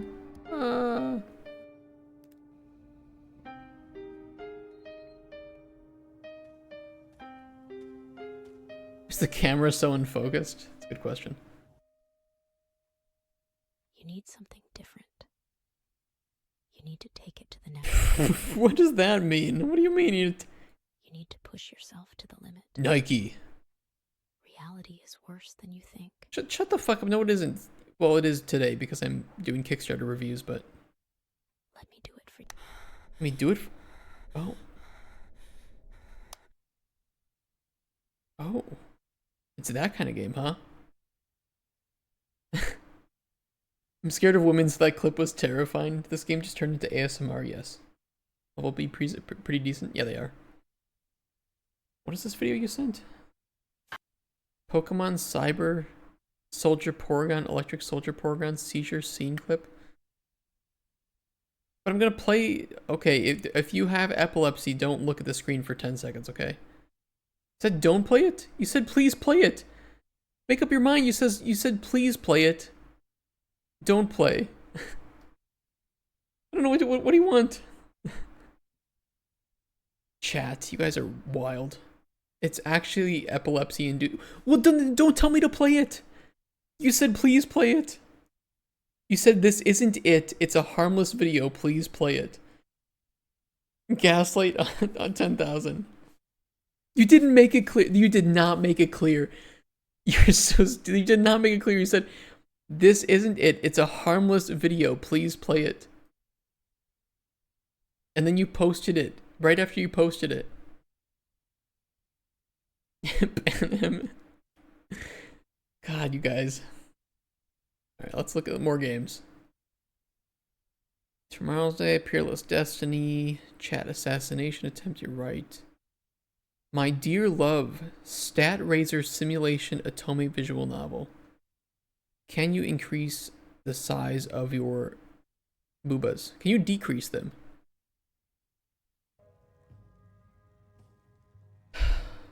Hola, soy Charlie. Un creador de videojuegos indie. Okay, indie developer of video games. You're making your first game. Look, I don't really know what you're doing here, but I'll watch your video. How long is it? 3 minutes. I will give you 30 seconds. Don't English or Spanish me. What am I looking at? Guys, you can make a build of your game, you know that, right?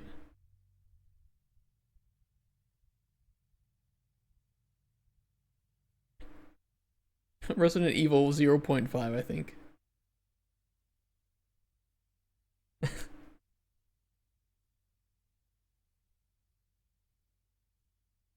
What am I doing? What are you doing? What are you doing with this? Just interact. Press X. Press X to doubt, please.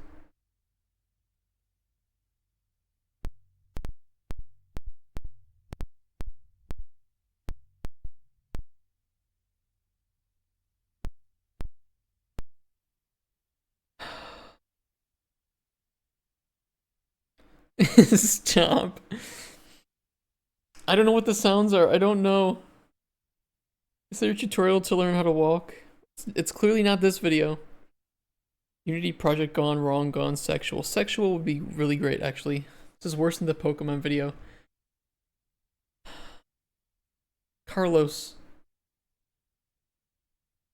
Keep trying, buddy. But please stay off of Kickstarter for at least the next 5 years. Endgate, a space exploration 3D game with you, a gigantic space station, and a strange asteroid revolving around a black hole.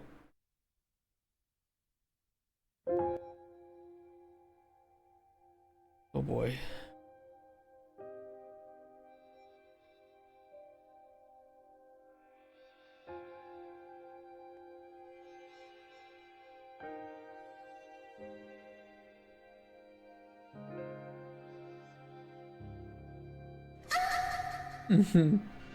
No.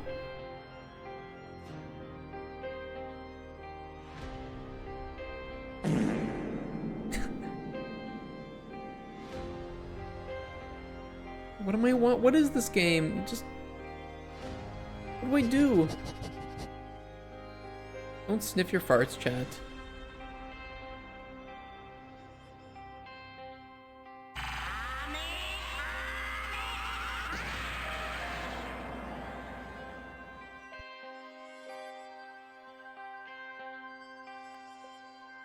Okay, it looks nice. What do I do?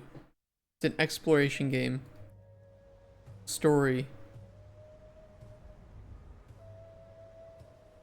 One is all about visual arts, cinema, 3D modeling, special effects. The other one is more about tech programming and coding stuff. Congratulations, I did not read the word design anywhere in this sentence. And it shows. And one day the design guy finished Outer Wilds and had an idea. Which one? He shared it with the code guy and they both started an impossible task. Making a whole game in 3D without so much knowledge in video game creation in 1 year. Yeah, you guys... Oh, by the way, Yggdrasil is already a video game company. You might get in trouble with that. Just so you know. Just saying. Presume it's like Myst. Yeah, but I didn't see any puzzles. Where are the puzzles? Gameplay sneak peek. Some. It's 8 minutes. Why didn't they show this? Why can't you just show... Oh, I'm so frustrated. I'm so frustrated. You have gameplay. You didn't show any of it.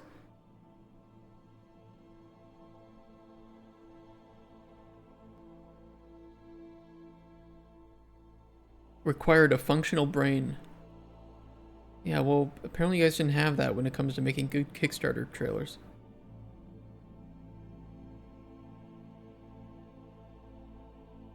It's like you actually have some stuff here. It's not empty. There's not things to there's things to do. The game looks fine. It isn't crashing. How can these motherfuckers make a game but not a Kickstarter page? Because not everybody can do... That's the problem, is like people... Indie developers especially, they just think they can kind of do everything. It's kind of right. Yeah, you were kind of right. You absolutely were. But holy shit, this should have been... You should have shown this instead of your other trailer. Your other trailer was literally worse.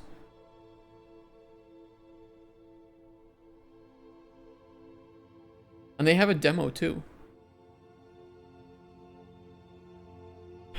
The biggest risk is time, and time is a problem due to money. We will finish this thing, that's for sure. Good to say it, but it'll be time and money that we will decide if the game is perfectly polished or without any finishing touch. Money shouldn't distract you from polishing the game, it should just make you cut out some content from the game. That's my game dev advice number 1. These are proud of the tech they use, so they want to show it off. There is that, yes. And it's not that you should build games around interesting technology, right? Most really cool game ideas do build games around interesting tech. Portal, hey, there's an example. That game where you're playing it on a handheld and it's also happening in the background. Interesting technology. Echo Chrome, interesting technology. You know, it's a lot of games are built off of interesting tech. But they kind of just messed up this page. And I don't think they're going to get the money because of that. They should try it again, but make a better trailer. If you guys want to support it, here it is. I think the game looks fine, honestly. I think it's a cool little exploration with puzzle game. But I don't think it's going to get backed. No video. Tomorrow's Day. Immerse yourself. Stop using that. In a dystopian Dallas of 1999. Investigate, surveil, and make crucial moral decisions to defend your country. Alright, guys. Don't rely on the Secret Service. That's what I've learned. Check it out.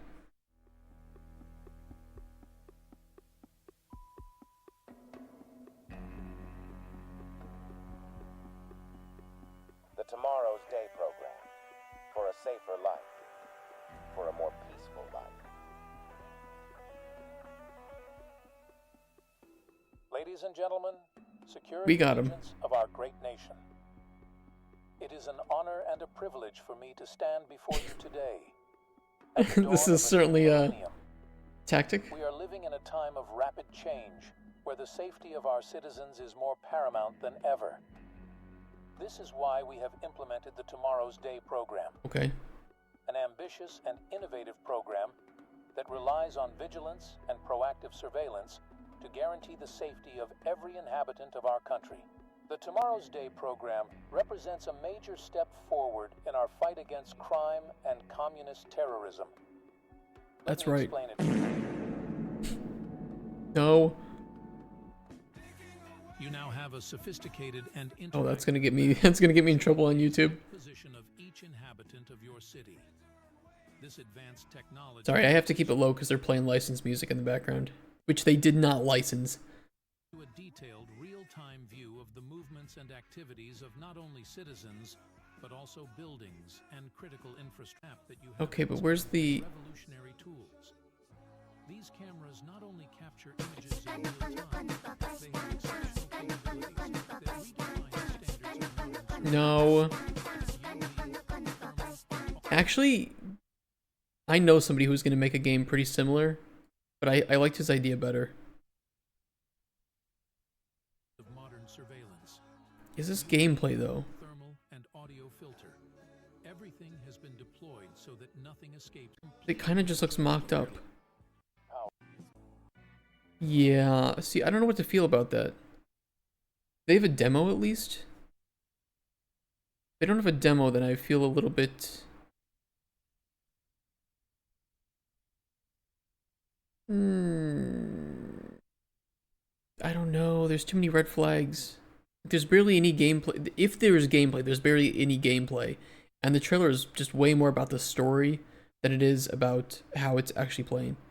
The trailer is like this, how fucking boring will the tutorial be? Yeah, it's a little weird, isn't it? I'm gonna say don't support it simply because there isn't enough for me to say that it is what it says it is. And that worries me. Peerless Destiny AI generated background 3D ARPG with exaggerated and unique combat. Did we look at this one last month?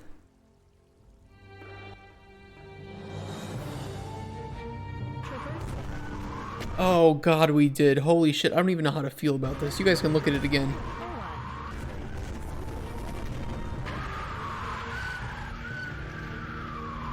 This is a fever dream is what this is.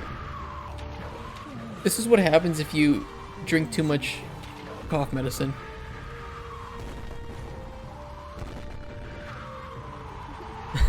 This is... I forgot how bad this one was. Oh my god. The AI generated audio.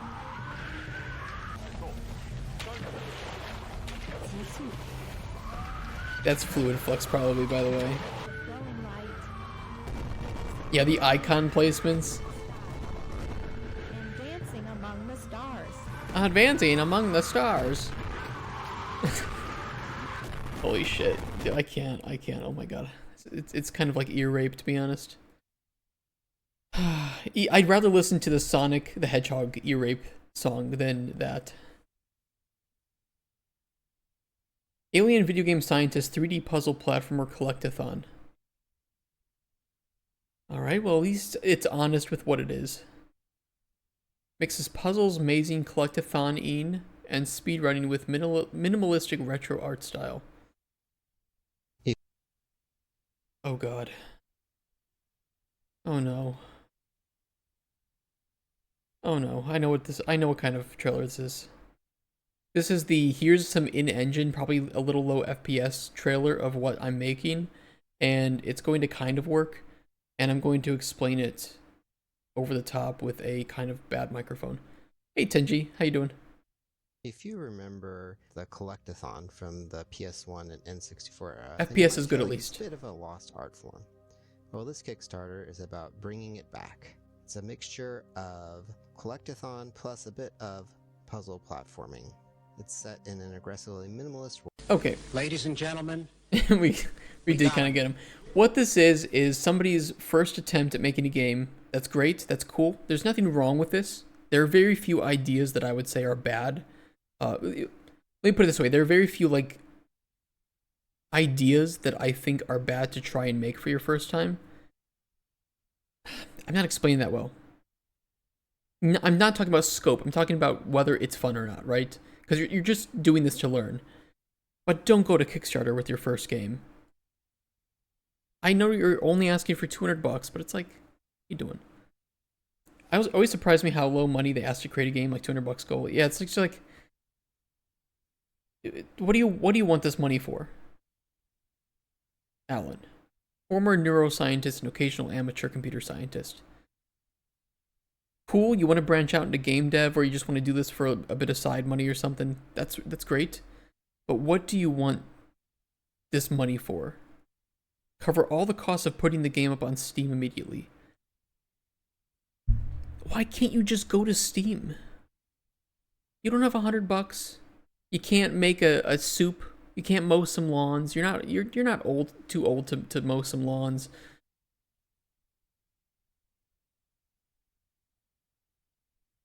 Like what are you trying to do with this?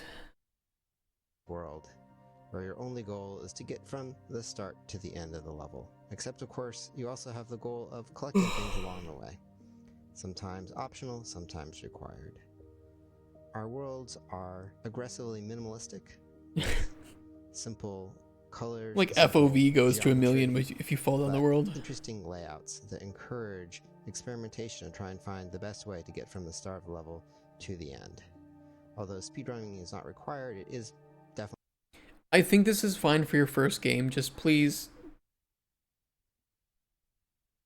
if it doesn't get backed, just make some money, throw it on Kickstarter, or throw it on Steam, okay?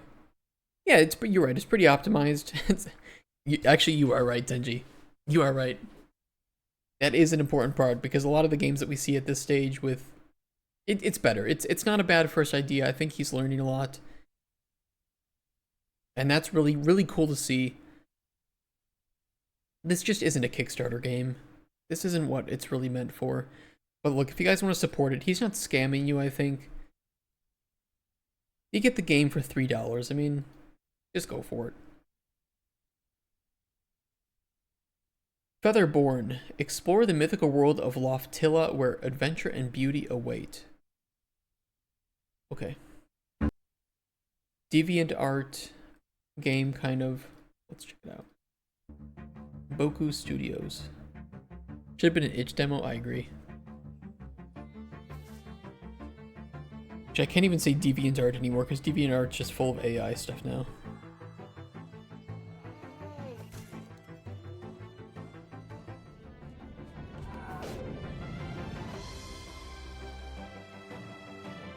Wait, what? Fluid intentional movement. What the fuck does that mean?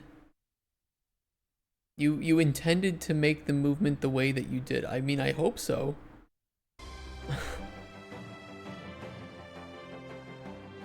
Maybe it's just fluid movement.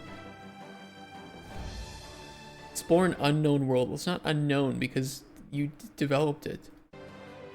It's not randomly generated.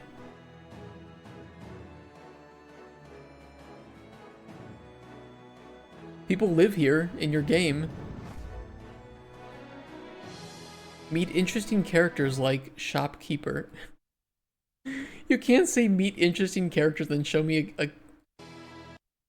a character called Shopkeeper. Or the blacksmith. Come on. Unforgettable experience.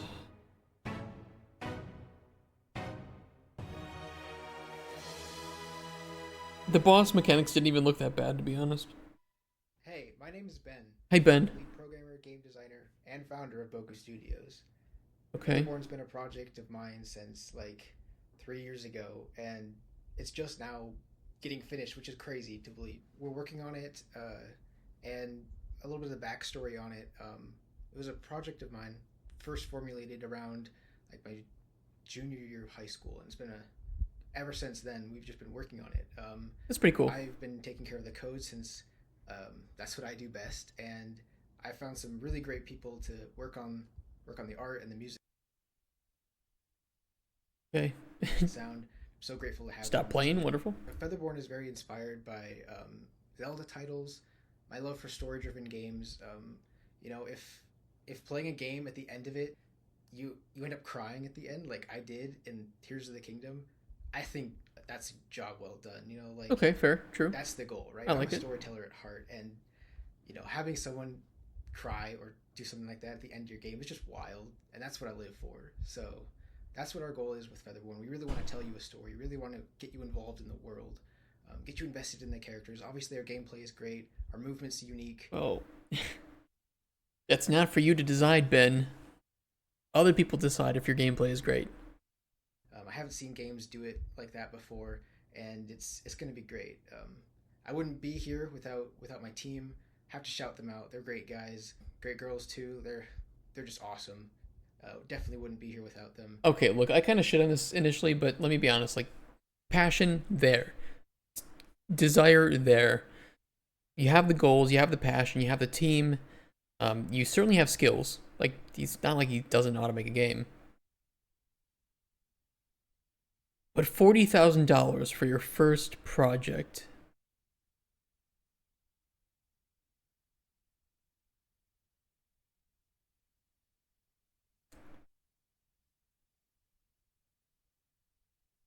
This project is worth something. Is it worth $40,000 on Kickstarter? I don't think so. But it's certainly worth something. It's, you know, he's gotten $5,000 pledged. I think that with a little bit more work, or a little bit more... Do they have a demo? They do have a demo. Okay, that helps. You can do this, Ben and team. Benjamin, Brian, Scott, Raymond, Josie, David. You guys have what it takes. But I think that 27 people did 5,000. You're not wrong. Where's Mom? Here she is. At the $2,500 tier. Mom. Shout out to moms all around the world for helping their sons and daughters Kickstarters. I think this game is worth backing 100%. But I think that they need to reconfigure some of the ways they handle their goals and probably put some more info on their page here. Because there's not a lot of talk about what the gameplay is actually going to feel like and what they have here. It's like there's some combat, sure, but like how much gameplay is there? How many different biomes? How many different... You know, what can I do when I talk to NPCs? You say this is about story. Tell me a bit more about that, more than just 2 paragraphs, which I hope to God are not AI written. I don't think they will be, but okay, they're not. It's just too much. And I get adopted by that mom because I start with 2,000 US dollars in my currency and I'm out of money. I only pledge potential currency, not real money. Well, they will be charged that if it gets pledged, just so you know. Like, if this passes $40,000, the person who backed at $2,500 will be charged that much.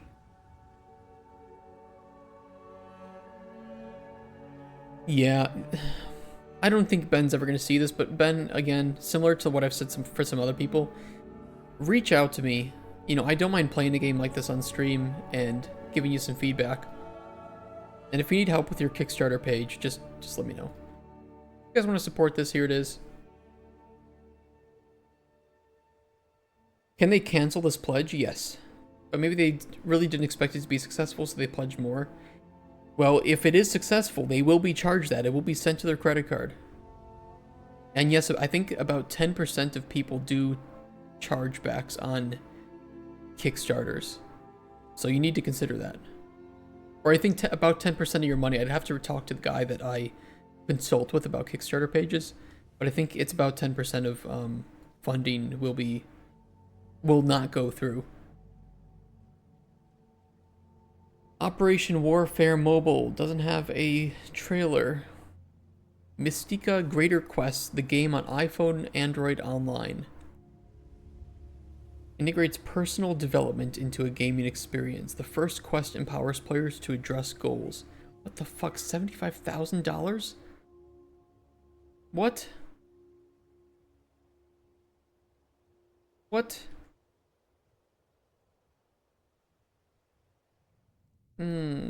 Hard to know. Vision-driven game designer whose passion for crafting enrapturing games leaped off design docks, gaining increasing traction. What? Energized by captivating and thought-provoking game ideas, Anirudh designed 11 titles enjoyed by over 8 million players. Dude, fucking X to doubt. It says Thomas Leahy here. What's your fucking name? Which one is it?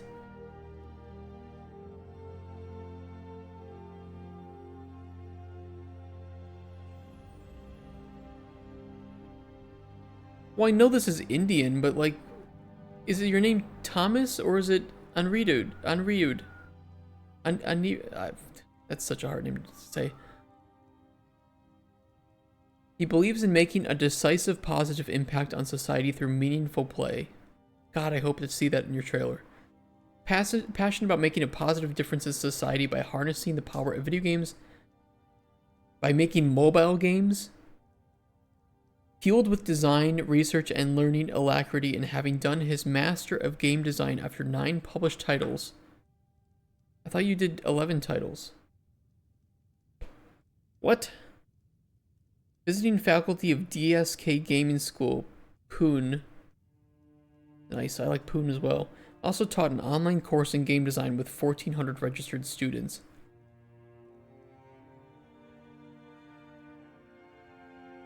Alright. Alright, show it to me. Let's go. No respect for mobile game devs. I don't mind if you make a game for mobile, but there are differences. Yeah, the ones with ads, scam links, and microtransactions. Yeah. In a world where high school can be tough, where planning and paying for college is even tougher. Don't go to college. Don't go to college and you don't have to pay for college. Simple as that. For most things in the world, for most things, not everything, but most things, you can find a way to teach yourself. Even with a little bit of investment, you can find a way to teach yourself.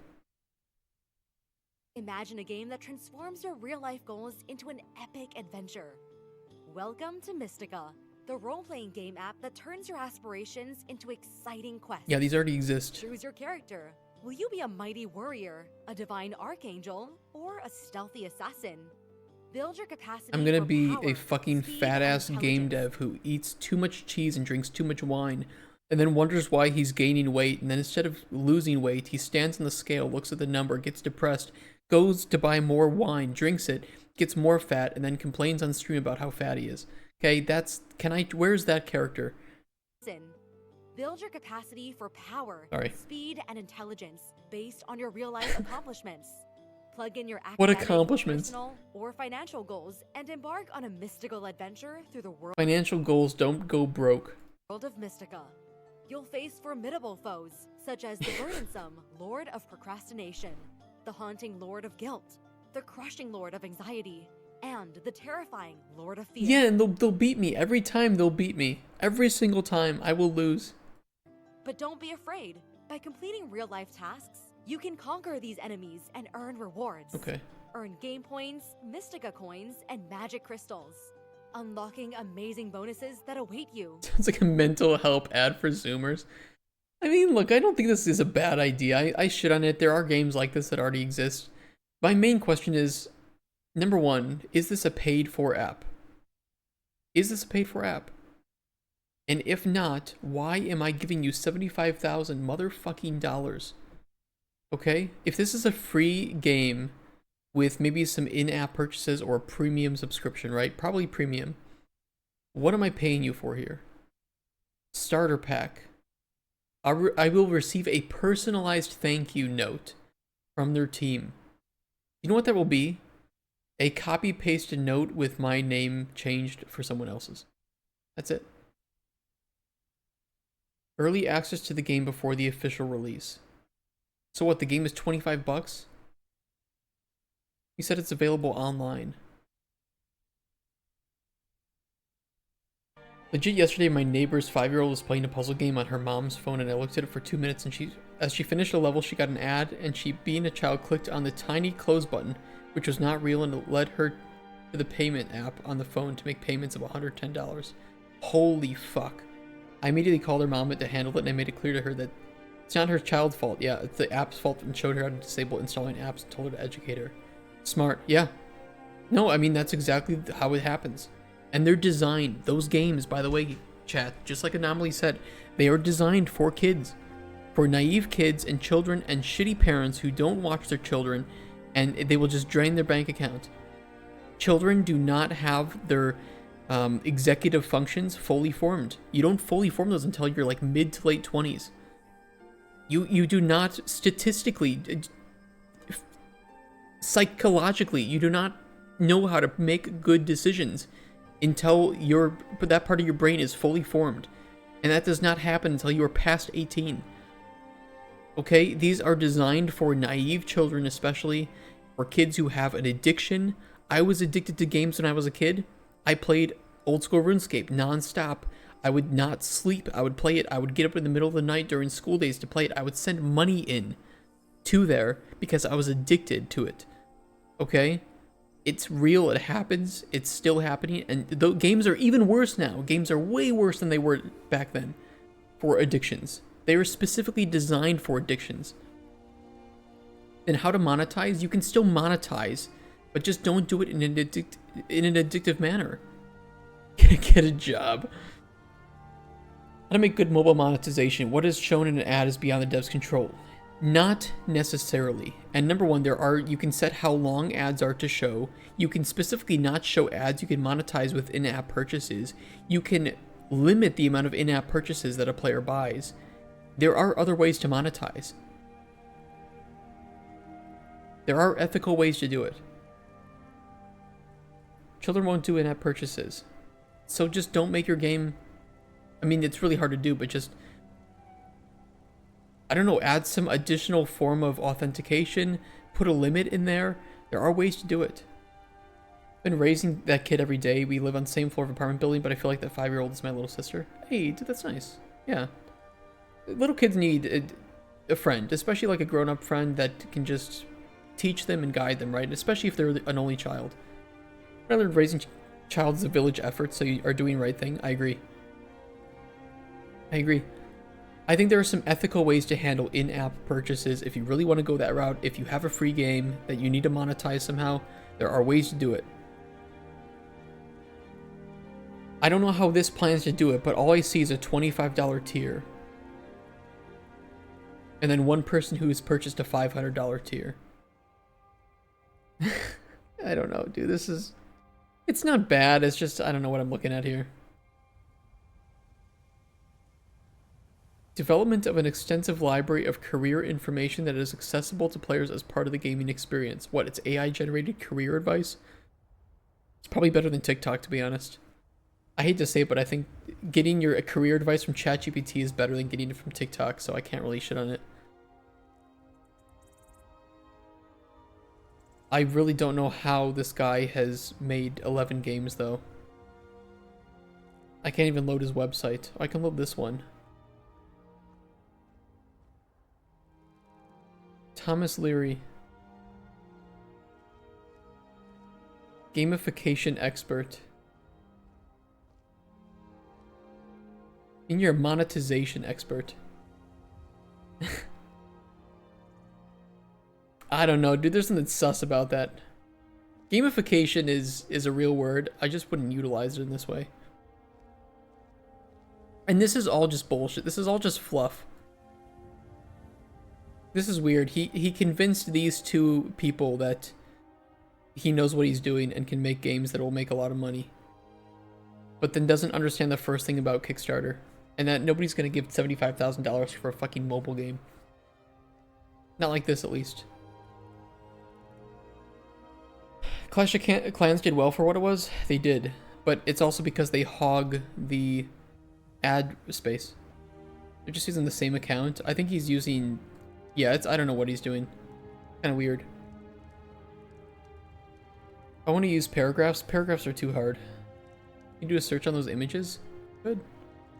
Try it. Maybe he has like a LinkedIn or something.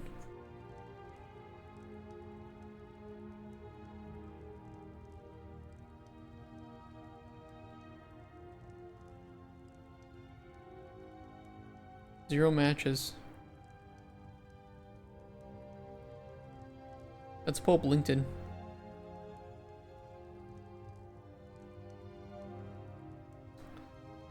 I think I can show this. What is his name? Let's see if he's on here.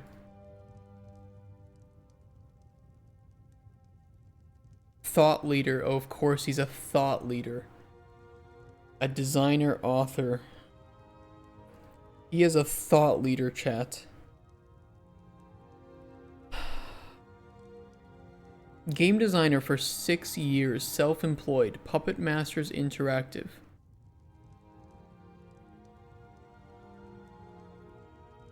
Celestial, did it even come out? Eternal Vengeance. Creative director for Fuego Studio Private Limited on Ronnie Cop and Medieval Battalion. Was that Avatar? Where? Where's seen Avatar? Jesus Christ, dude, this banner. Plus 10 dopamine, plus 7 toxin. The fuck? The monk? It kind of does. I don't even know. He just makes a bunch of like mobile games. Bang Bang official movie game. Kick movie game. Candy Blobs.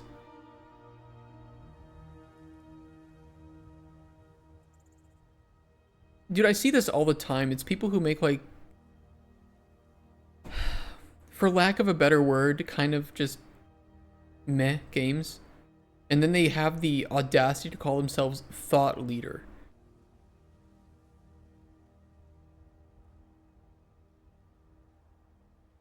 It's like this is going to be the most egotistical person that you never ever want to work with.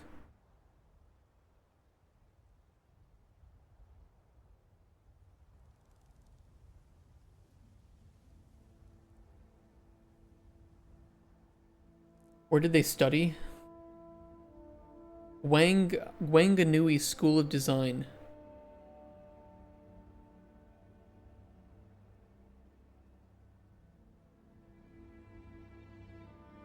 My only complaint is the lack of paragraphs. It's like, this is nothing special. I don't like working with these people because it's... I don't really sense passion here. I sense somebody who says they have passion, but really they just like making money.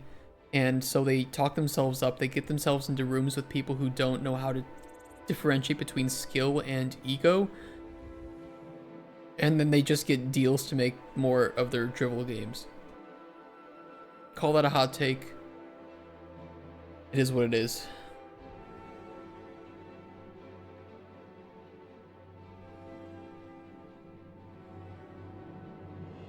Moving on, my dear love, there's no video for this, unfortunately. Like the people who charge 80K for making a logo? Yes, exactly like that. And then they'll have a whole presentation in your company about like how much this logo means and what it means when people see it, like psychologically.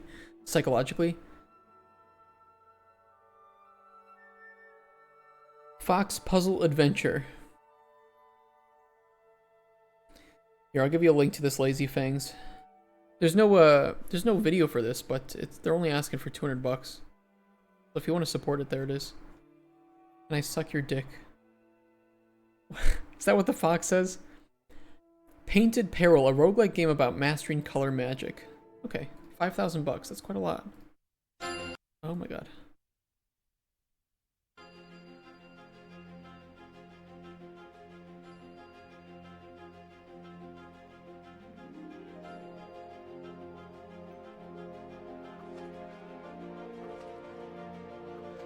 That way Dora stopped Swiper. Swiper, no swiping.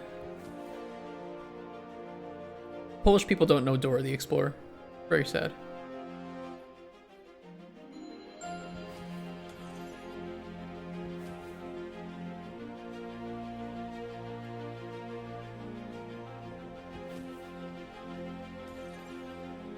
This is pretty cool. I kind of like this.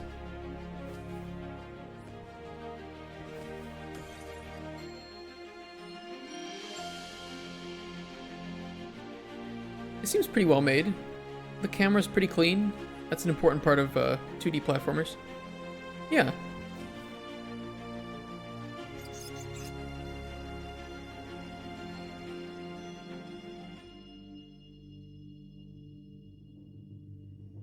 Okay.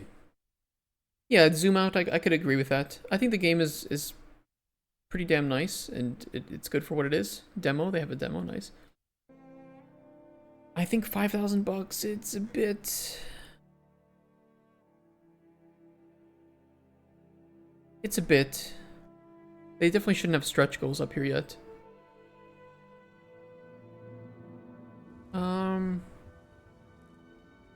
It's a pretty good Kickstarter. I don't have any real major complaints. I think 5,000 is a little bit, but it's doable.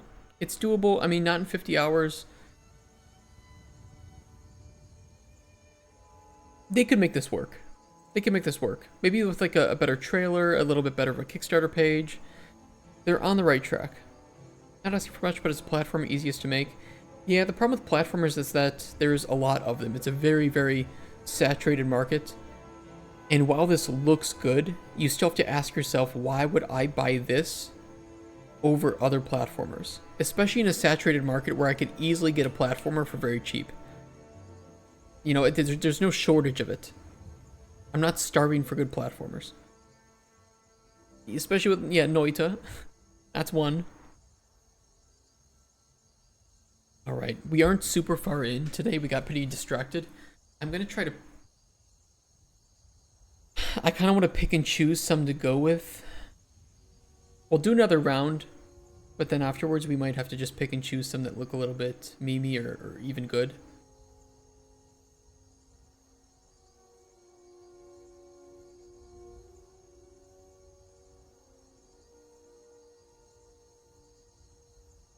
Minecraft MMORPG, what?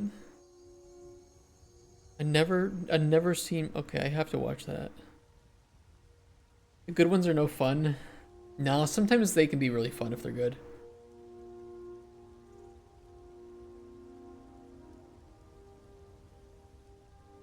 Insta-Talk Tycoon... Okay. Oh boy, let's start with that, the MMO. What was that called? The 20? Okay, we'll start with that one.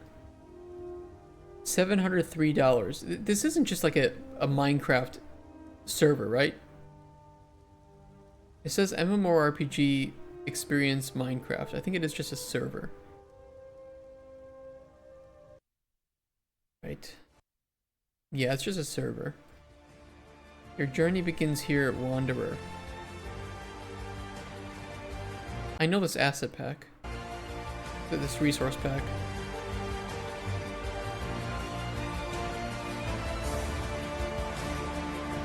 It's like Pirate Software's Minecraft server. Does he have his own Minecraft server? Pretty cool. Okay. It's just a world. You're not showing me anything yet.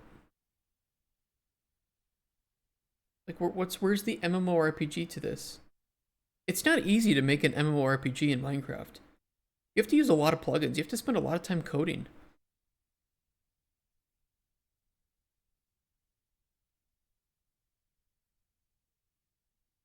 And it's like, bro, if you're gonna run a server full time, $703 ain't enough.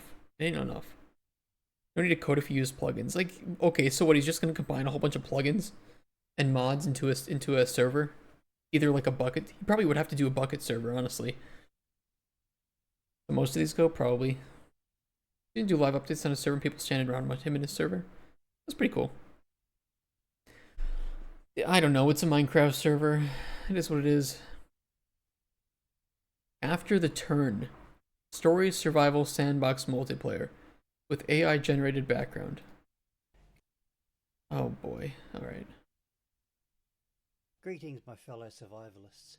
If, like me, you want more than just starting your games on a beach or beside a road with no idea how or why you ended up there, then After the Turn is for you. After the Turn offers a unique combination of survival mechanics with a proper quest and story mode that isn't just about what to craft next. My name is Mark. It's Narrative 3. Alright, okay, we got Narrative 3. And I am the sole developer of After the Turn, a first-person post-apocalyptic survival game with a difference. For many years now, I've always wanted to create my own games, ever since playing Phantasy Star on the Sega Master System. I knew that's what I wanted to do. Over the years, I mucked around learning the skills required to bring to the game the depth of story and atmosphere I was able to enjoy and create in the tabletop RPGs I have enjoyed playing and running for decades. That makes me think of Stalker. I started learning with the Unreal Development Kit into Unreal Engine 4 and now in UE 5. I have been developing this game on and off for over 4 years, but I've only gotten serious with it this last year. Okay. And while working part-time and family commitments, every spare moment has been dedicated to this game. Your character is found in the streets and restored back to health. You first meet with your rescuers and you are given the choice of just doing your own thing, like every other survival game, or follow the quests and story and find out what happened to the world and how it all fell apart. But don't worry, neither side is locked off and you can do either at your own pace. The world itself is filled with multiple points of interest like abandoned towns and villages, factories and farms, motels and mines, and yeah, it looked weird. What is it? Why does it keep stopping? Of houses everywhere in between, filled with the standard undead like zombies, ghouls and bandits, but also some will contain NPCs like storytellers, quest givers or merchants. I will say, it really doesn't look bad. It doesn't play poorly. Is it a little bit janky? Sure. Is it a little bit low budget? Sure. Amateurish? Sure. But it doesn't play poorly. I mean, look at 7 Days to Die. Okay, 7 Days to Die was out in early access for like about half a millennia, right? And it didn't start out... It still kind of looks a bit janky. It still is a bit janky, but because it plays well, because it's kind of fun, it works. This kind of gives me 7 Days to Die vibes. Throughout the world, you will also find notes and messages left behind by people filling in the world around you, as well as audio recordings. Another aspect of After the Turn is that in order for you to be immune to zombie bites, is the creation of a vaccine. This vaccine is created using a number of ingredients, most importantly, the blood of a vampire. Here you will be able to harness the duality of predator and prey, survive attacks by the undead and the living during the day, while at night you need to hunt down vampires and extract their blood for the creation of this serum that protects you. Let's talk about survival. Properly managing your vitals will be key to your properly managing your inventory, holy shit. Success. Hunger, thirst, and temperature all play a part in your efforts to survive this new world. After the Turn features a full day-night cycle and a dynamic weather which changes. The only problem with this, I honestly don't think it looks that bad. I don't really have anything shitty to say about it, especially for, you know, like one dude working on this, right? Wake up. Thank you, Joe. I think this looks pretty good for one guy working on it, like really good. But you do have to compete with 7 Days to Die. People will equate this with 7 Days to Die, and it's going to be really hard to market against that. Changes the temperature. Night temperatures drop, and when it snows, you may need to seek shelter or build a campfire to maintain body warmth. You will also He was using be able Ultra to Dynamic wear Sky certain too. articles of clothing to help with temperature control. Every building is enterable, so you can scavenge abandoned buildings to find food, medicine, tools, and crafting components to keep yourself alive. Tools allow you to harvest resources in the world. Hatchets and pickaxes allow you to harvest wood and stone, while knives can be used to not only defend yourself, but to also harvest animals for meat and hide. Crafting Okay, we know Ultra Dynamic Sky exists. you It to looks very create nice. simple We things know. like string and bandages, but also full crafting stations that help craft and create other items like gunpowder and water collectors. Campfires not only provide a source of heat, but also allow you to cook while waiting for the weather to change. Every tree can be cut down and every rock harvested. Mines are also located around the map. They contain other rare crafting materials, but they have their own dangers held within. Well, show me Looting some of and that then. pilfering aren't the only thing. Please just show me something other than chopping trees. I get it. You don't... No survival game ever needs to show me chopping trees. I assume that your game will have me punching trees at some point. I know what trees drop. They drop wood. I get it. Things to keep yourself going. You will be able to farm crops, create your own bases, or upgrade existing buildings and furnish them to your needs. Is the map randomly generated? I don't think so, but I don't know. Vehicles have storage for storing loot on long runs, but they Stop it. require fuel, so you will need to keep an eye on the gauge, and you can craft things to help you along the way like lockpicks to open hard to reach areas. Future plans for the game are already in effect, currently looking at overhauling the vehicles to enable a wider range of options that will also tie into quest events. Electrical system, procedural dungeon-like instances, fishing, customizable characters, local and Steam achievements, in-game collectibles, and much, much more. While you can earn experience points at the moment in the demo, the skill system is not yet fully operational. As is like many of the things I appreciate him planned saying or that. already implemented, require careful planning, testing, and balancing. And it is there more as a proof of concept or a taste of things to come. The overall Why? Stop Kickstarter. plan for After the Turn is to continually add to the game. More levels that players will be able to travel. I don't think this looks that bad. Honestly, I think there's a level of jank to this that is actually pretty acceptable, especially for the audience that would play this. And for one person, I'm willing to forego some criticisms because for what we have here, this is very good for one person. I know he's been working on it for a long time, but I can respect that. I respect that he's continued to work on this. I don't mind him using Ultra Dynamic Sky or Narrative 3 to help in doing things that he can't do.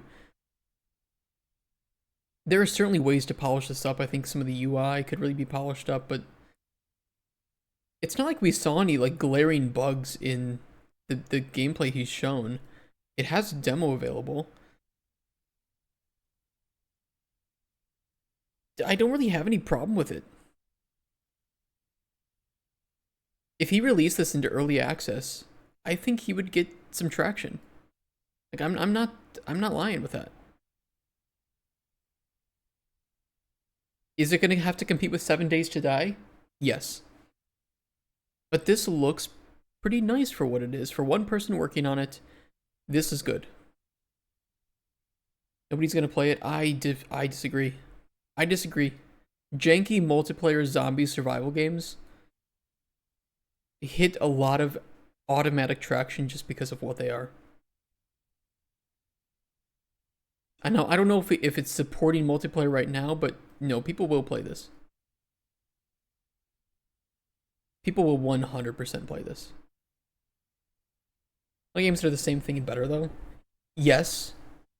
But the audience of survival games with zombies is pretty dedicated. They will play pretty much every new game that's like that out there. It's also a pretty large market. And the fact that this was made by one person, with help of asset packs, of course, but there's one person working on this game, is very good. That's very good for his image. And he seems to be passionate. He seems to be doing his best. The game seems to be very playable. There are a lot of games like this out there, sure, and a lot of them are way, way more buggy than what I saw in his 6 minutes of not mocked up gameplay. I didn't see any mocked up gameplay here. This all seems like just gameplay that was edited for different reasons. Every tree can be cut down. Characters. The only thing was like showing off different weather, right? That was mocked up. That was him in editor or something, or in a standalone game. That's just fluff. We can cut that out. A lot of chopping down trees, sure. I just don't think this is bad. I don't think this is nearly as bad as I had thought going into it. Will he get his $34,000 from here? Maybe not. But if he put this into early access and he kept working on it with all the passion that he has now, this game would not be unsuccessful. And I would bet some real money on that. I'm even tempted to play the demo just to see if what he showed was, you know, very, very cherry-picked, or if it's actually kind of as decent as he looks. Is he Aussie? Yes. I think saying this is bad is too harsh, but it's just overshadowed.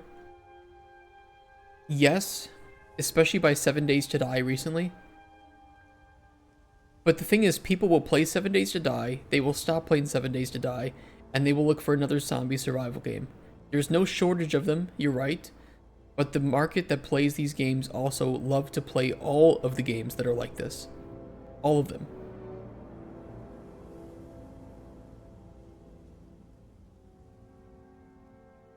And he already seems to have a pretty damn decent amount of it built. This is not like he just bought some asset packs and threw them into the level. It really seems like he did take some care to build this world. 7 Days to Die has died after the new price update, nothing added to it after coming out of EA. He's got the farming system, which is probably, this is probably the farming asset pack, right? Anybody who uses Unreal. They added that farming system a while back. But I don't mind it. For a solo developer, this is what you have to do.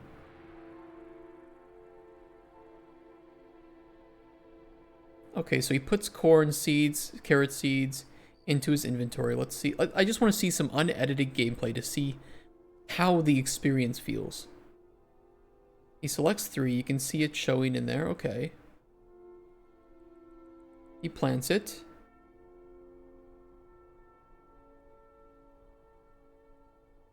Raptor bias towards solos. I'm a little biased towards solos, but also this does not lack... There's two differences in polish, right? There's polish of, does this game look good, like from a UI perspective, right? And not everybody's good at that. Very few people are good at that. But does this play well? Is it fun to play? And does it play without major bugs or issues? That to me is very important. It got half light. Now the reason it has half light is I've got it set up so that if it's nighttime, overcast, or anything like that, or no direct access to the sun itself, the plant will not grow. So you can plant things at night and wait for the sun to come up, and then it'll start. But with this one, if you've got a bottle of water in there, you can provide water for it, and once it's got water and light, it will of course grow.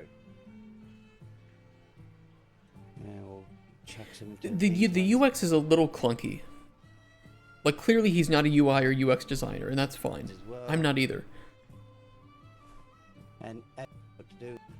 But that can be fixed. That can definitely be adjusted. Got dialogue and quests. A lockpicking minigame. I'm curious if you can actually play multiplayer right now.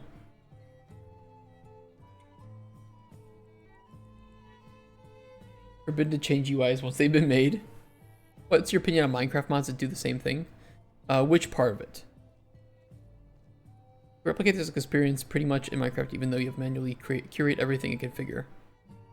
But Minecraft is a separate game. Some people don't want to play Minecraft.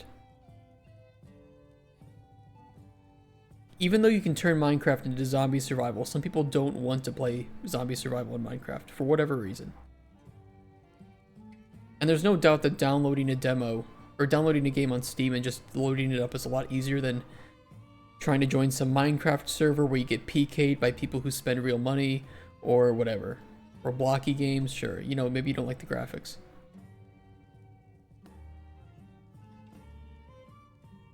Play the demo here. Where? Uh-oh.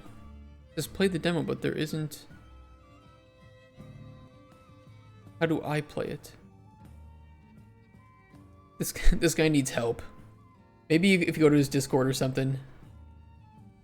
I would be curious to try it. I might reach out to him. The demo is the video. We have a couple of different understandings of playing demos, I think, at that point. Early access version of the game, but does that mean on Steam? If so, $16 for the game is pretty damn good.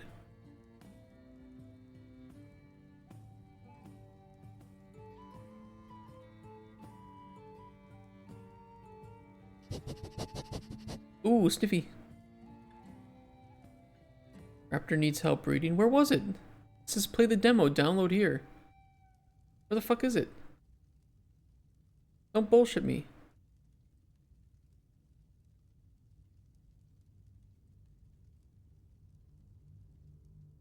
Could just be a key made out of Steam.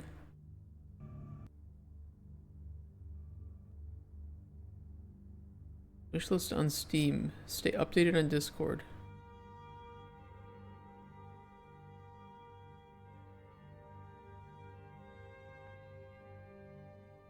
Narrative quest with stock third-person sample idle animations. Bro, he's one developer. He's a solo developer. Let's give him a break a little bit. I don't think this game is bad. I think this game could succeed on Steam if thrown into early access and with the right support. I actually do. Call me crazy, but if he ever does that, I think, and if he stays committed to it and helps fix problems, maybe gets enough money to hire somebody else to help, this game could succeed. I would love to play a demo of this just to see how good it feels.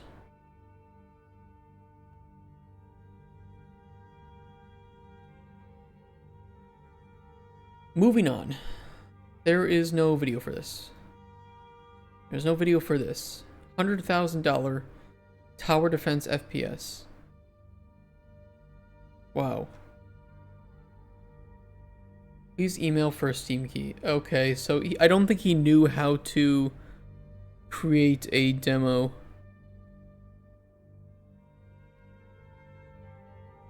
He might just not know how to use Steam. It can be pretty confusing for first people. I can understand that. Imagine that you view this the same way you'd view a game made by a AAA game maker. But I wouldn't look at this game if I looked at it the same way that I would see... Like, I wouldn't. Why would I... If I looked at that the same way that if I saw 100 people working on this game, like, I would be like, what the fuck is this? You have 100 people? Shut the fuck up. But this is one guy. This is one guy who clearly knows how to connect things up to each other. He knows what he's doing with the engine. He just doesn't know how to do everything himself. And that's understandable. Nobody in Unreal knows how to do everything themselves. Anybody who says it is a liar.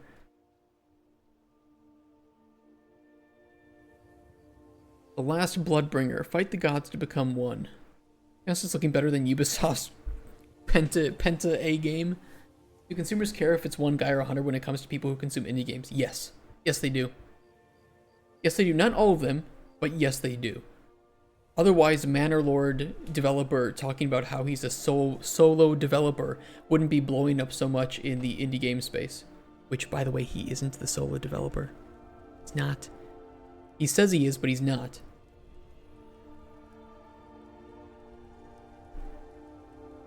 And I bet if I went on Manor Lord's site, there'd be at least one person talking about how it's a solo developer. I can't really control F here, can I? Solo. Oh, it is here, but it's in one of these reviews.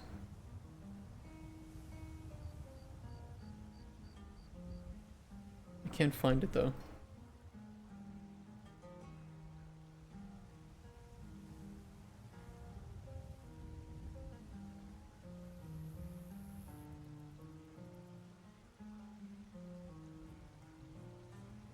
I don't even know how to search for it.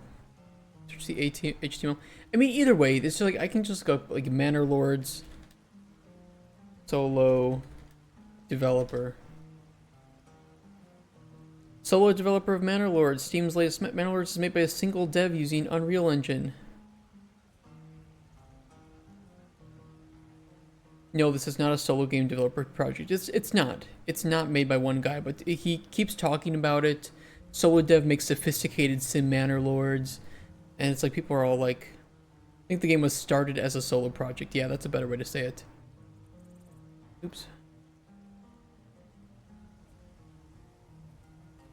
Solo dev is now only one person making decisions. Artists working on outsourced parts are making artistic decisions. Yeah, the thing is, it's not. But I'm just, I'm just gonna say, like, for what I saw with this game, this is, from what I can see, actually made by one person with the help of assets. Yes, but he's the only developer working on this, and this looks very bug-free. It's very stable and all right.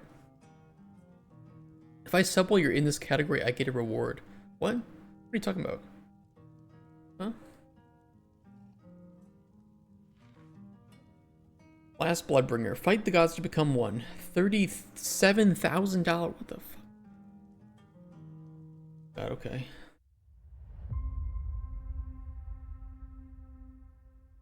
You can get an Apple TV? What?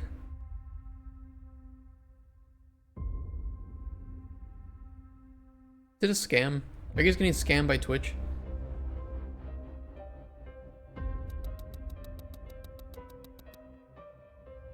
The camera shake is weird on that, even though this scene looks pretty cool.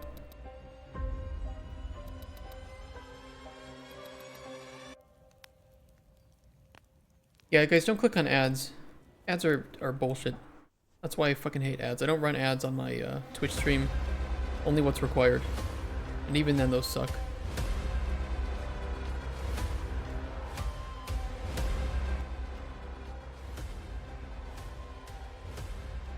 So is this more like story-driven? Kind of confusing to me. What are you buying?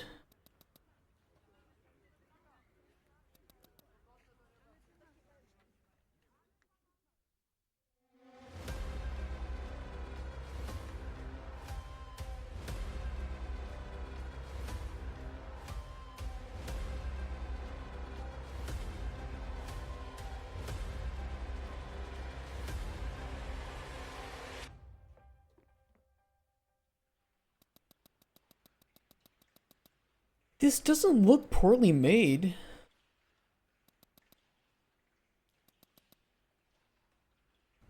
Just kind of want to know, like, what do I do beyond fighting and moving, you know?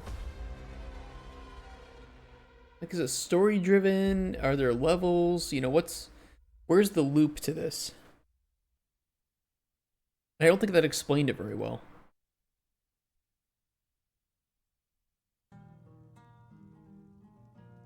Okay, blah, blah, features.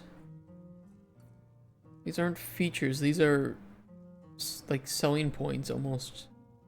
These are market wording selling points. It's a boss-oriented game. Okay, that helps.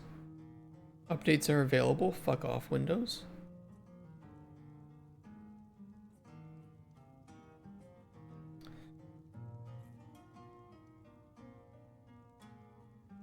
It's like this is half of a game.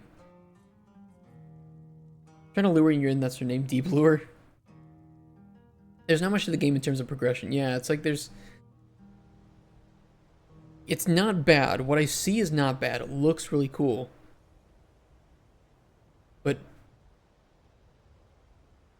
what else is there? Artist, programmer, illustrator. Yeah, you guys need you need a designer is what you need. You need somebody who can actually make a gameplay loop. I see that all the time, though. I see a lot of games made by like a really talented artist, really talented programmer, but they have no designer. And it's like, well, you're like, maybe you're asking yourself, well, I'm a gamer. What does a game designer do? Well, they fix things like this that look cool, but then you're asking yourself, like, where's the meat here? Also, $37,000, $38,000 is a lot to ask for. Game designer just thinks. I mean, no interface is fine.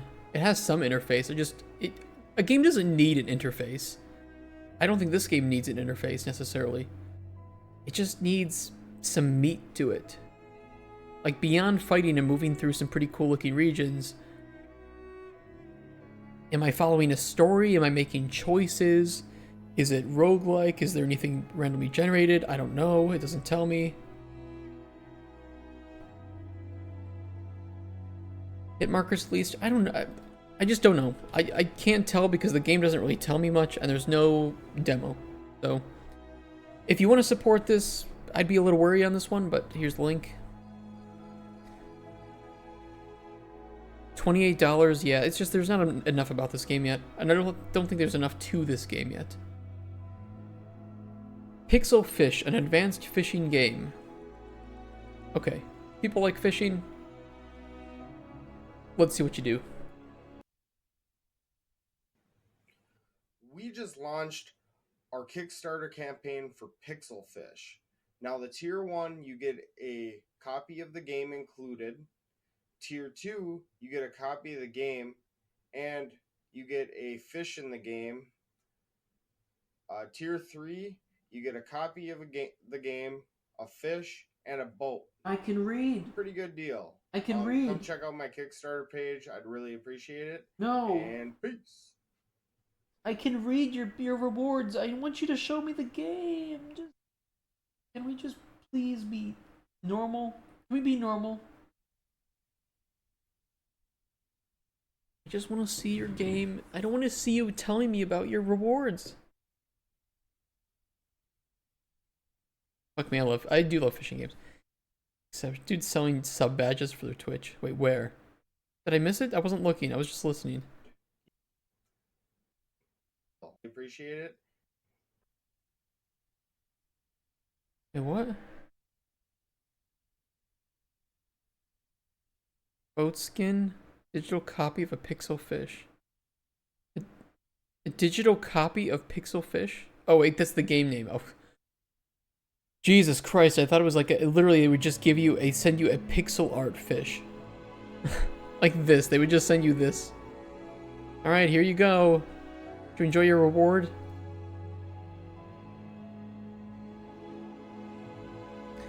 That's a nice haul. That's a nice haul, to be honest. But to be honest, I need to know what your game is and how it plays. And you've shown me none of that, Tyler.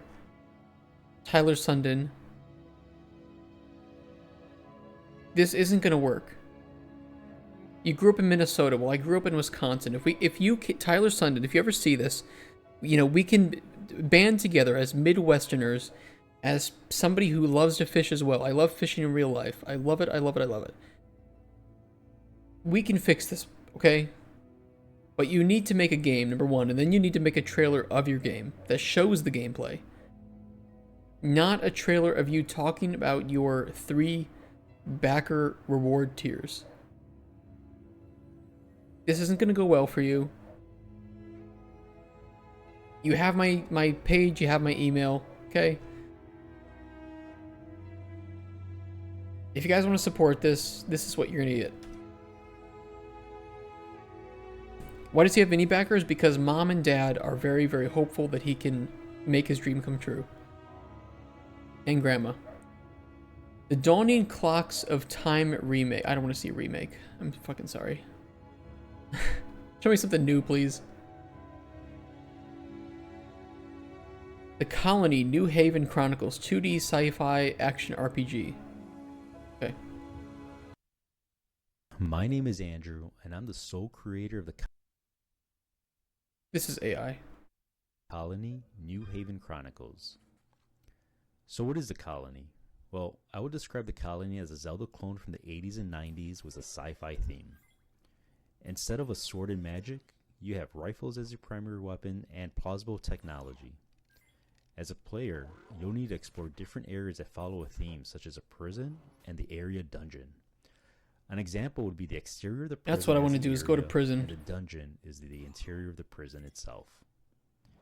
Throughout the world, you'll interact with NPCs that want to help, others that want to stop you, and items to aid your advancement, such as a grapple hook to help you cross the channel. Bombs to unlock a shortcut, or find secrets that might have goodies. Or even a gas mask to help you breathe through the clouds of poison, just to name a few. When I examine where I am with development, I would say between 33 and 50% complete with world design, quests, and the...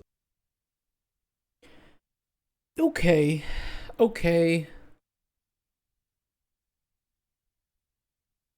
33%. Yeah, I can see that. Between 33 and 50% complete with world design. With design. And the overall feel of the game. What about the integration? I'm targeting a playthrough between 3 to 5 hours. Okay, 3 to 5 hours. About 75% coding of all the functional code is in place. By the way, I saw up here AdBlock Plus. Do not use AdBlock Plus anymore. They sell your data. The one that you should use is uBlock Origin. So, you know, just if you ever see this, bro, don't use AdBlock Plus anymore. Game. I'm targeting a playthrough between 3 to 5 hours. About 75% coding of all the functional code is in place. This includes enemies where I just need to swap out their sprites as the coding is complete. The world itself where I have the puzzles complete, but would like to create more in-game puzzles. Okay. His scope seems very manageable. I think this is very fine. I think the game looks kind of alright. Sell my dad, I don't give a fuck. Yeah, sell it. Make better ads for me. I think his game is fine. There's some rough spots, sure, but how much is he wanting? $5 for a copy of the game at release. Okay.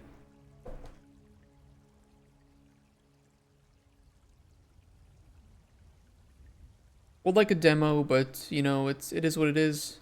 I think $2,500, honestly, it's a bit much for 3 to 5 hour game, indie game.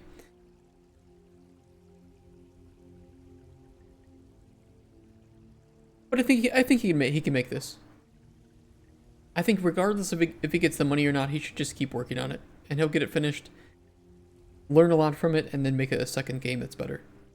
If you guys want to support this certainly isn't a scam, but you know, it's a smaller game, but it's only $5. Sick of getting women underwear ads, they need to stop. I mean, stop looking at women's underwear then. It's because you're typing in on Google, sexy women in underwear. Or you are wearing women's underwear. Knight of Dish Honor. A small passion project game wherein you play Chester B. Gooten. Alright.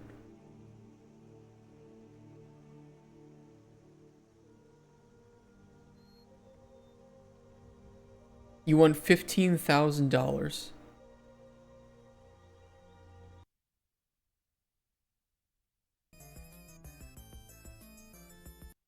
Play or give up? Guys, which do you want to do in life?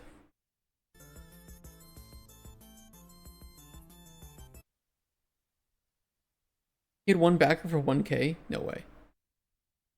He did. Oh no. Hello there, Chester. My name is Gleam. No. Okay. I'm not ready for this. This is why we drink alcohol during these usually. And I chose today not to drink any. Oh god, okay. Narrator mentor sent me here to guide you on your path. He's given you a basic projectile to start off with. All you have to do is press E or click your mouse. Bye! Kill me.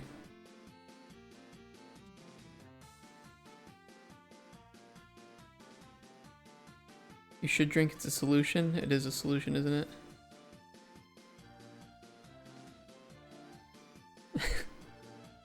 Why can't people just make these games and just put them on their itch.io? Can we not ask $15,000?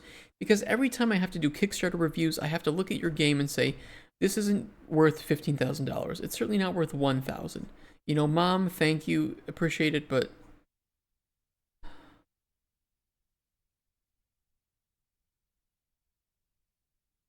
if you want to support it, here's the link. It's not a scam at least, but like, Jesus Christ. I swear this was made on, I mean, it probably was. Project Angel Sword. Survive, explore, build. There's no video. They want $80,000. Hello again. If you're new here, let me explain. This is my second campaign on Kickstarter since the first one did not have a great impact as I would have liked it. But we are still in the game. But on this occasion, I will put some test links where you can try online some of the elements that will be implemented within the game, and you can give me your feedback about the tests. What?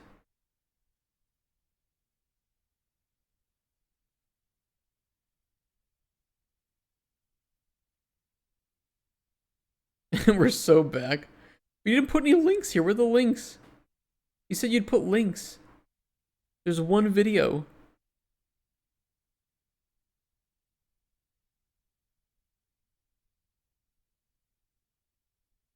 Yeah, but links implies plural. There's no plural. I'm a video game player just like you. Yeah, you're just like me. Who are watching the development and proposal of my game. If you read this, it is because, like me, you are interested in a zombie game outside of routine and the challenge of surviving. Bro, it's hard enough just trying to survive today, let alone your game. So you asked for $85,000 and your thought was, this is not the right amount. Clearly people wanted more. So let's ask for $80,000.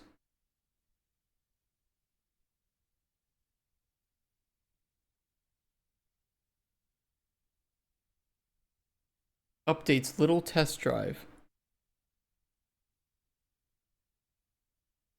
What? You can test the physics with keyword or gamepad. The fuck is Simmer.io?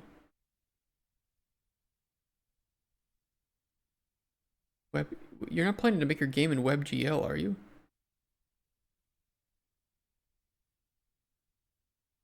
Right?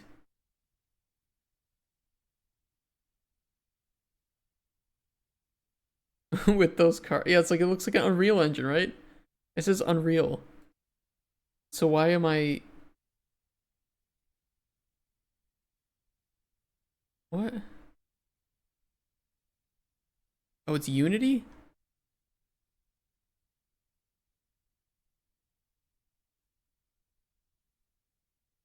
Okay.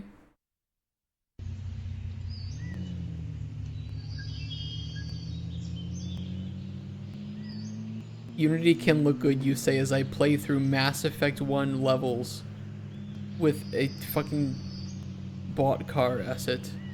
This isn't the battle you want to fight for, Lazy Fangs, okay? There's plenty of other great Unity games that you should actually try to fight for. I don't think this is it. You got bamboozled? I just didn't pay attention.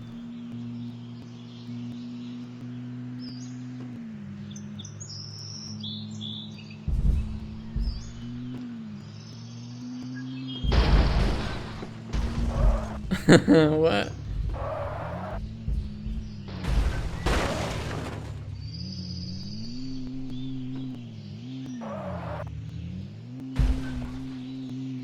We're stuck.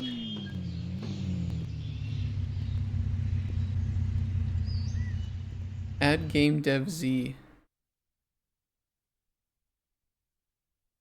They're just different vehicles. Oh, god damn it. I this is just frustrating.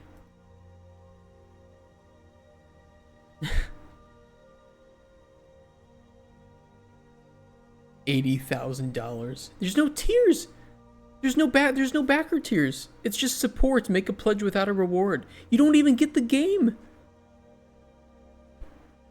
He has no backer rewards. Wait, did he put them in here? Did he just forget? Yeah, he had them here. He forgot them. Test. In this reward, you'll be invited before the alpha or beta. Access code door. Gate in-game. Wow. Holy shit. Copy game and 4x4 truck. And the limit vehicle for this reward is 6. So only 6 people get to have the vehicle. And if you aren't one of those 6 people, you can either get one of the 50 slots for test, or you can be part of history. Which you don't get the game.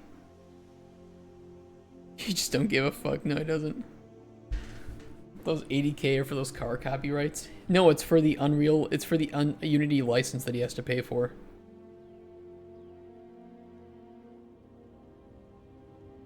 Jesus Christ. I can't. Echo shards. No video. Cat Salona. I think we saw this. Why are they doing a second round?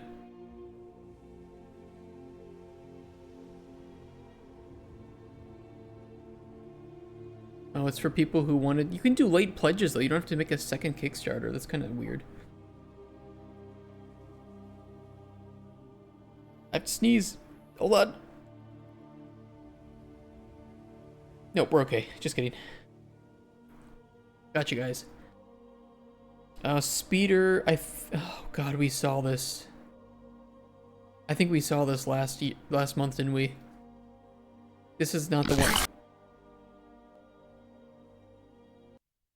Jesus. $70,000, by the way. Hello and welcome to our Kickstarter campaign. We are super excited to bring to you Speeder. Yeah, we saw this. Speeder is an hard place in itself. Oh, yeah, that's right. That's right. They had water and a really shittily made level. And then it was like 2 minutes of their, It was just 2 minutes of their soundtrack. Unity terrain map. This is Unreal, but yeah, it's literally they just loaded up Unreal. They went into the landscape editor and they just held down the mouse button for a few seconds. Like Sonic taken to the next level. $70,000. Oh my god, kill me. Distant. Survival horror experience. We go down the rabbit hole of unsolved investigation regarding a pattern of muck ducks. $2,800. 7 minutes. I'm not watching all that. And they're from Ostrów Wielkopolski, Poland. Alright, Polish people. Do us proud. Show the world what you can make. What the fuck is this?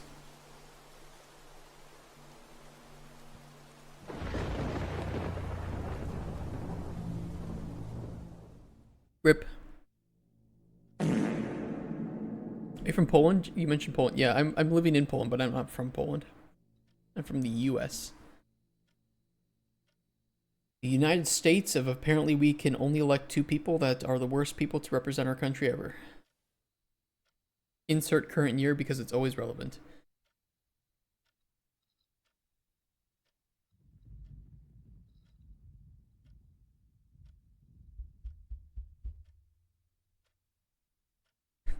Can we?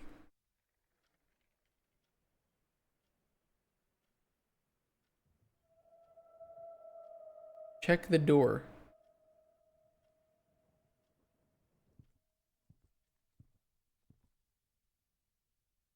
Check the door, sir. That's not the door.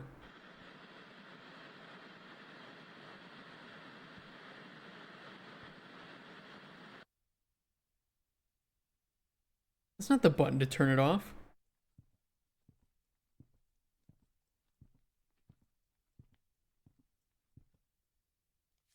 The work of a cult. Unsolved killings continue. Okay.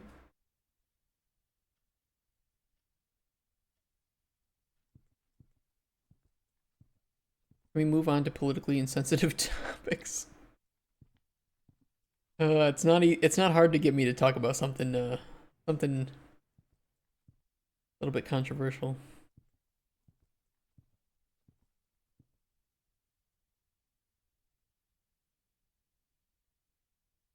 Dude, he did everything but check the door. Can you just check the door? My God.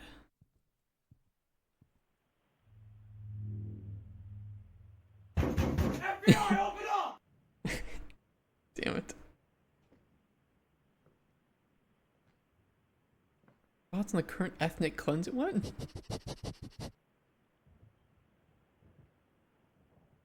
Yeah, which Holy Land is the right one? Cutscene simulator.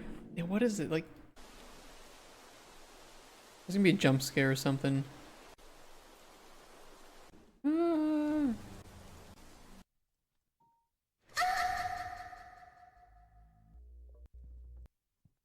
The Holy Land is McDonald's. That's the one I decide. Christ, you're so fucking boring.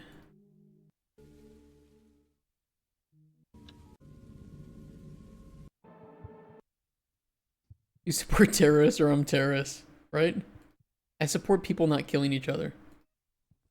And sadly, I say that, and there will be people that will be like, "You're just a fence sitter."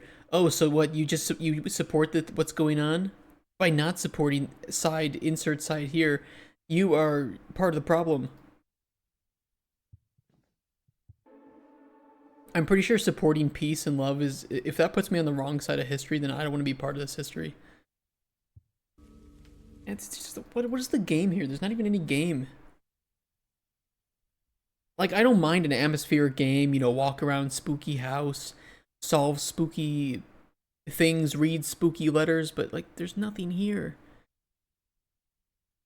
Oh, and your video is private. Classic.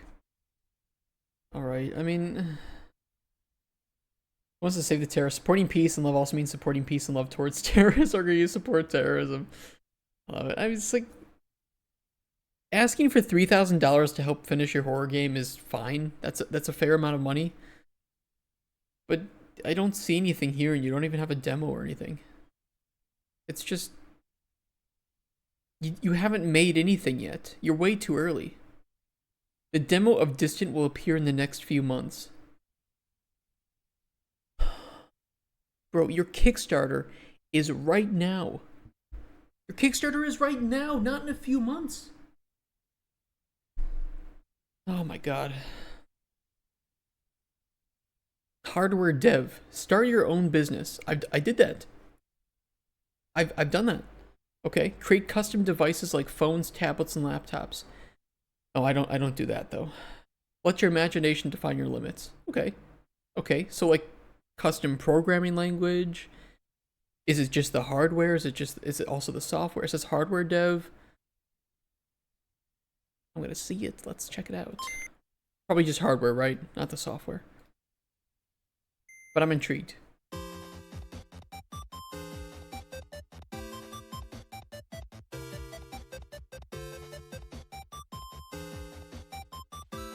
Chinese child simulator? Oh my God. Unlicensed snail house music? Oh. I don't mind getting copyright claimed on YouTube for these videos, but copyright struck or blocked is a different thing. We don't want that.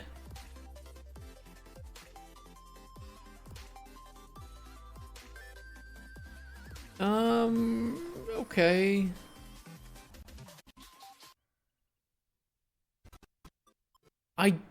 The only hardware development that they showed was in like the first 10 minutes. Like, I want to see more of this because I feel like this is kind of the core gameplay, right? Plus, it just says battery, motherboard, and screen. I don't know. There's like... there isn't a whole lot of depth here. You know, when this is hardware dev, I was hoping for something maybe like Robot Arena 2. You guys ever play that?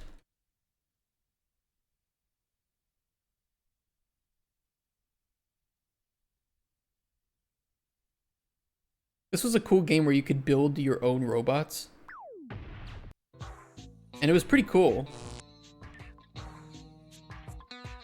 you had to like build it in 3D space. You could change the size and shape of your chassis. You had to hook it all up and customize like which controls to apply to which motors and such. Like it's actually a really, really awesome creator for the time period that it came out. And there needs to be a proper successor to this, and there just hasn't been.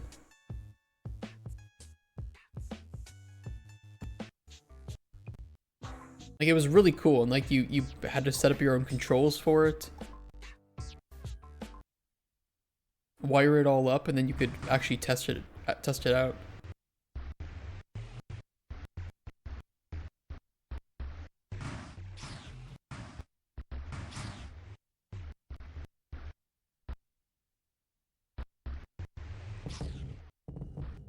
This game was so good, especially battling against other bots. The problem is that it's so old now, it's really hard to even get this working on a modern computer. Okay. How much time do we have left? We have a little bit of time left. But if it was heavily realistic and all this worked IRL. There's a game like this with cats. Really popular mobile game. Peak Basketball 2025. Nice. We only have, I'd say, like an hour left. Let's try to find some games that would be pretty funny. Or pretty good. Insta-Talk Tycoon. Yeah, I gotta see that. Travel Tycoon. What's up with all the tycoons? What does Travel Tycoon even do? What, I sit in a plane for 10 hours? In the middle seat? Tycoon. Holy shit, that'd be good. Ripple? The fuck?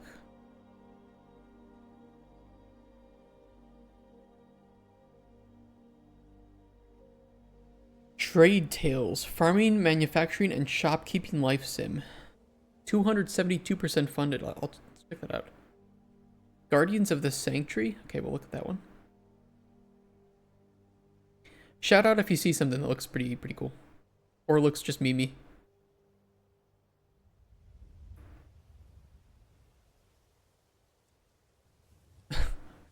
Away From Home is kind of funny because I worked at a company called Far From Home. Shout out to Far From Home, by the way. They are making the game Forever Skies. I did a little bit of work on it, but nothing that is really meaningful. Had some family issues happen and I had to quit. But nothing wrong with the studio or game. Definitely go support them. They're doing God's work. Or for an EA. It hasn't been that EA for that long. Plus they just released co-op, which is pretty cool. Like just released, it was like 2 months ago.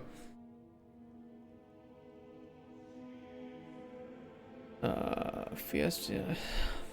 Some of these just look terrible. It's like not even anything that would be funny to watch. Just terrible. Help Alyson relocate for a brighter future? Nani? Threads of Fate remastering the genre. That's what I want to see. Right, pitch to me your garbage MMORPG. Help Alyson. Why is this here? Guada Street Odyssey. Okay.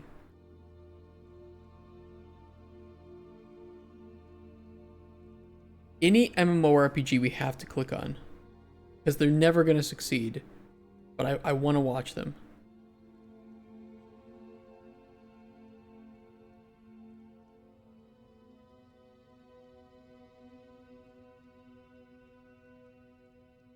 Okay, this is pretty good. We'll watch these, and then if we have any extra time, I'll do a couple of reactions. but we'll see about it. Instatalk Tycoon, blogger simulator in the tycoon genre that immerses you in the exciting world of digital marketing. Holy shit, I've always been so excited by the idea of digital marketing. React to this? What the fuck is this? Fucking TikTok. And brain rot. What is this? Bibble? Who the fuck is Bibble? I'm a man. He, him. I'm 19. Speaking, I guess. Skincare. Makeup. Toots. What?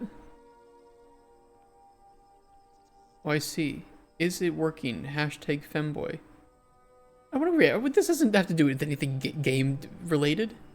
I'm not gonna watch this. Get out of here.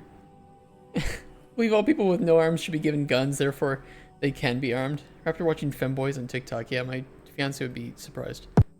Oh, Jesus Christ.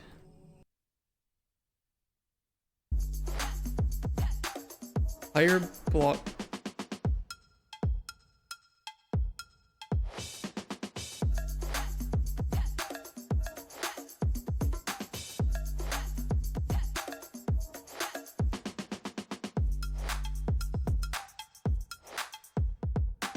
It just goes too fast. You showed me like half a second of each screen. And you want me to be excited about digital marketing? Who are you? You know that if you make a game, it has to appeal to an audience, right? I don't know if there's enough people, enough gamers that are interested. Like, oh my god. Fucking another zoo tycoon. No. No, no, no. I've always just wanted a game where I could be a blogger. And where I could hire other bloggers. My dream. It's just to be digital marketing. And all they do is they make games that don't incorporate digital marketing. Oh wait. But finally, this is it. This is your dream. Have you ever wanted to write shitty blogs? Maybe cooking recipes, where you talk about your life for the first half of the page, and then spam ads so that when I finally get to the recipe, it's like, oh, I need this really specific thing that can only be found in this country and nowhere else. Oh, Jesus Christ. Travel Tycoon, $64,000. Now we're talking. They're asking for more money. That must mean that it's higher quality.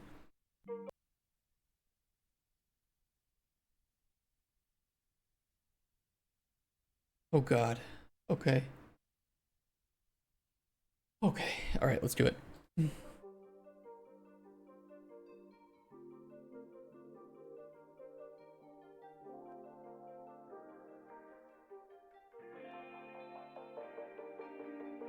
Start your career.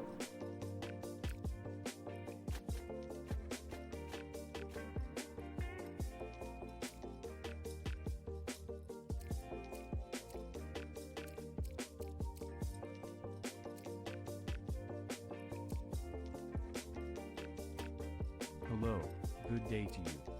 About that loan.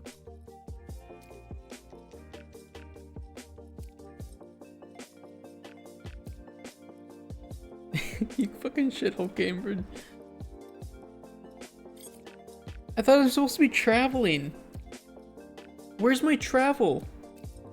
I have $750,000, bro. Just sell the company and just go fucking travel the world. What are we doing? Shake it, baby.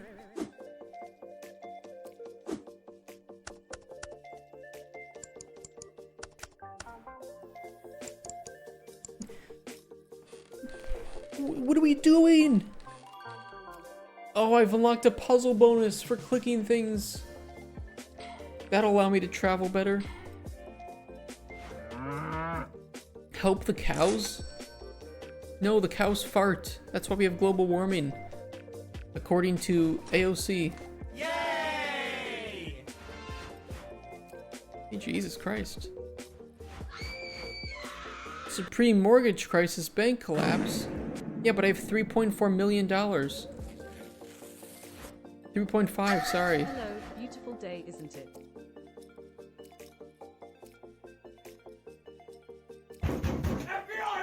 you. Yeah, please, FBI, raid this. Great. They have $10 million. They're doing no travel.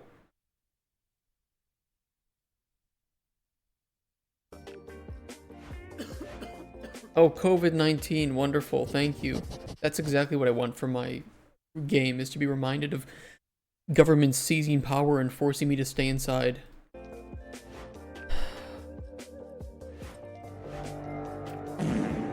Help the flat earthers. Save the dawn. What is even going on? This is just an event simulator.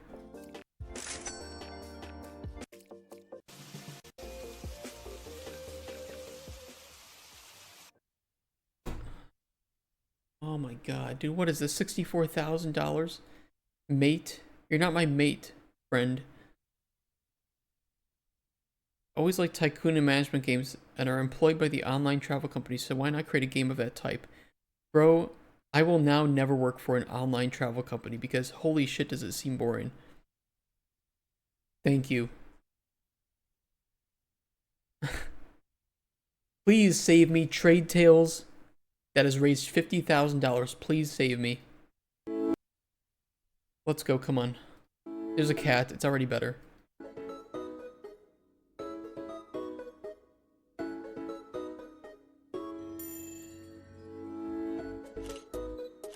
Nobody does that.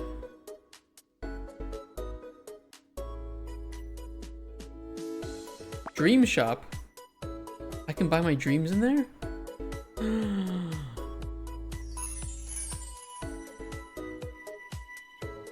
Oh, sweets? Shopping bags? Cereal? My dream! Potions, Colton Chronicles, hell yeah, let's go. That is my dream.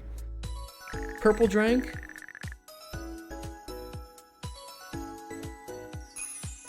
Oh wait, no, she's in charge? Damn it. Oh, I see. A new journey.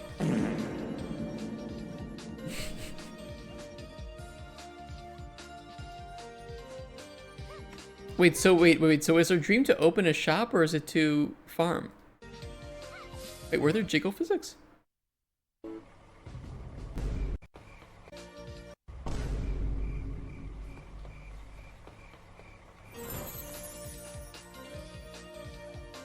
Oh my god, you're right, there were! I didn't even see it. God, you're so horny, chat. You were looking at the boobs the whole time? They were just wild too. They kind of just like fly left and right. Why are there jiggle physics? This is so unnecessary. Wait, is this the game on Twitter that got in trouble because the developer asked about jiggle physics? It isn't this, was it?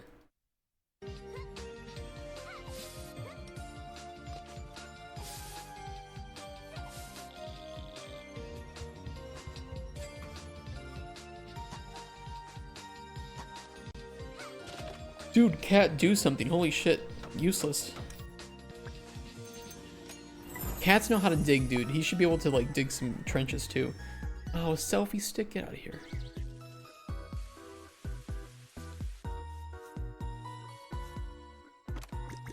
I'm just memeing with this game. Honestly, it doesn't look that bad. The jiggle physics are kind of unnecessary, though. Okay.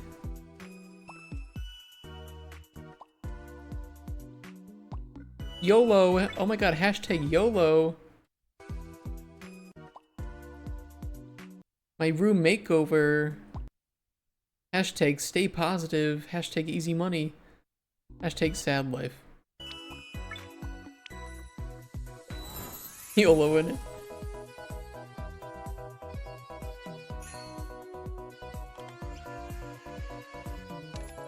Yeah, this is clearly marketed towards... I mean, this is clearly marketed towards women primarily, right? So maybe that appeals more to them. I have to learn. We need a magical camera in Colton Chronicles.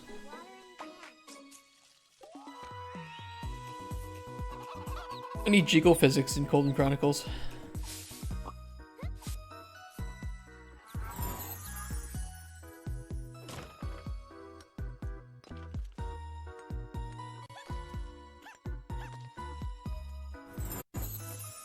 Save the strays. I'll play this just to save the cats.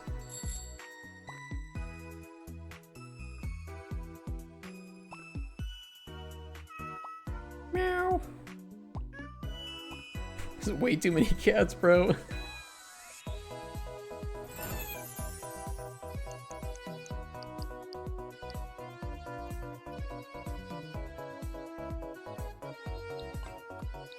Why are dogs locked inside window on hot day like this?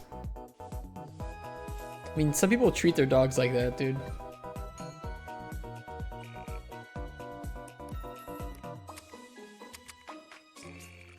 Game has way too much gameplay.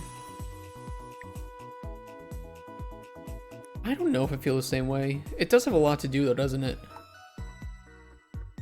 Like, if I'm doing this, why am I farming? Like, do I still have to farm? Do I farm to then open businesses? It is weird. Like, which one do you want me to do?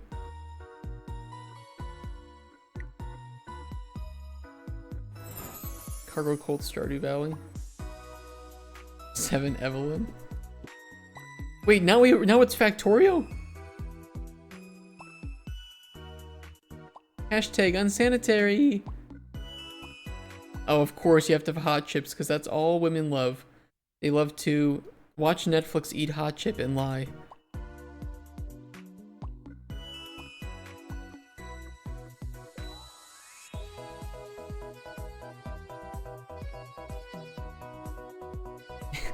This game has everything. Where's the fishing minigame? Come on. Oh wait, didn't they show that earlier though?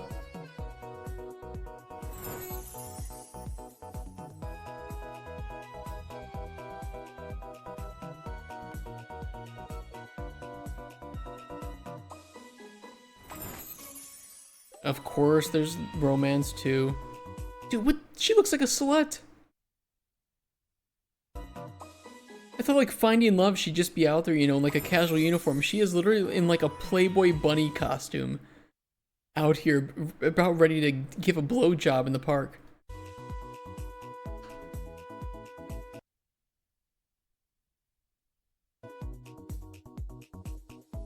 It's a little much. I don't know. It's a little much.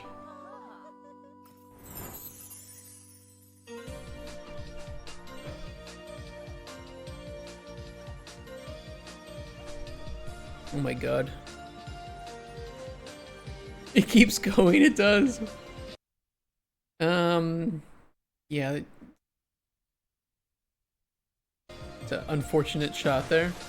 What the fuck? Hold on, they just threw her in like shallow water. They just like picked her up and just chucked her onto like half a foot of water. Oh my god. Get fucked, kid.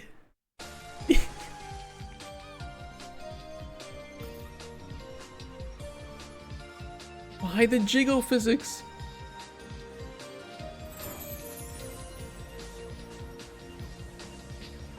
There's simulated pregnancy. Of course, there's an arcade as well. Wait. Terrorists? What did I say?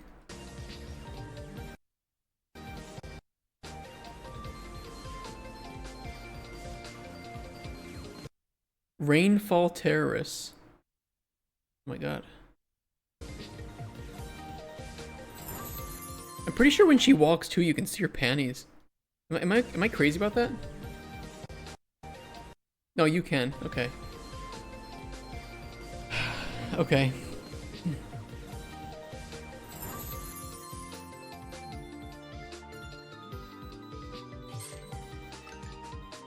It was the contrast. I'm not horny. It was the contrast. Okay?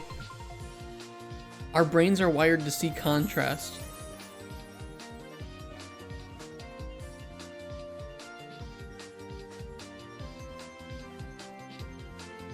Yeah, this game has a lot of gameplay. Jesus Christ. Like, I'm not sure what I'm supposed to do in it. Who's that?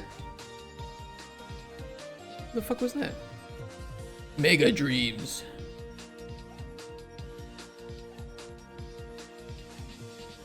Trade Tales, now on Kickstarter. Thank you, AI voice. What happened to farming, right? Like, which one? A farming, manufacturing, and shopkeeping life sim. There's so much going on in this. No wonder it broke the fucking goal. I mean, you're certainly not gonna lack for things to do. But when you have that many things to do, I almost wonder, like, what am I doing it for? Am I meant to do all of these things, or am I meant to kind of like pick a path? Right? Because if I'm meant to pick a path, that's kind of okay. Like, oh, I'm gonna be the farmer, you know, character this one. Oh, I'm gonna be the slut standing out in the park giving blowjobs for $5 at night. You know, if you give me the paths, that's okay. But I need to know which one I'm supposed to be. Like Sims, but you control the one sim. There's definitely a lot to do, I'll tell you that. I don't know. It's more like My Time at Portia or something. Or Sandrock. You just have like a lot of little things that you can get into. It doesn't look poorly made, I'll tell you that. It's just all massive fake, it could be. Like those mobile game ads. I don't know, dude, that's a lot to mock up. I think it looked relatively real. Diverse opportunities. In-game smartphone. Become a social media influencer. Of course you can do that too.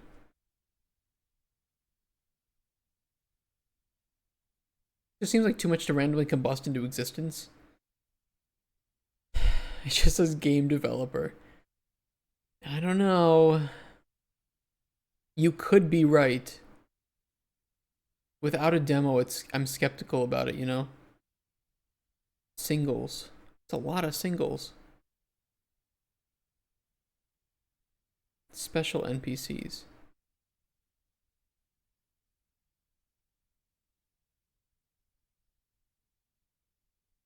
Trade Tales on Steam.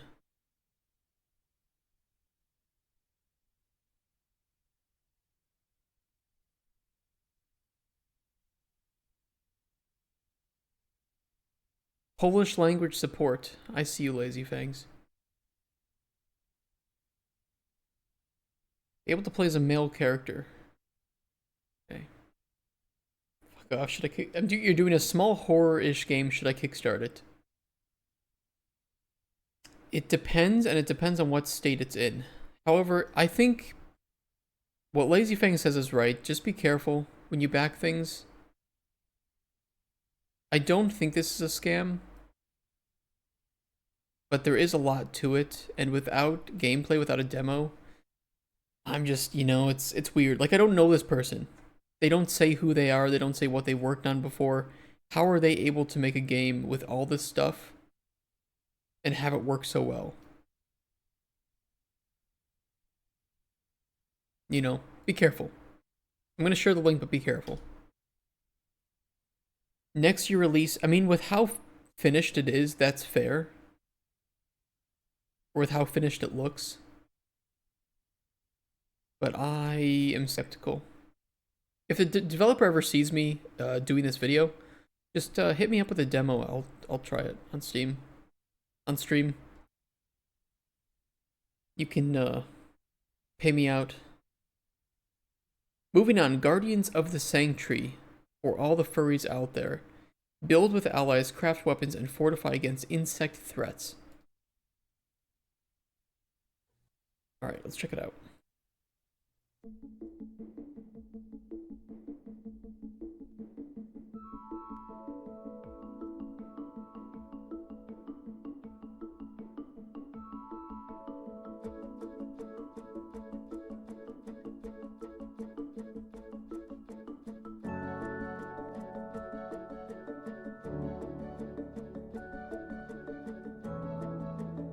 Okay.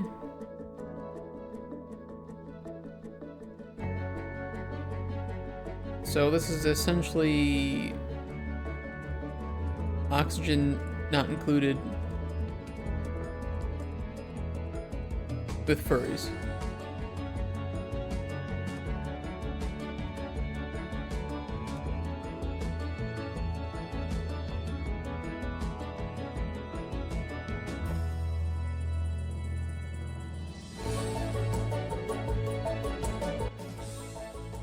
It doesn't look bad.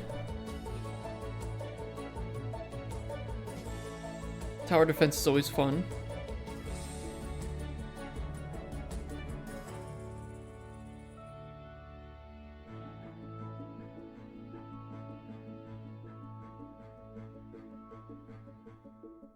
Yeah, I mean, I think it looks fine. I think it looks alright. Trade Tales has multiplayer too. I would just be very skeptical to back that without a demo. You can't play it yet. Be careful. I think this looks pretty cool. $5,000 goal. There is no demo though, as far as I see. But if this is your type of game, it kind of looks like Oxygen Not Included. I say go for it. Here's the link in chat. We only have 3 left. Help Alyson relocate for a brighter future. Oh boy.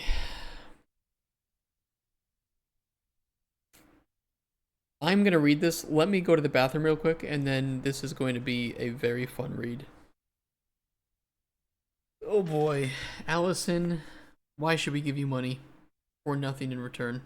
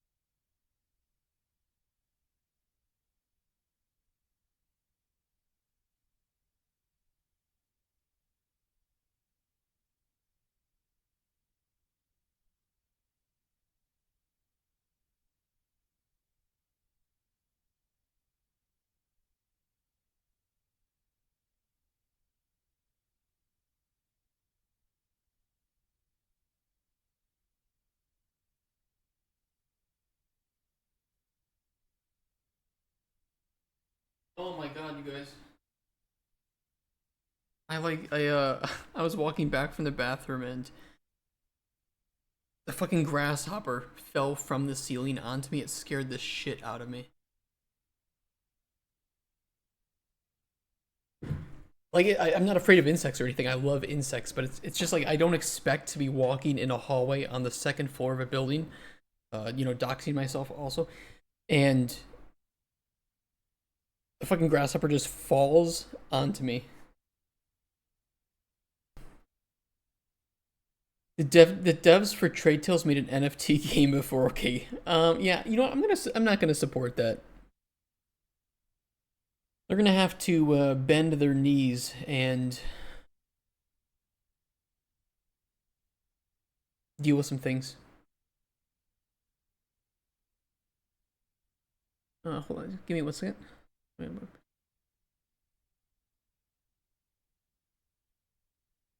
Okay. Some things I'll have to get to after the stream today. Nothing too big, just stuff with Golden Chronicles. Help Alyson relocate for a brighter future. Why? Why are you in the game dev section?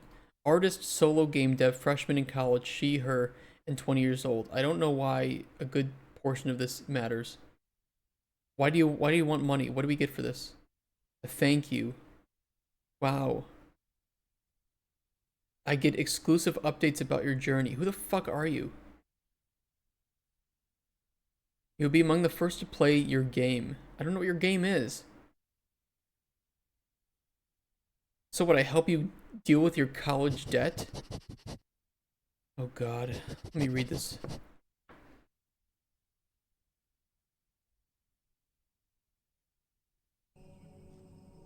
Hello everyone, my name is Alyson, and I am reaching out to you with an exciting opportunity for support during a pivotal moment in my life.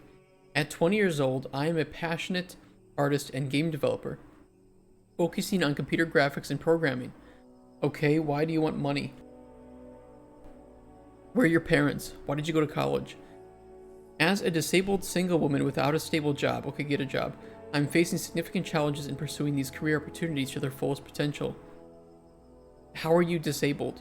You can make games if you're in a wheelchair. You can make games if you're one-handed. It's not going to be easy, but you can do it. However, I'm determined to overcome these obstacles and achieve my dreams, and I believe that with your help, I can make this happen. Look at her face. She's clearly... she looks fine, I don't know. She has a bit of a fascination with elf ears. Maybe don't spend money on elf ears and you can afford to move out. From a young age, I've been captivated by the world of art and technology. I spent countless hours drawing, designing, and experimenting with different software programs, which fueled my love for computer games. Okay. Why do you want money? As a game developer, I'm particularly interested in creating games that are not only entertaining, but also thought-provoking and inclusive. Ow. I believe that games have the power to tell stories, evoke emotions, and bring people together. My goal is to develop games that reflect the diversity of our world and provide representation for underrepresented communities. Also, like white people in South Africa. Okay, yeah, I can get behind that. Including the LGBTQ+ community, to which I proudly belong. Okay, but that doesn't mean that you can make good games. What's her disability that is, in my opinion, important? Yeah, I kind of agree. Especially in the US, you can be categorized as disabled. I mean, people like to say that all the time, I'm disabled. It's like, her face is red. Despite my passion and dedication, I've encountered numerous challenges in my journey. As a disabled single woman, why does this matter? Why does you being single? Go get a boyfriend, you're a woman. Do you know how easy it is to find a guy that can bang you and support you? It's so fucking easy.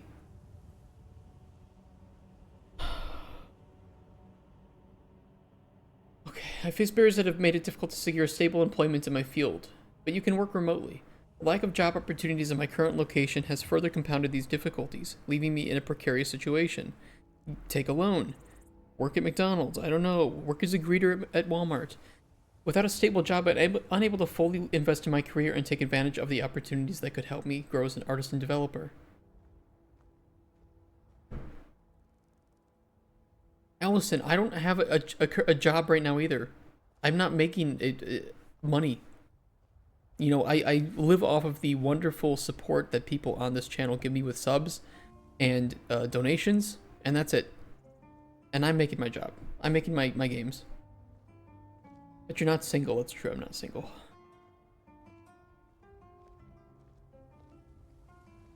Okay.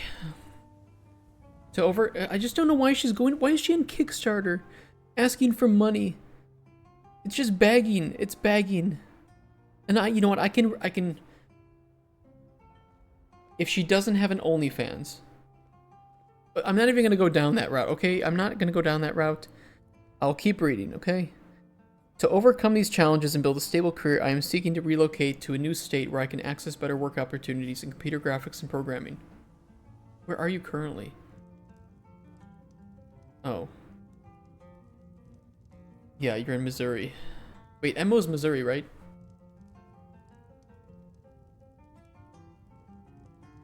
Yeah.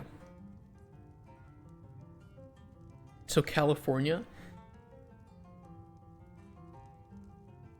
If she's in Missouri, she can go to like St. Louis. I don't know. There's game devs in there.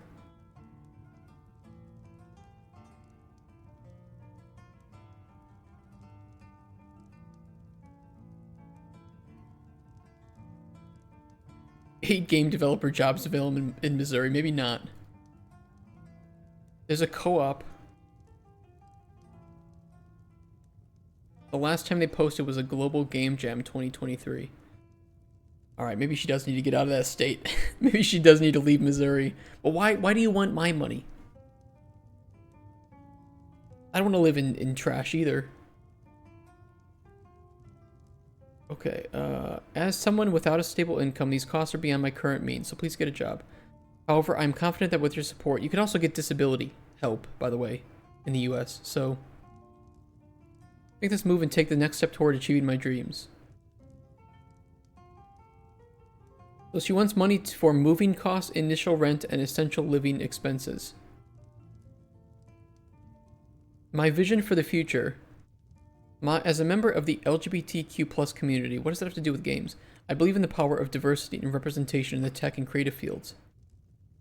As a member of the Catholic Church, I believe in the power of God and representation in tech and creative fields. You can generally replace those words, they kind of mean the same thing. I'm eager to make meaningful contributions that reflect the richness and diversity of our world. By supporting my move, you're not just helping one individual, you are also supporting the broader mission of promoting inclusive. It's like, it really, it just reads like a... If you give money to the church, by supporting the church, you're not just helping this church, but you're supporting the broader mission of promoting Jesus. I envision a future where my games and digital creations inspire others, challenge societal norms, and provide a platform for underrepresented voices. With your support, I can make this vision a reality and pave the way for other aspiring artists and developers who face similar challenges. There's no game pitch, Cuthbert. There's no game pitch here. Just so you know. Have nobody help me keep dreaming and I'll do some and I'll ever do something. It pretty much reads like that. And look, I'm not saying you can't make LGBTQ games. I'm not shitting on them. I'm just wondering why this is such an important part of us supporting her game development journey. I don't think her being gay or trans or whatever the fuck she is, or being a single woman, has anything to do with her making good games or not. She could make trash games. She could make a decent game even, and then shit on the community. She could be a terrible developer and community leader. I just don't get this. You're 20 years old. You're not supposed to have money. You're supposed to go get a job and then work in your free time like every other 20-year-old. Do you know what I was doing at 20 years? I was working 16-hour days on game dev, and it fucking sucked, and it was unhealthy, but I did it. Go get a job, Alyson. Go get disability help. You can do it. If you're actually disabled, you should be able to apply for it, and you get some money every month for being disabled. And then go get a part-time job doing something. Be an online support specialist. You clearly have a computer. You should have access. Go live with a friend. Go live with family. Go get a roommate. And do some online work. Make some money and then work in your free time. If you're Christian, in Christian communities and want to get money, you may get help from Christian community. So you can do the same with LGBTQ. Well, you're also in the US. You can go get help from the church. Okay? Like, Lutheran churches, a lot of times, are very pro LGBTQ. They'll help you if you're disabled. You can get free food from food pantries and from soup kitchens.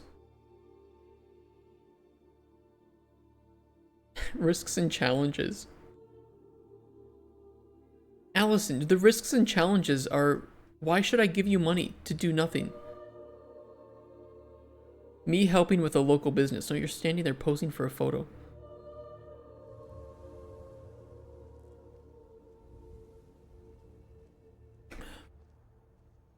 Job market uncertainty. The job market in the new state may be competitive. Yeah, it's very competitive.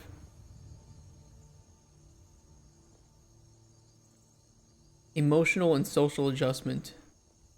Moving to a new state also means leaving behind my current support system of friends and family. Alyson, if you have a support system, why are you leaving? You can work remotely. I know what the issue is. She's 20 years, right? She's a freshman in college. First off, she's a freshman in college. Are you going to finish college? Why are you in college? What's the point? You want to move to a new state. Why are you in college? Do you want to finish college? Are you just going to go there, move with your college debt? Like, what are you doing? What are you going to college for? Maybe finish up your degree. Or either quit your degree and go live with parents. I don't understand this.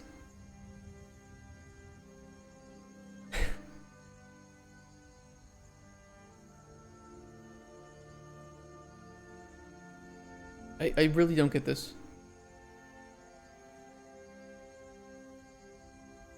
Moving with parents is cringe. Yeah, is it? I lived with my parents till I was about 24. And yeah, it wasn't great. But I didn't spend anything. There ain't nothing wrong with it. Guess what? It saves a lot of money, Alyson. And if you're in need of money, why don't you go home, live with your parents, drop out of college, and pursue game dev? Because I'll tell you something. You don't need to go to college to get into game dev. You don't. Anybody who says so is a liar. That face, you won't get a job. No, she'll get a job. It's fine. I mean, she's fine. There's nothing wrong with the way she looks. It's just this mentality of people are going to give me money or nothing. When you're 20 years old, you're not supposed to be financially stable and have $1 billion to make your games come to life when you're 20 bucks. Go get a job, Alyson. You can do it. I believe in you. Get disability. Work in your part-time. Build up your skills. Do it like the rest of us. Nothing is special about you. You are not special. Being LGBTQ doesn't make you special. Being a woman doesn't make you special. You are not special. You are nobody. Nobody cares about you, Alyson, except for maybe your family and your friends. Go lean on them, not random people on Kickstarter. And if you think that's harsh, it's not. Aren't we watching the video? You're right. Why aren't we watching it? It's Alyson. And I'm reaching out to you with some There's help. no video. I need some help. Yeah, you do need some help. I need some help for support during a pivotal moment in my life. At 20 years old, I'm a passionate artist and game developer. Oh my god, I can't talk. But I'm going to college for computer graphics and programming. Why? And, well, as a disabled single woman without a stable job, I'm facing challenges in pursuing these career opportunities. You have no career opportunities. You're in college. You're supposed to be going to college. That is your job. That's your education. You chose this, Alyson. Nobody forced you into this. You chose to go to college. You are not supposed to have a job right now. You're supposed to be a student. And maybe you have a part-time job making some money on the side. But if you're disabled, I understand that might be difficult. Apply for disabled help from the state. They will give it to you if you are truly disabled, and continue with your studies. Or drop out of school, be a big woman, take the balls out of your purse, attach them to your crotch, and go get a job. Potential. I am seeking your help to raise funds to support my move to a new state at some point after college, where I can access better work opportunities in computer graphics and programming. This relocation is crucial for me to build a stable career in a field that I am deeply passionate about. Your generous donations will go towards covering relocation expenses. Sorry, I'm a bad talker. This is not used to this.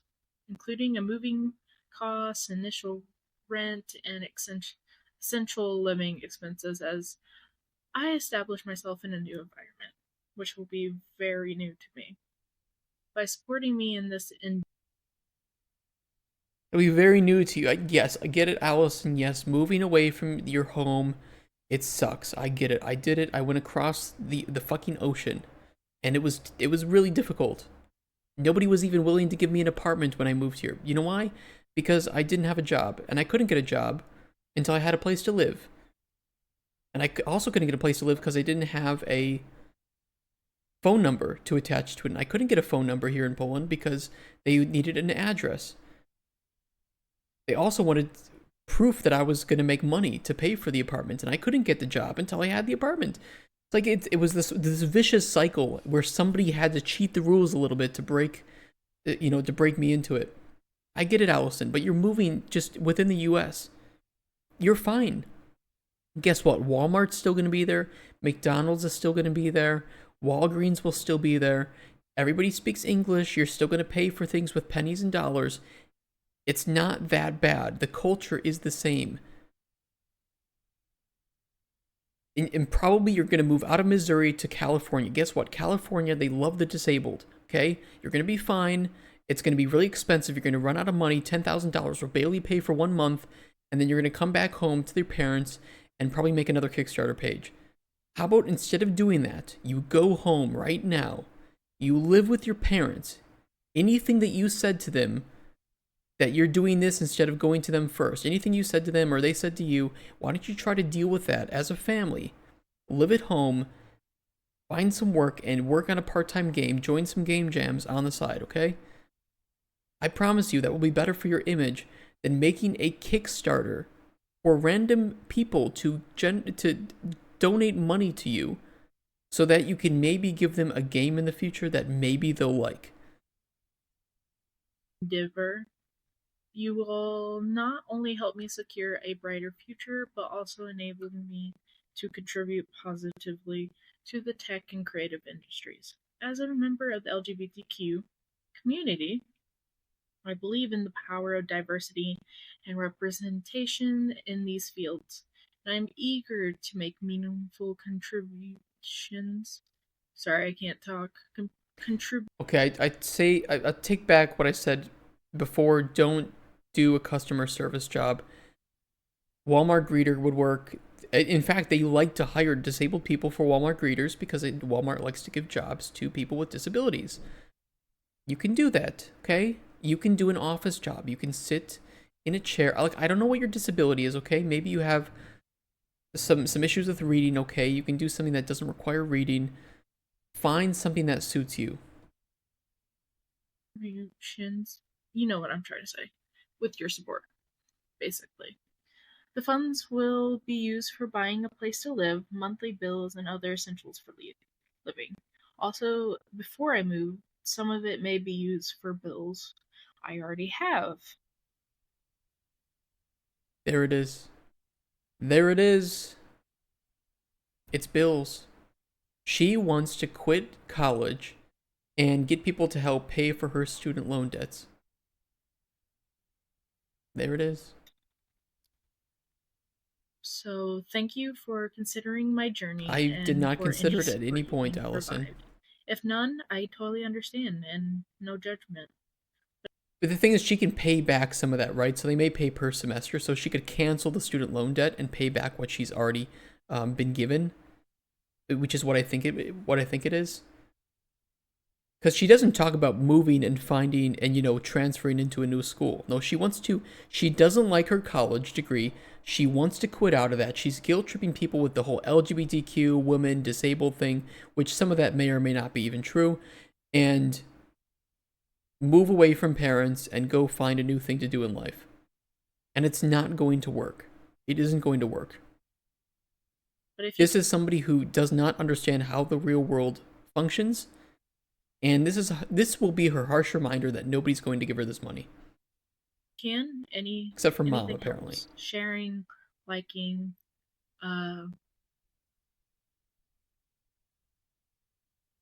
donating, all of this stuff. I would imagine that donating does help. Yeah, I imagine.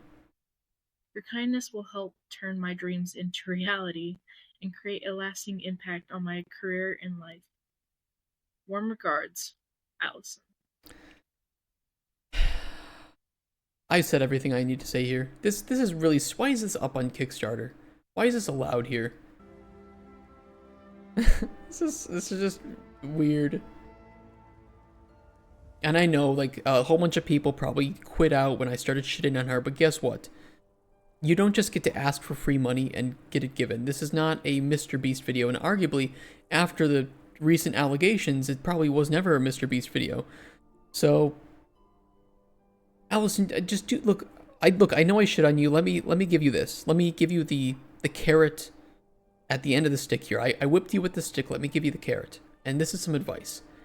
I don't know your personal situation. Maybe you can't move back in with family. Maybe, and I really hope that they didn't kick you out or they're not mean to you for your identity in some way, okay? That would suck. I know people that have been in situations like that, and it's never great. You clearly don't want to continue with college. You probably have some loans. You just need to, if this is not your pathway forward with college, quit now. Don't look back. Get a job, any job, it doesn't matter. You will have free time. No job is going to work you past 8 hours a day, especially if you're disabled. If you're truly disabled, apply for some disability help from the state or the government. Get some assistance, get some work under your belt. You'll feel better because you're actually contributing something. I promise you. If you aren't fishing, goddamn it, lazy fangs. If you aren't working, that can have a big impact on your mental state, and you might feel depressed. Any work will help. You'll make friends, you'll make connections, go out there and make some money, live with somebody else that you feel comfortable living with, or maybe two other roommates, and just start building the game on your side. Join some game jams. You'll get there. It's just not easy. The game dev environment sucks as a junior. You are fucked. If you're a junior looking to get into game dev, I'm sorry, it sucks right now. And the only thing you can do is make games on your own. I promise you, because trying to get a job is just going to be hell. You're going to be wasting a lot of time sending in applications that, frankly, you're not probably going to get unless you have a bevy of experience and good connections. Just make games on your own, or in game jams, make it with other people. Build up that rep sheet. Don't go to Kickstarter and beg for money. It's not a good look, and nobody's going to do it. You aren't anyone to anybody. And that's going to be that way for probably most of your life. It's the same way for me. Nobody really gives a shit about me except my family and my close loved ones. That's it. The only thing I can do is provide, as a company, the only thing I can do is provide value to customers. And chat. I do love chat. I love chat. Chat loves me. We all love each other. We send each other nudes all the time, okay? You don't have to join in on that. I'm not saying you have to join in on that, Alyson, okay? What I'm saying is very few people care about you. Go make something of value. It can be anything. It can be cookies. You can sell cookies. You can make cookies, right? Even with your disability, make some cookies. Sell them. Sell them at fairs. Make some crafts. I don't know. People like crafts. Do something that brings value. You'll feel good. Optional but recommended. Oh my god, I spent so long talking about fucking Alyson. Threads of Fate. Okay. Oh my god, $200,000? Wait, where the fuck was that? Hold on. Go back. $292,000. Crafting the future of MMORPGs. Oh, Alyson, you're actually much better than this. I take everything back. They want to revolutionize MMORPGs by not having pay-to-win nightmares, dev team radio silence, copy-paste gameplay, forever in development hell, day one disaster launches. What about MMORPGs that overpromise and never deliver? Because that's where it feels like we are. Enhanced weather system for 1.75 million. Threads of Fate, I have an amazing opportunity for you. You don't need $1.75 million to make weather. Thank you, Rua2025, for the follow. You need $40 to make a good weather system. Huh? Who's saving you money already, right? We're committed to transparency. Are you committed to, dealing with your own scope? God, this really, I don't know, all the usage of the emotes here kind of gives me a bad feeling.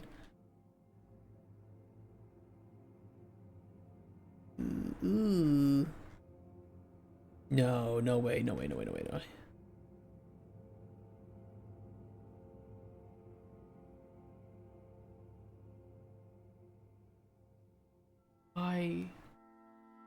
Why are we like this? I knew it. I knew it was ChatGPT.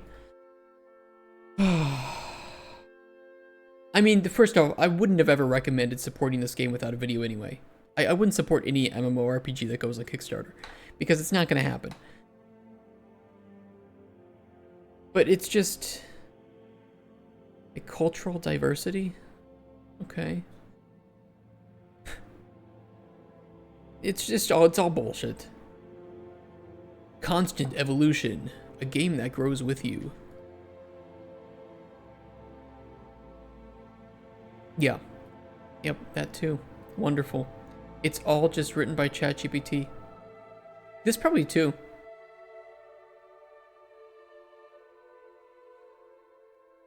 Six months between pre-alpha, alpha, beta, and polish and prep. 6 months for an MMORPG between each. Dude, no. How many people have given money to her for this? One backer for $541. What? Alright, thanks, Dad. You can do it, son. Scope management.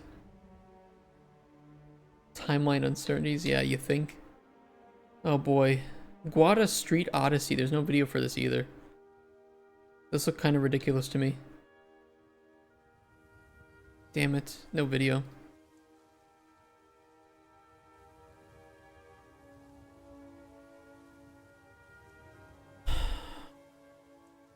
Well guys, that was another wonderful day of Kickstarter reviews. And it's not over there yet. But what I might do is a reaction to a video. Well, I don't know. It's kind of 4 p.m. I didn't get much sleep. I didn't get much sleep last night. I'm going to say this. I didn't get much sleep last night. I'm going to have to be awake at 6 a.m. tomorrow. There will be a stream, but we're going to be doing some reaction streams tomorrow. So I'm going to kind of hit it early today. Early. It's been a 7-hour stream. And I'll be streaming very early tomorrow. Very early, because I have to be out of the house. And we'll be doing some reactions to game dev videos and education stuff. So if you want to watch more of that, we'll be on tomorrow way earlier than usual. Probably about 2 hours earlier. And I look forward to seeing you guys then. What a day. What a day. Shout out to Alyson. Why so early? So the guy to repair our AC is going to be early. Like 7 a.m. tomorrow. I don't want to be there when he starts. It's going to be loud and annoying. So I'm just going to wake up early, get my shower, come into work, and yeah. So you have to be gone so you don't punch him. They basically said our whole AC unit's fucked up, so they have to replace it. That's what it is at this point. So I'm hoping that they can install it tomorrow and have no issues. Even the lady that has to deal with a burly AC man, yeah. I don't care. As long as he fixes the AC, I don't care what else he does.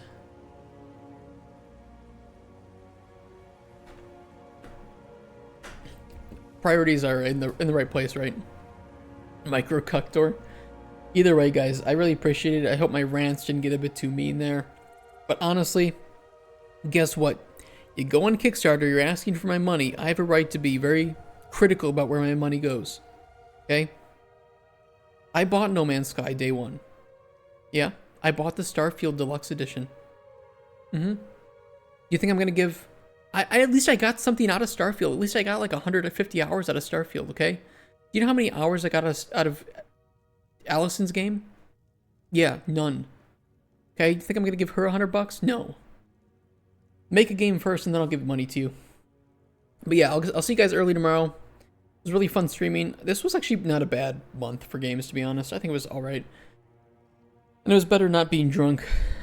I think my rants wouldn't have been as good if I was drunk. So, either way, take care, guys. See you tomorrow. Thank you for the follows and for all the love that you've always given this channel. I know we had some spicy hot takes, but hey, that's what you get. Hashtag safe space.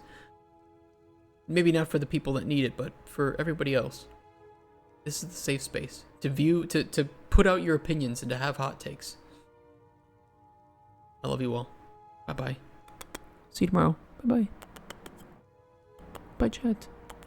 Oh, yeah. Alright, see you guys.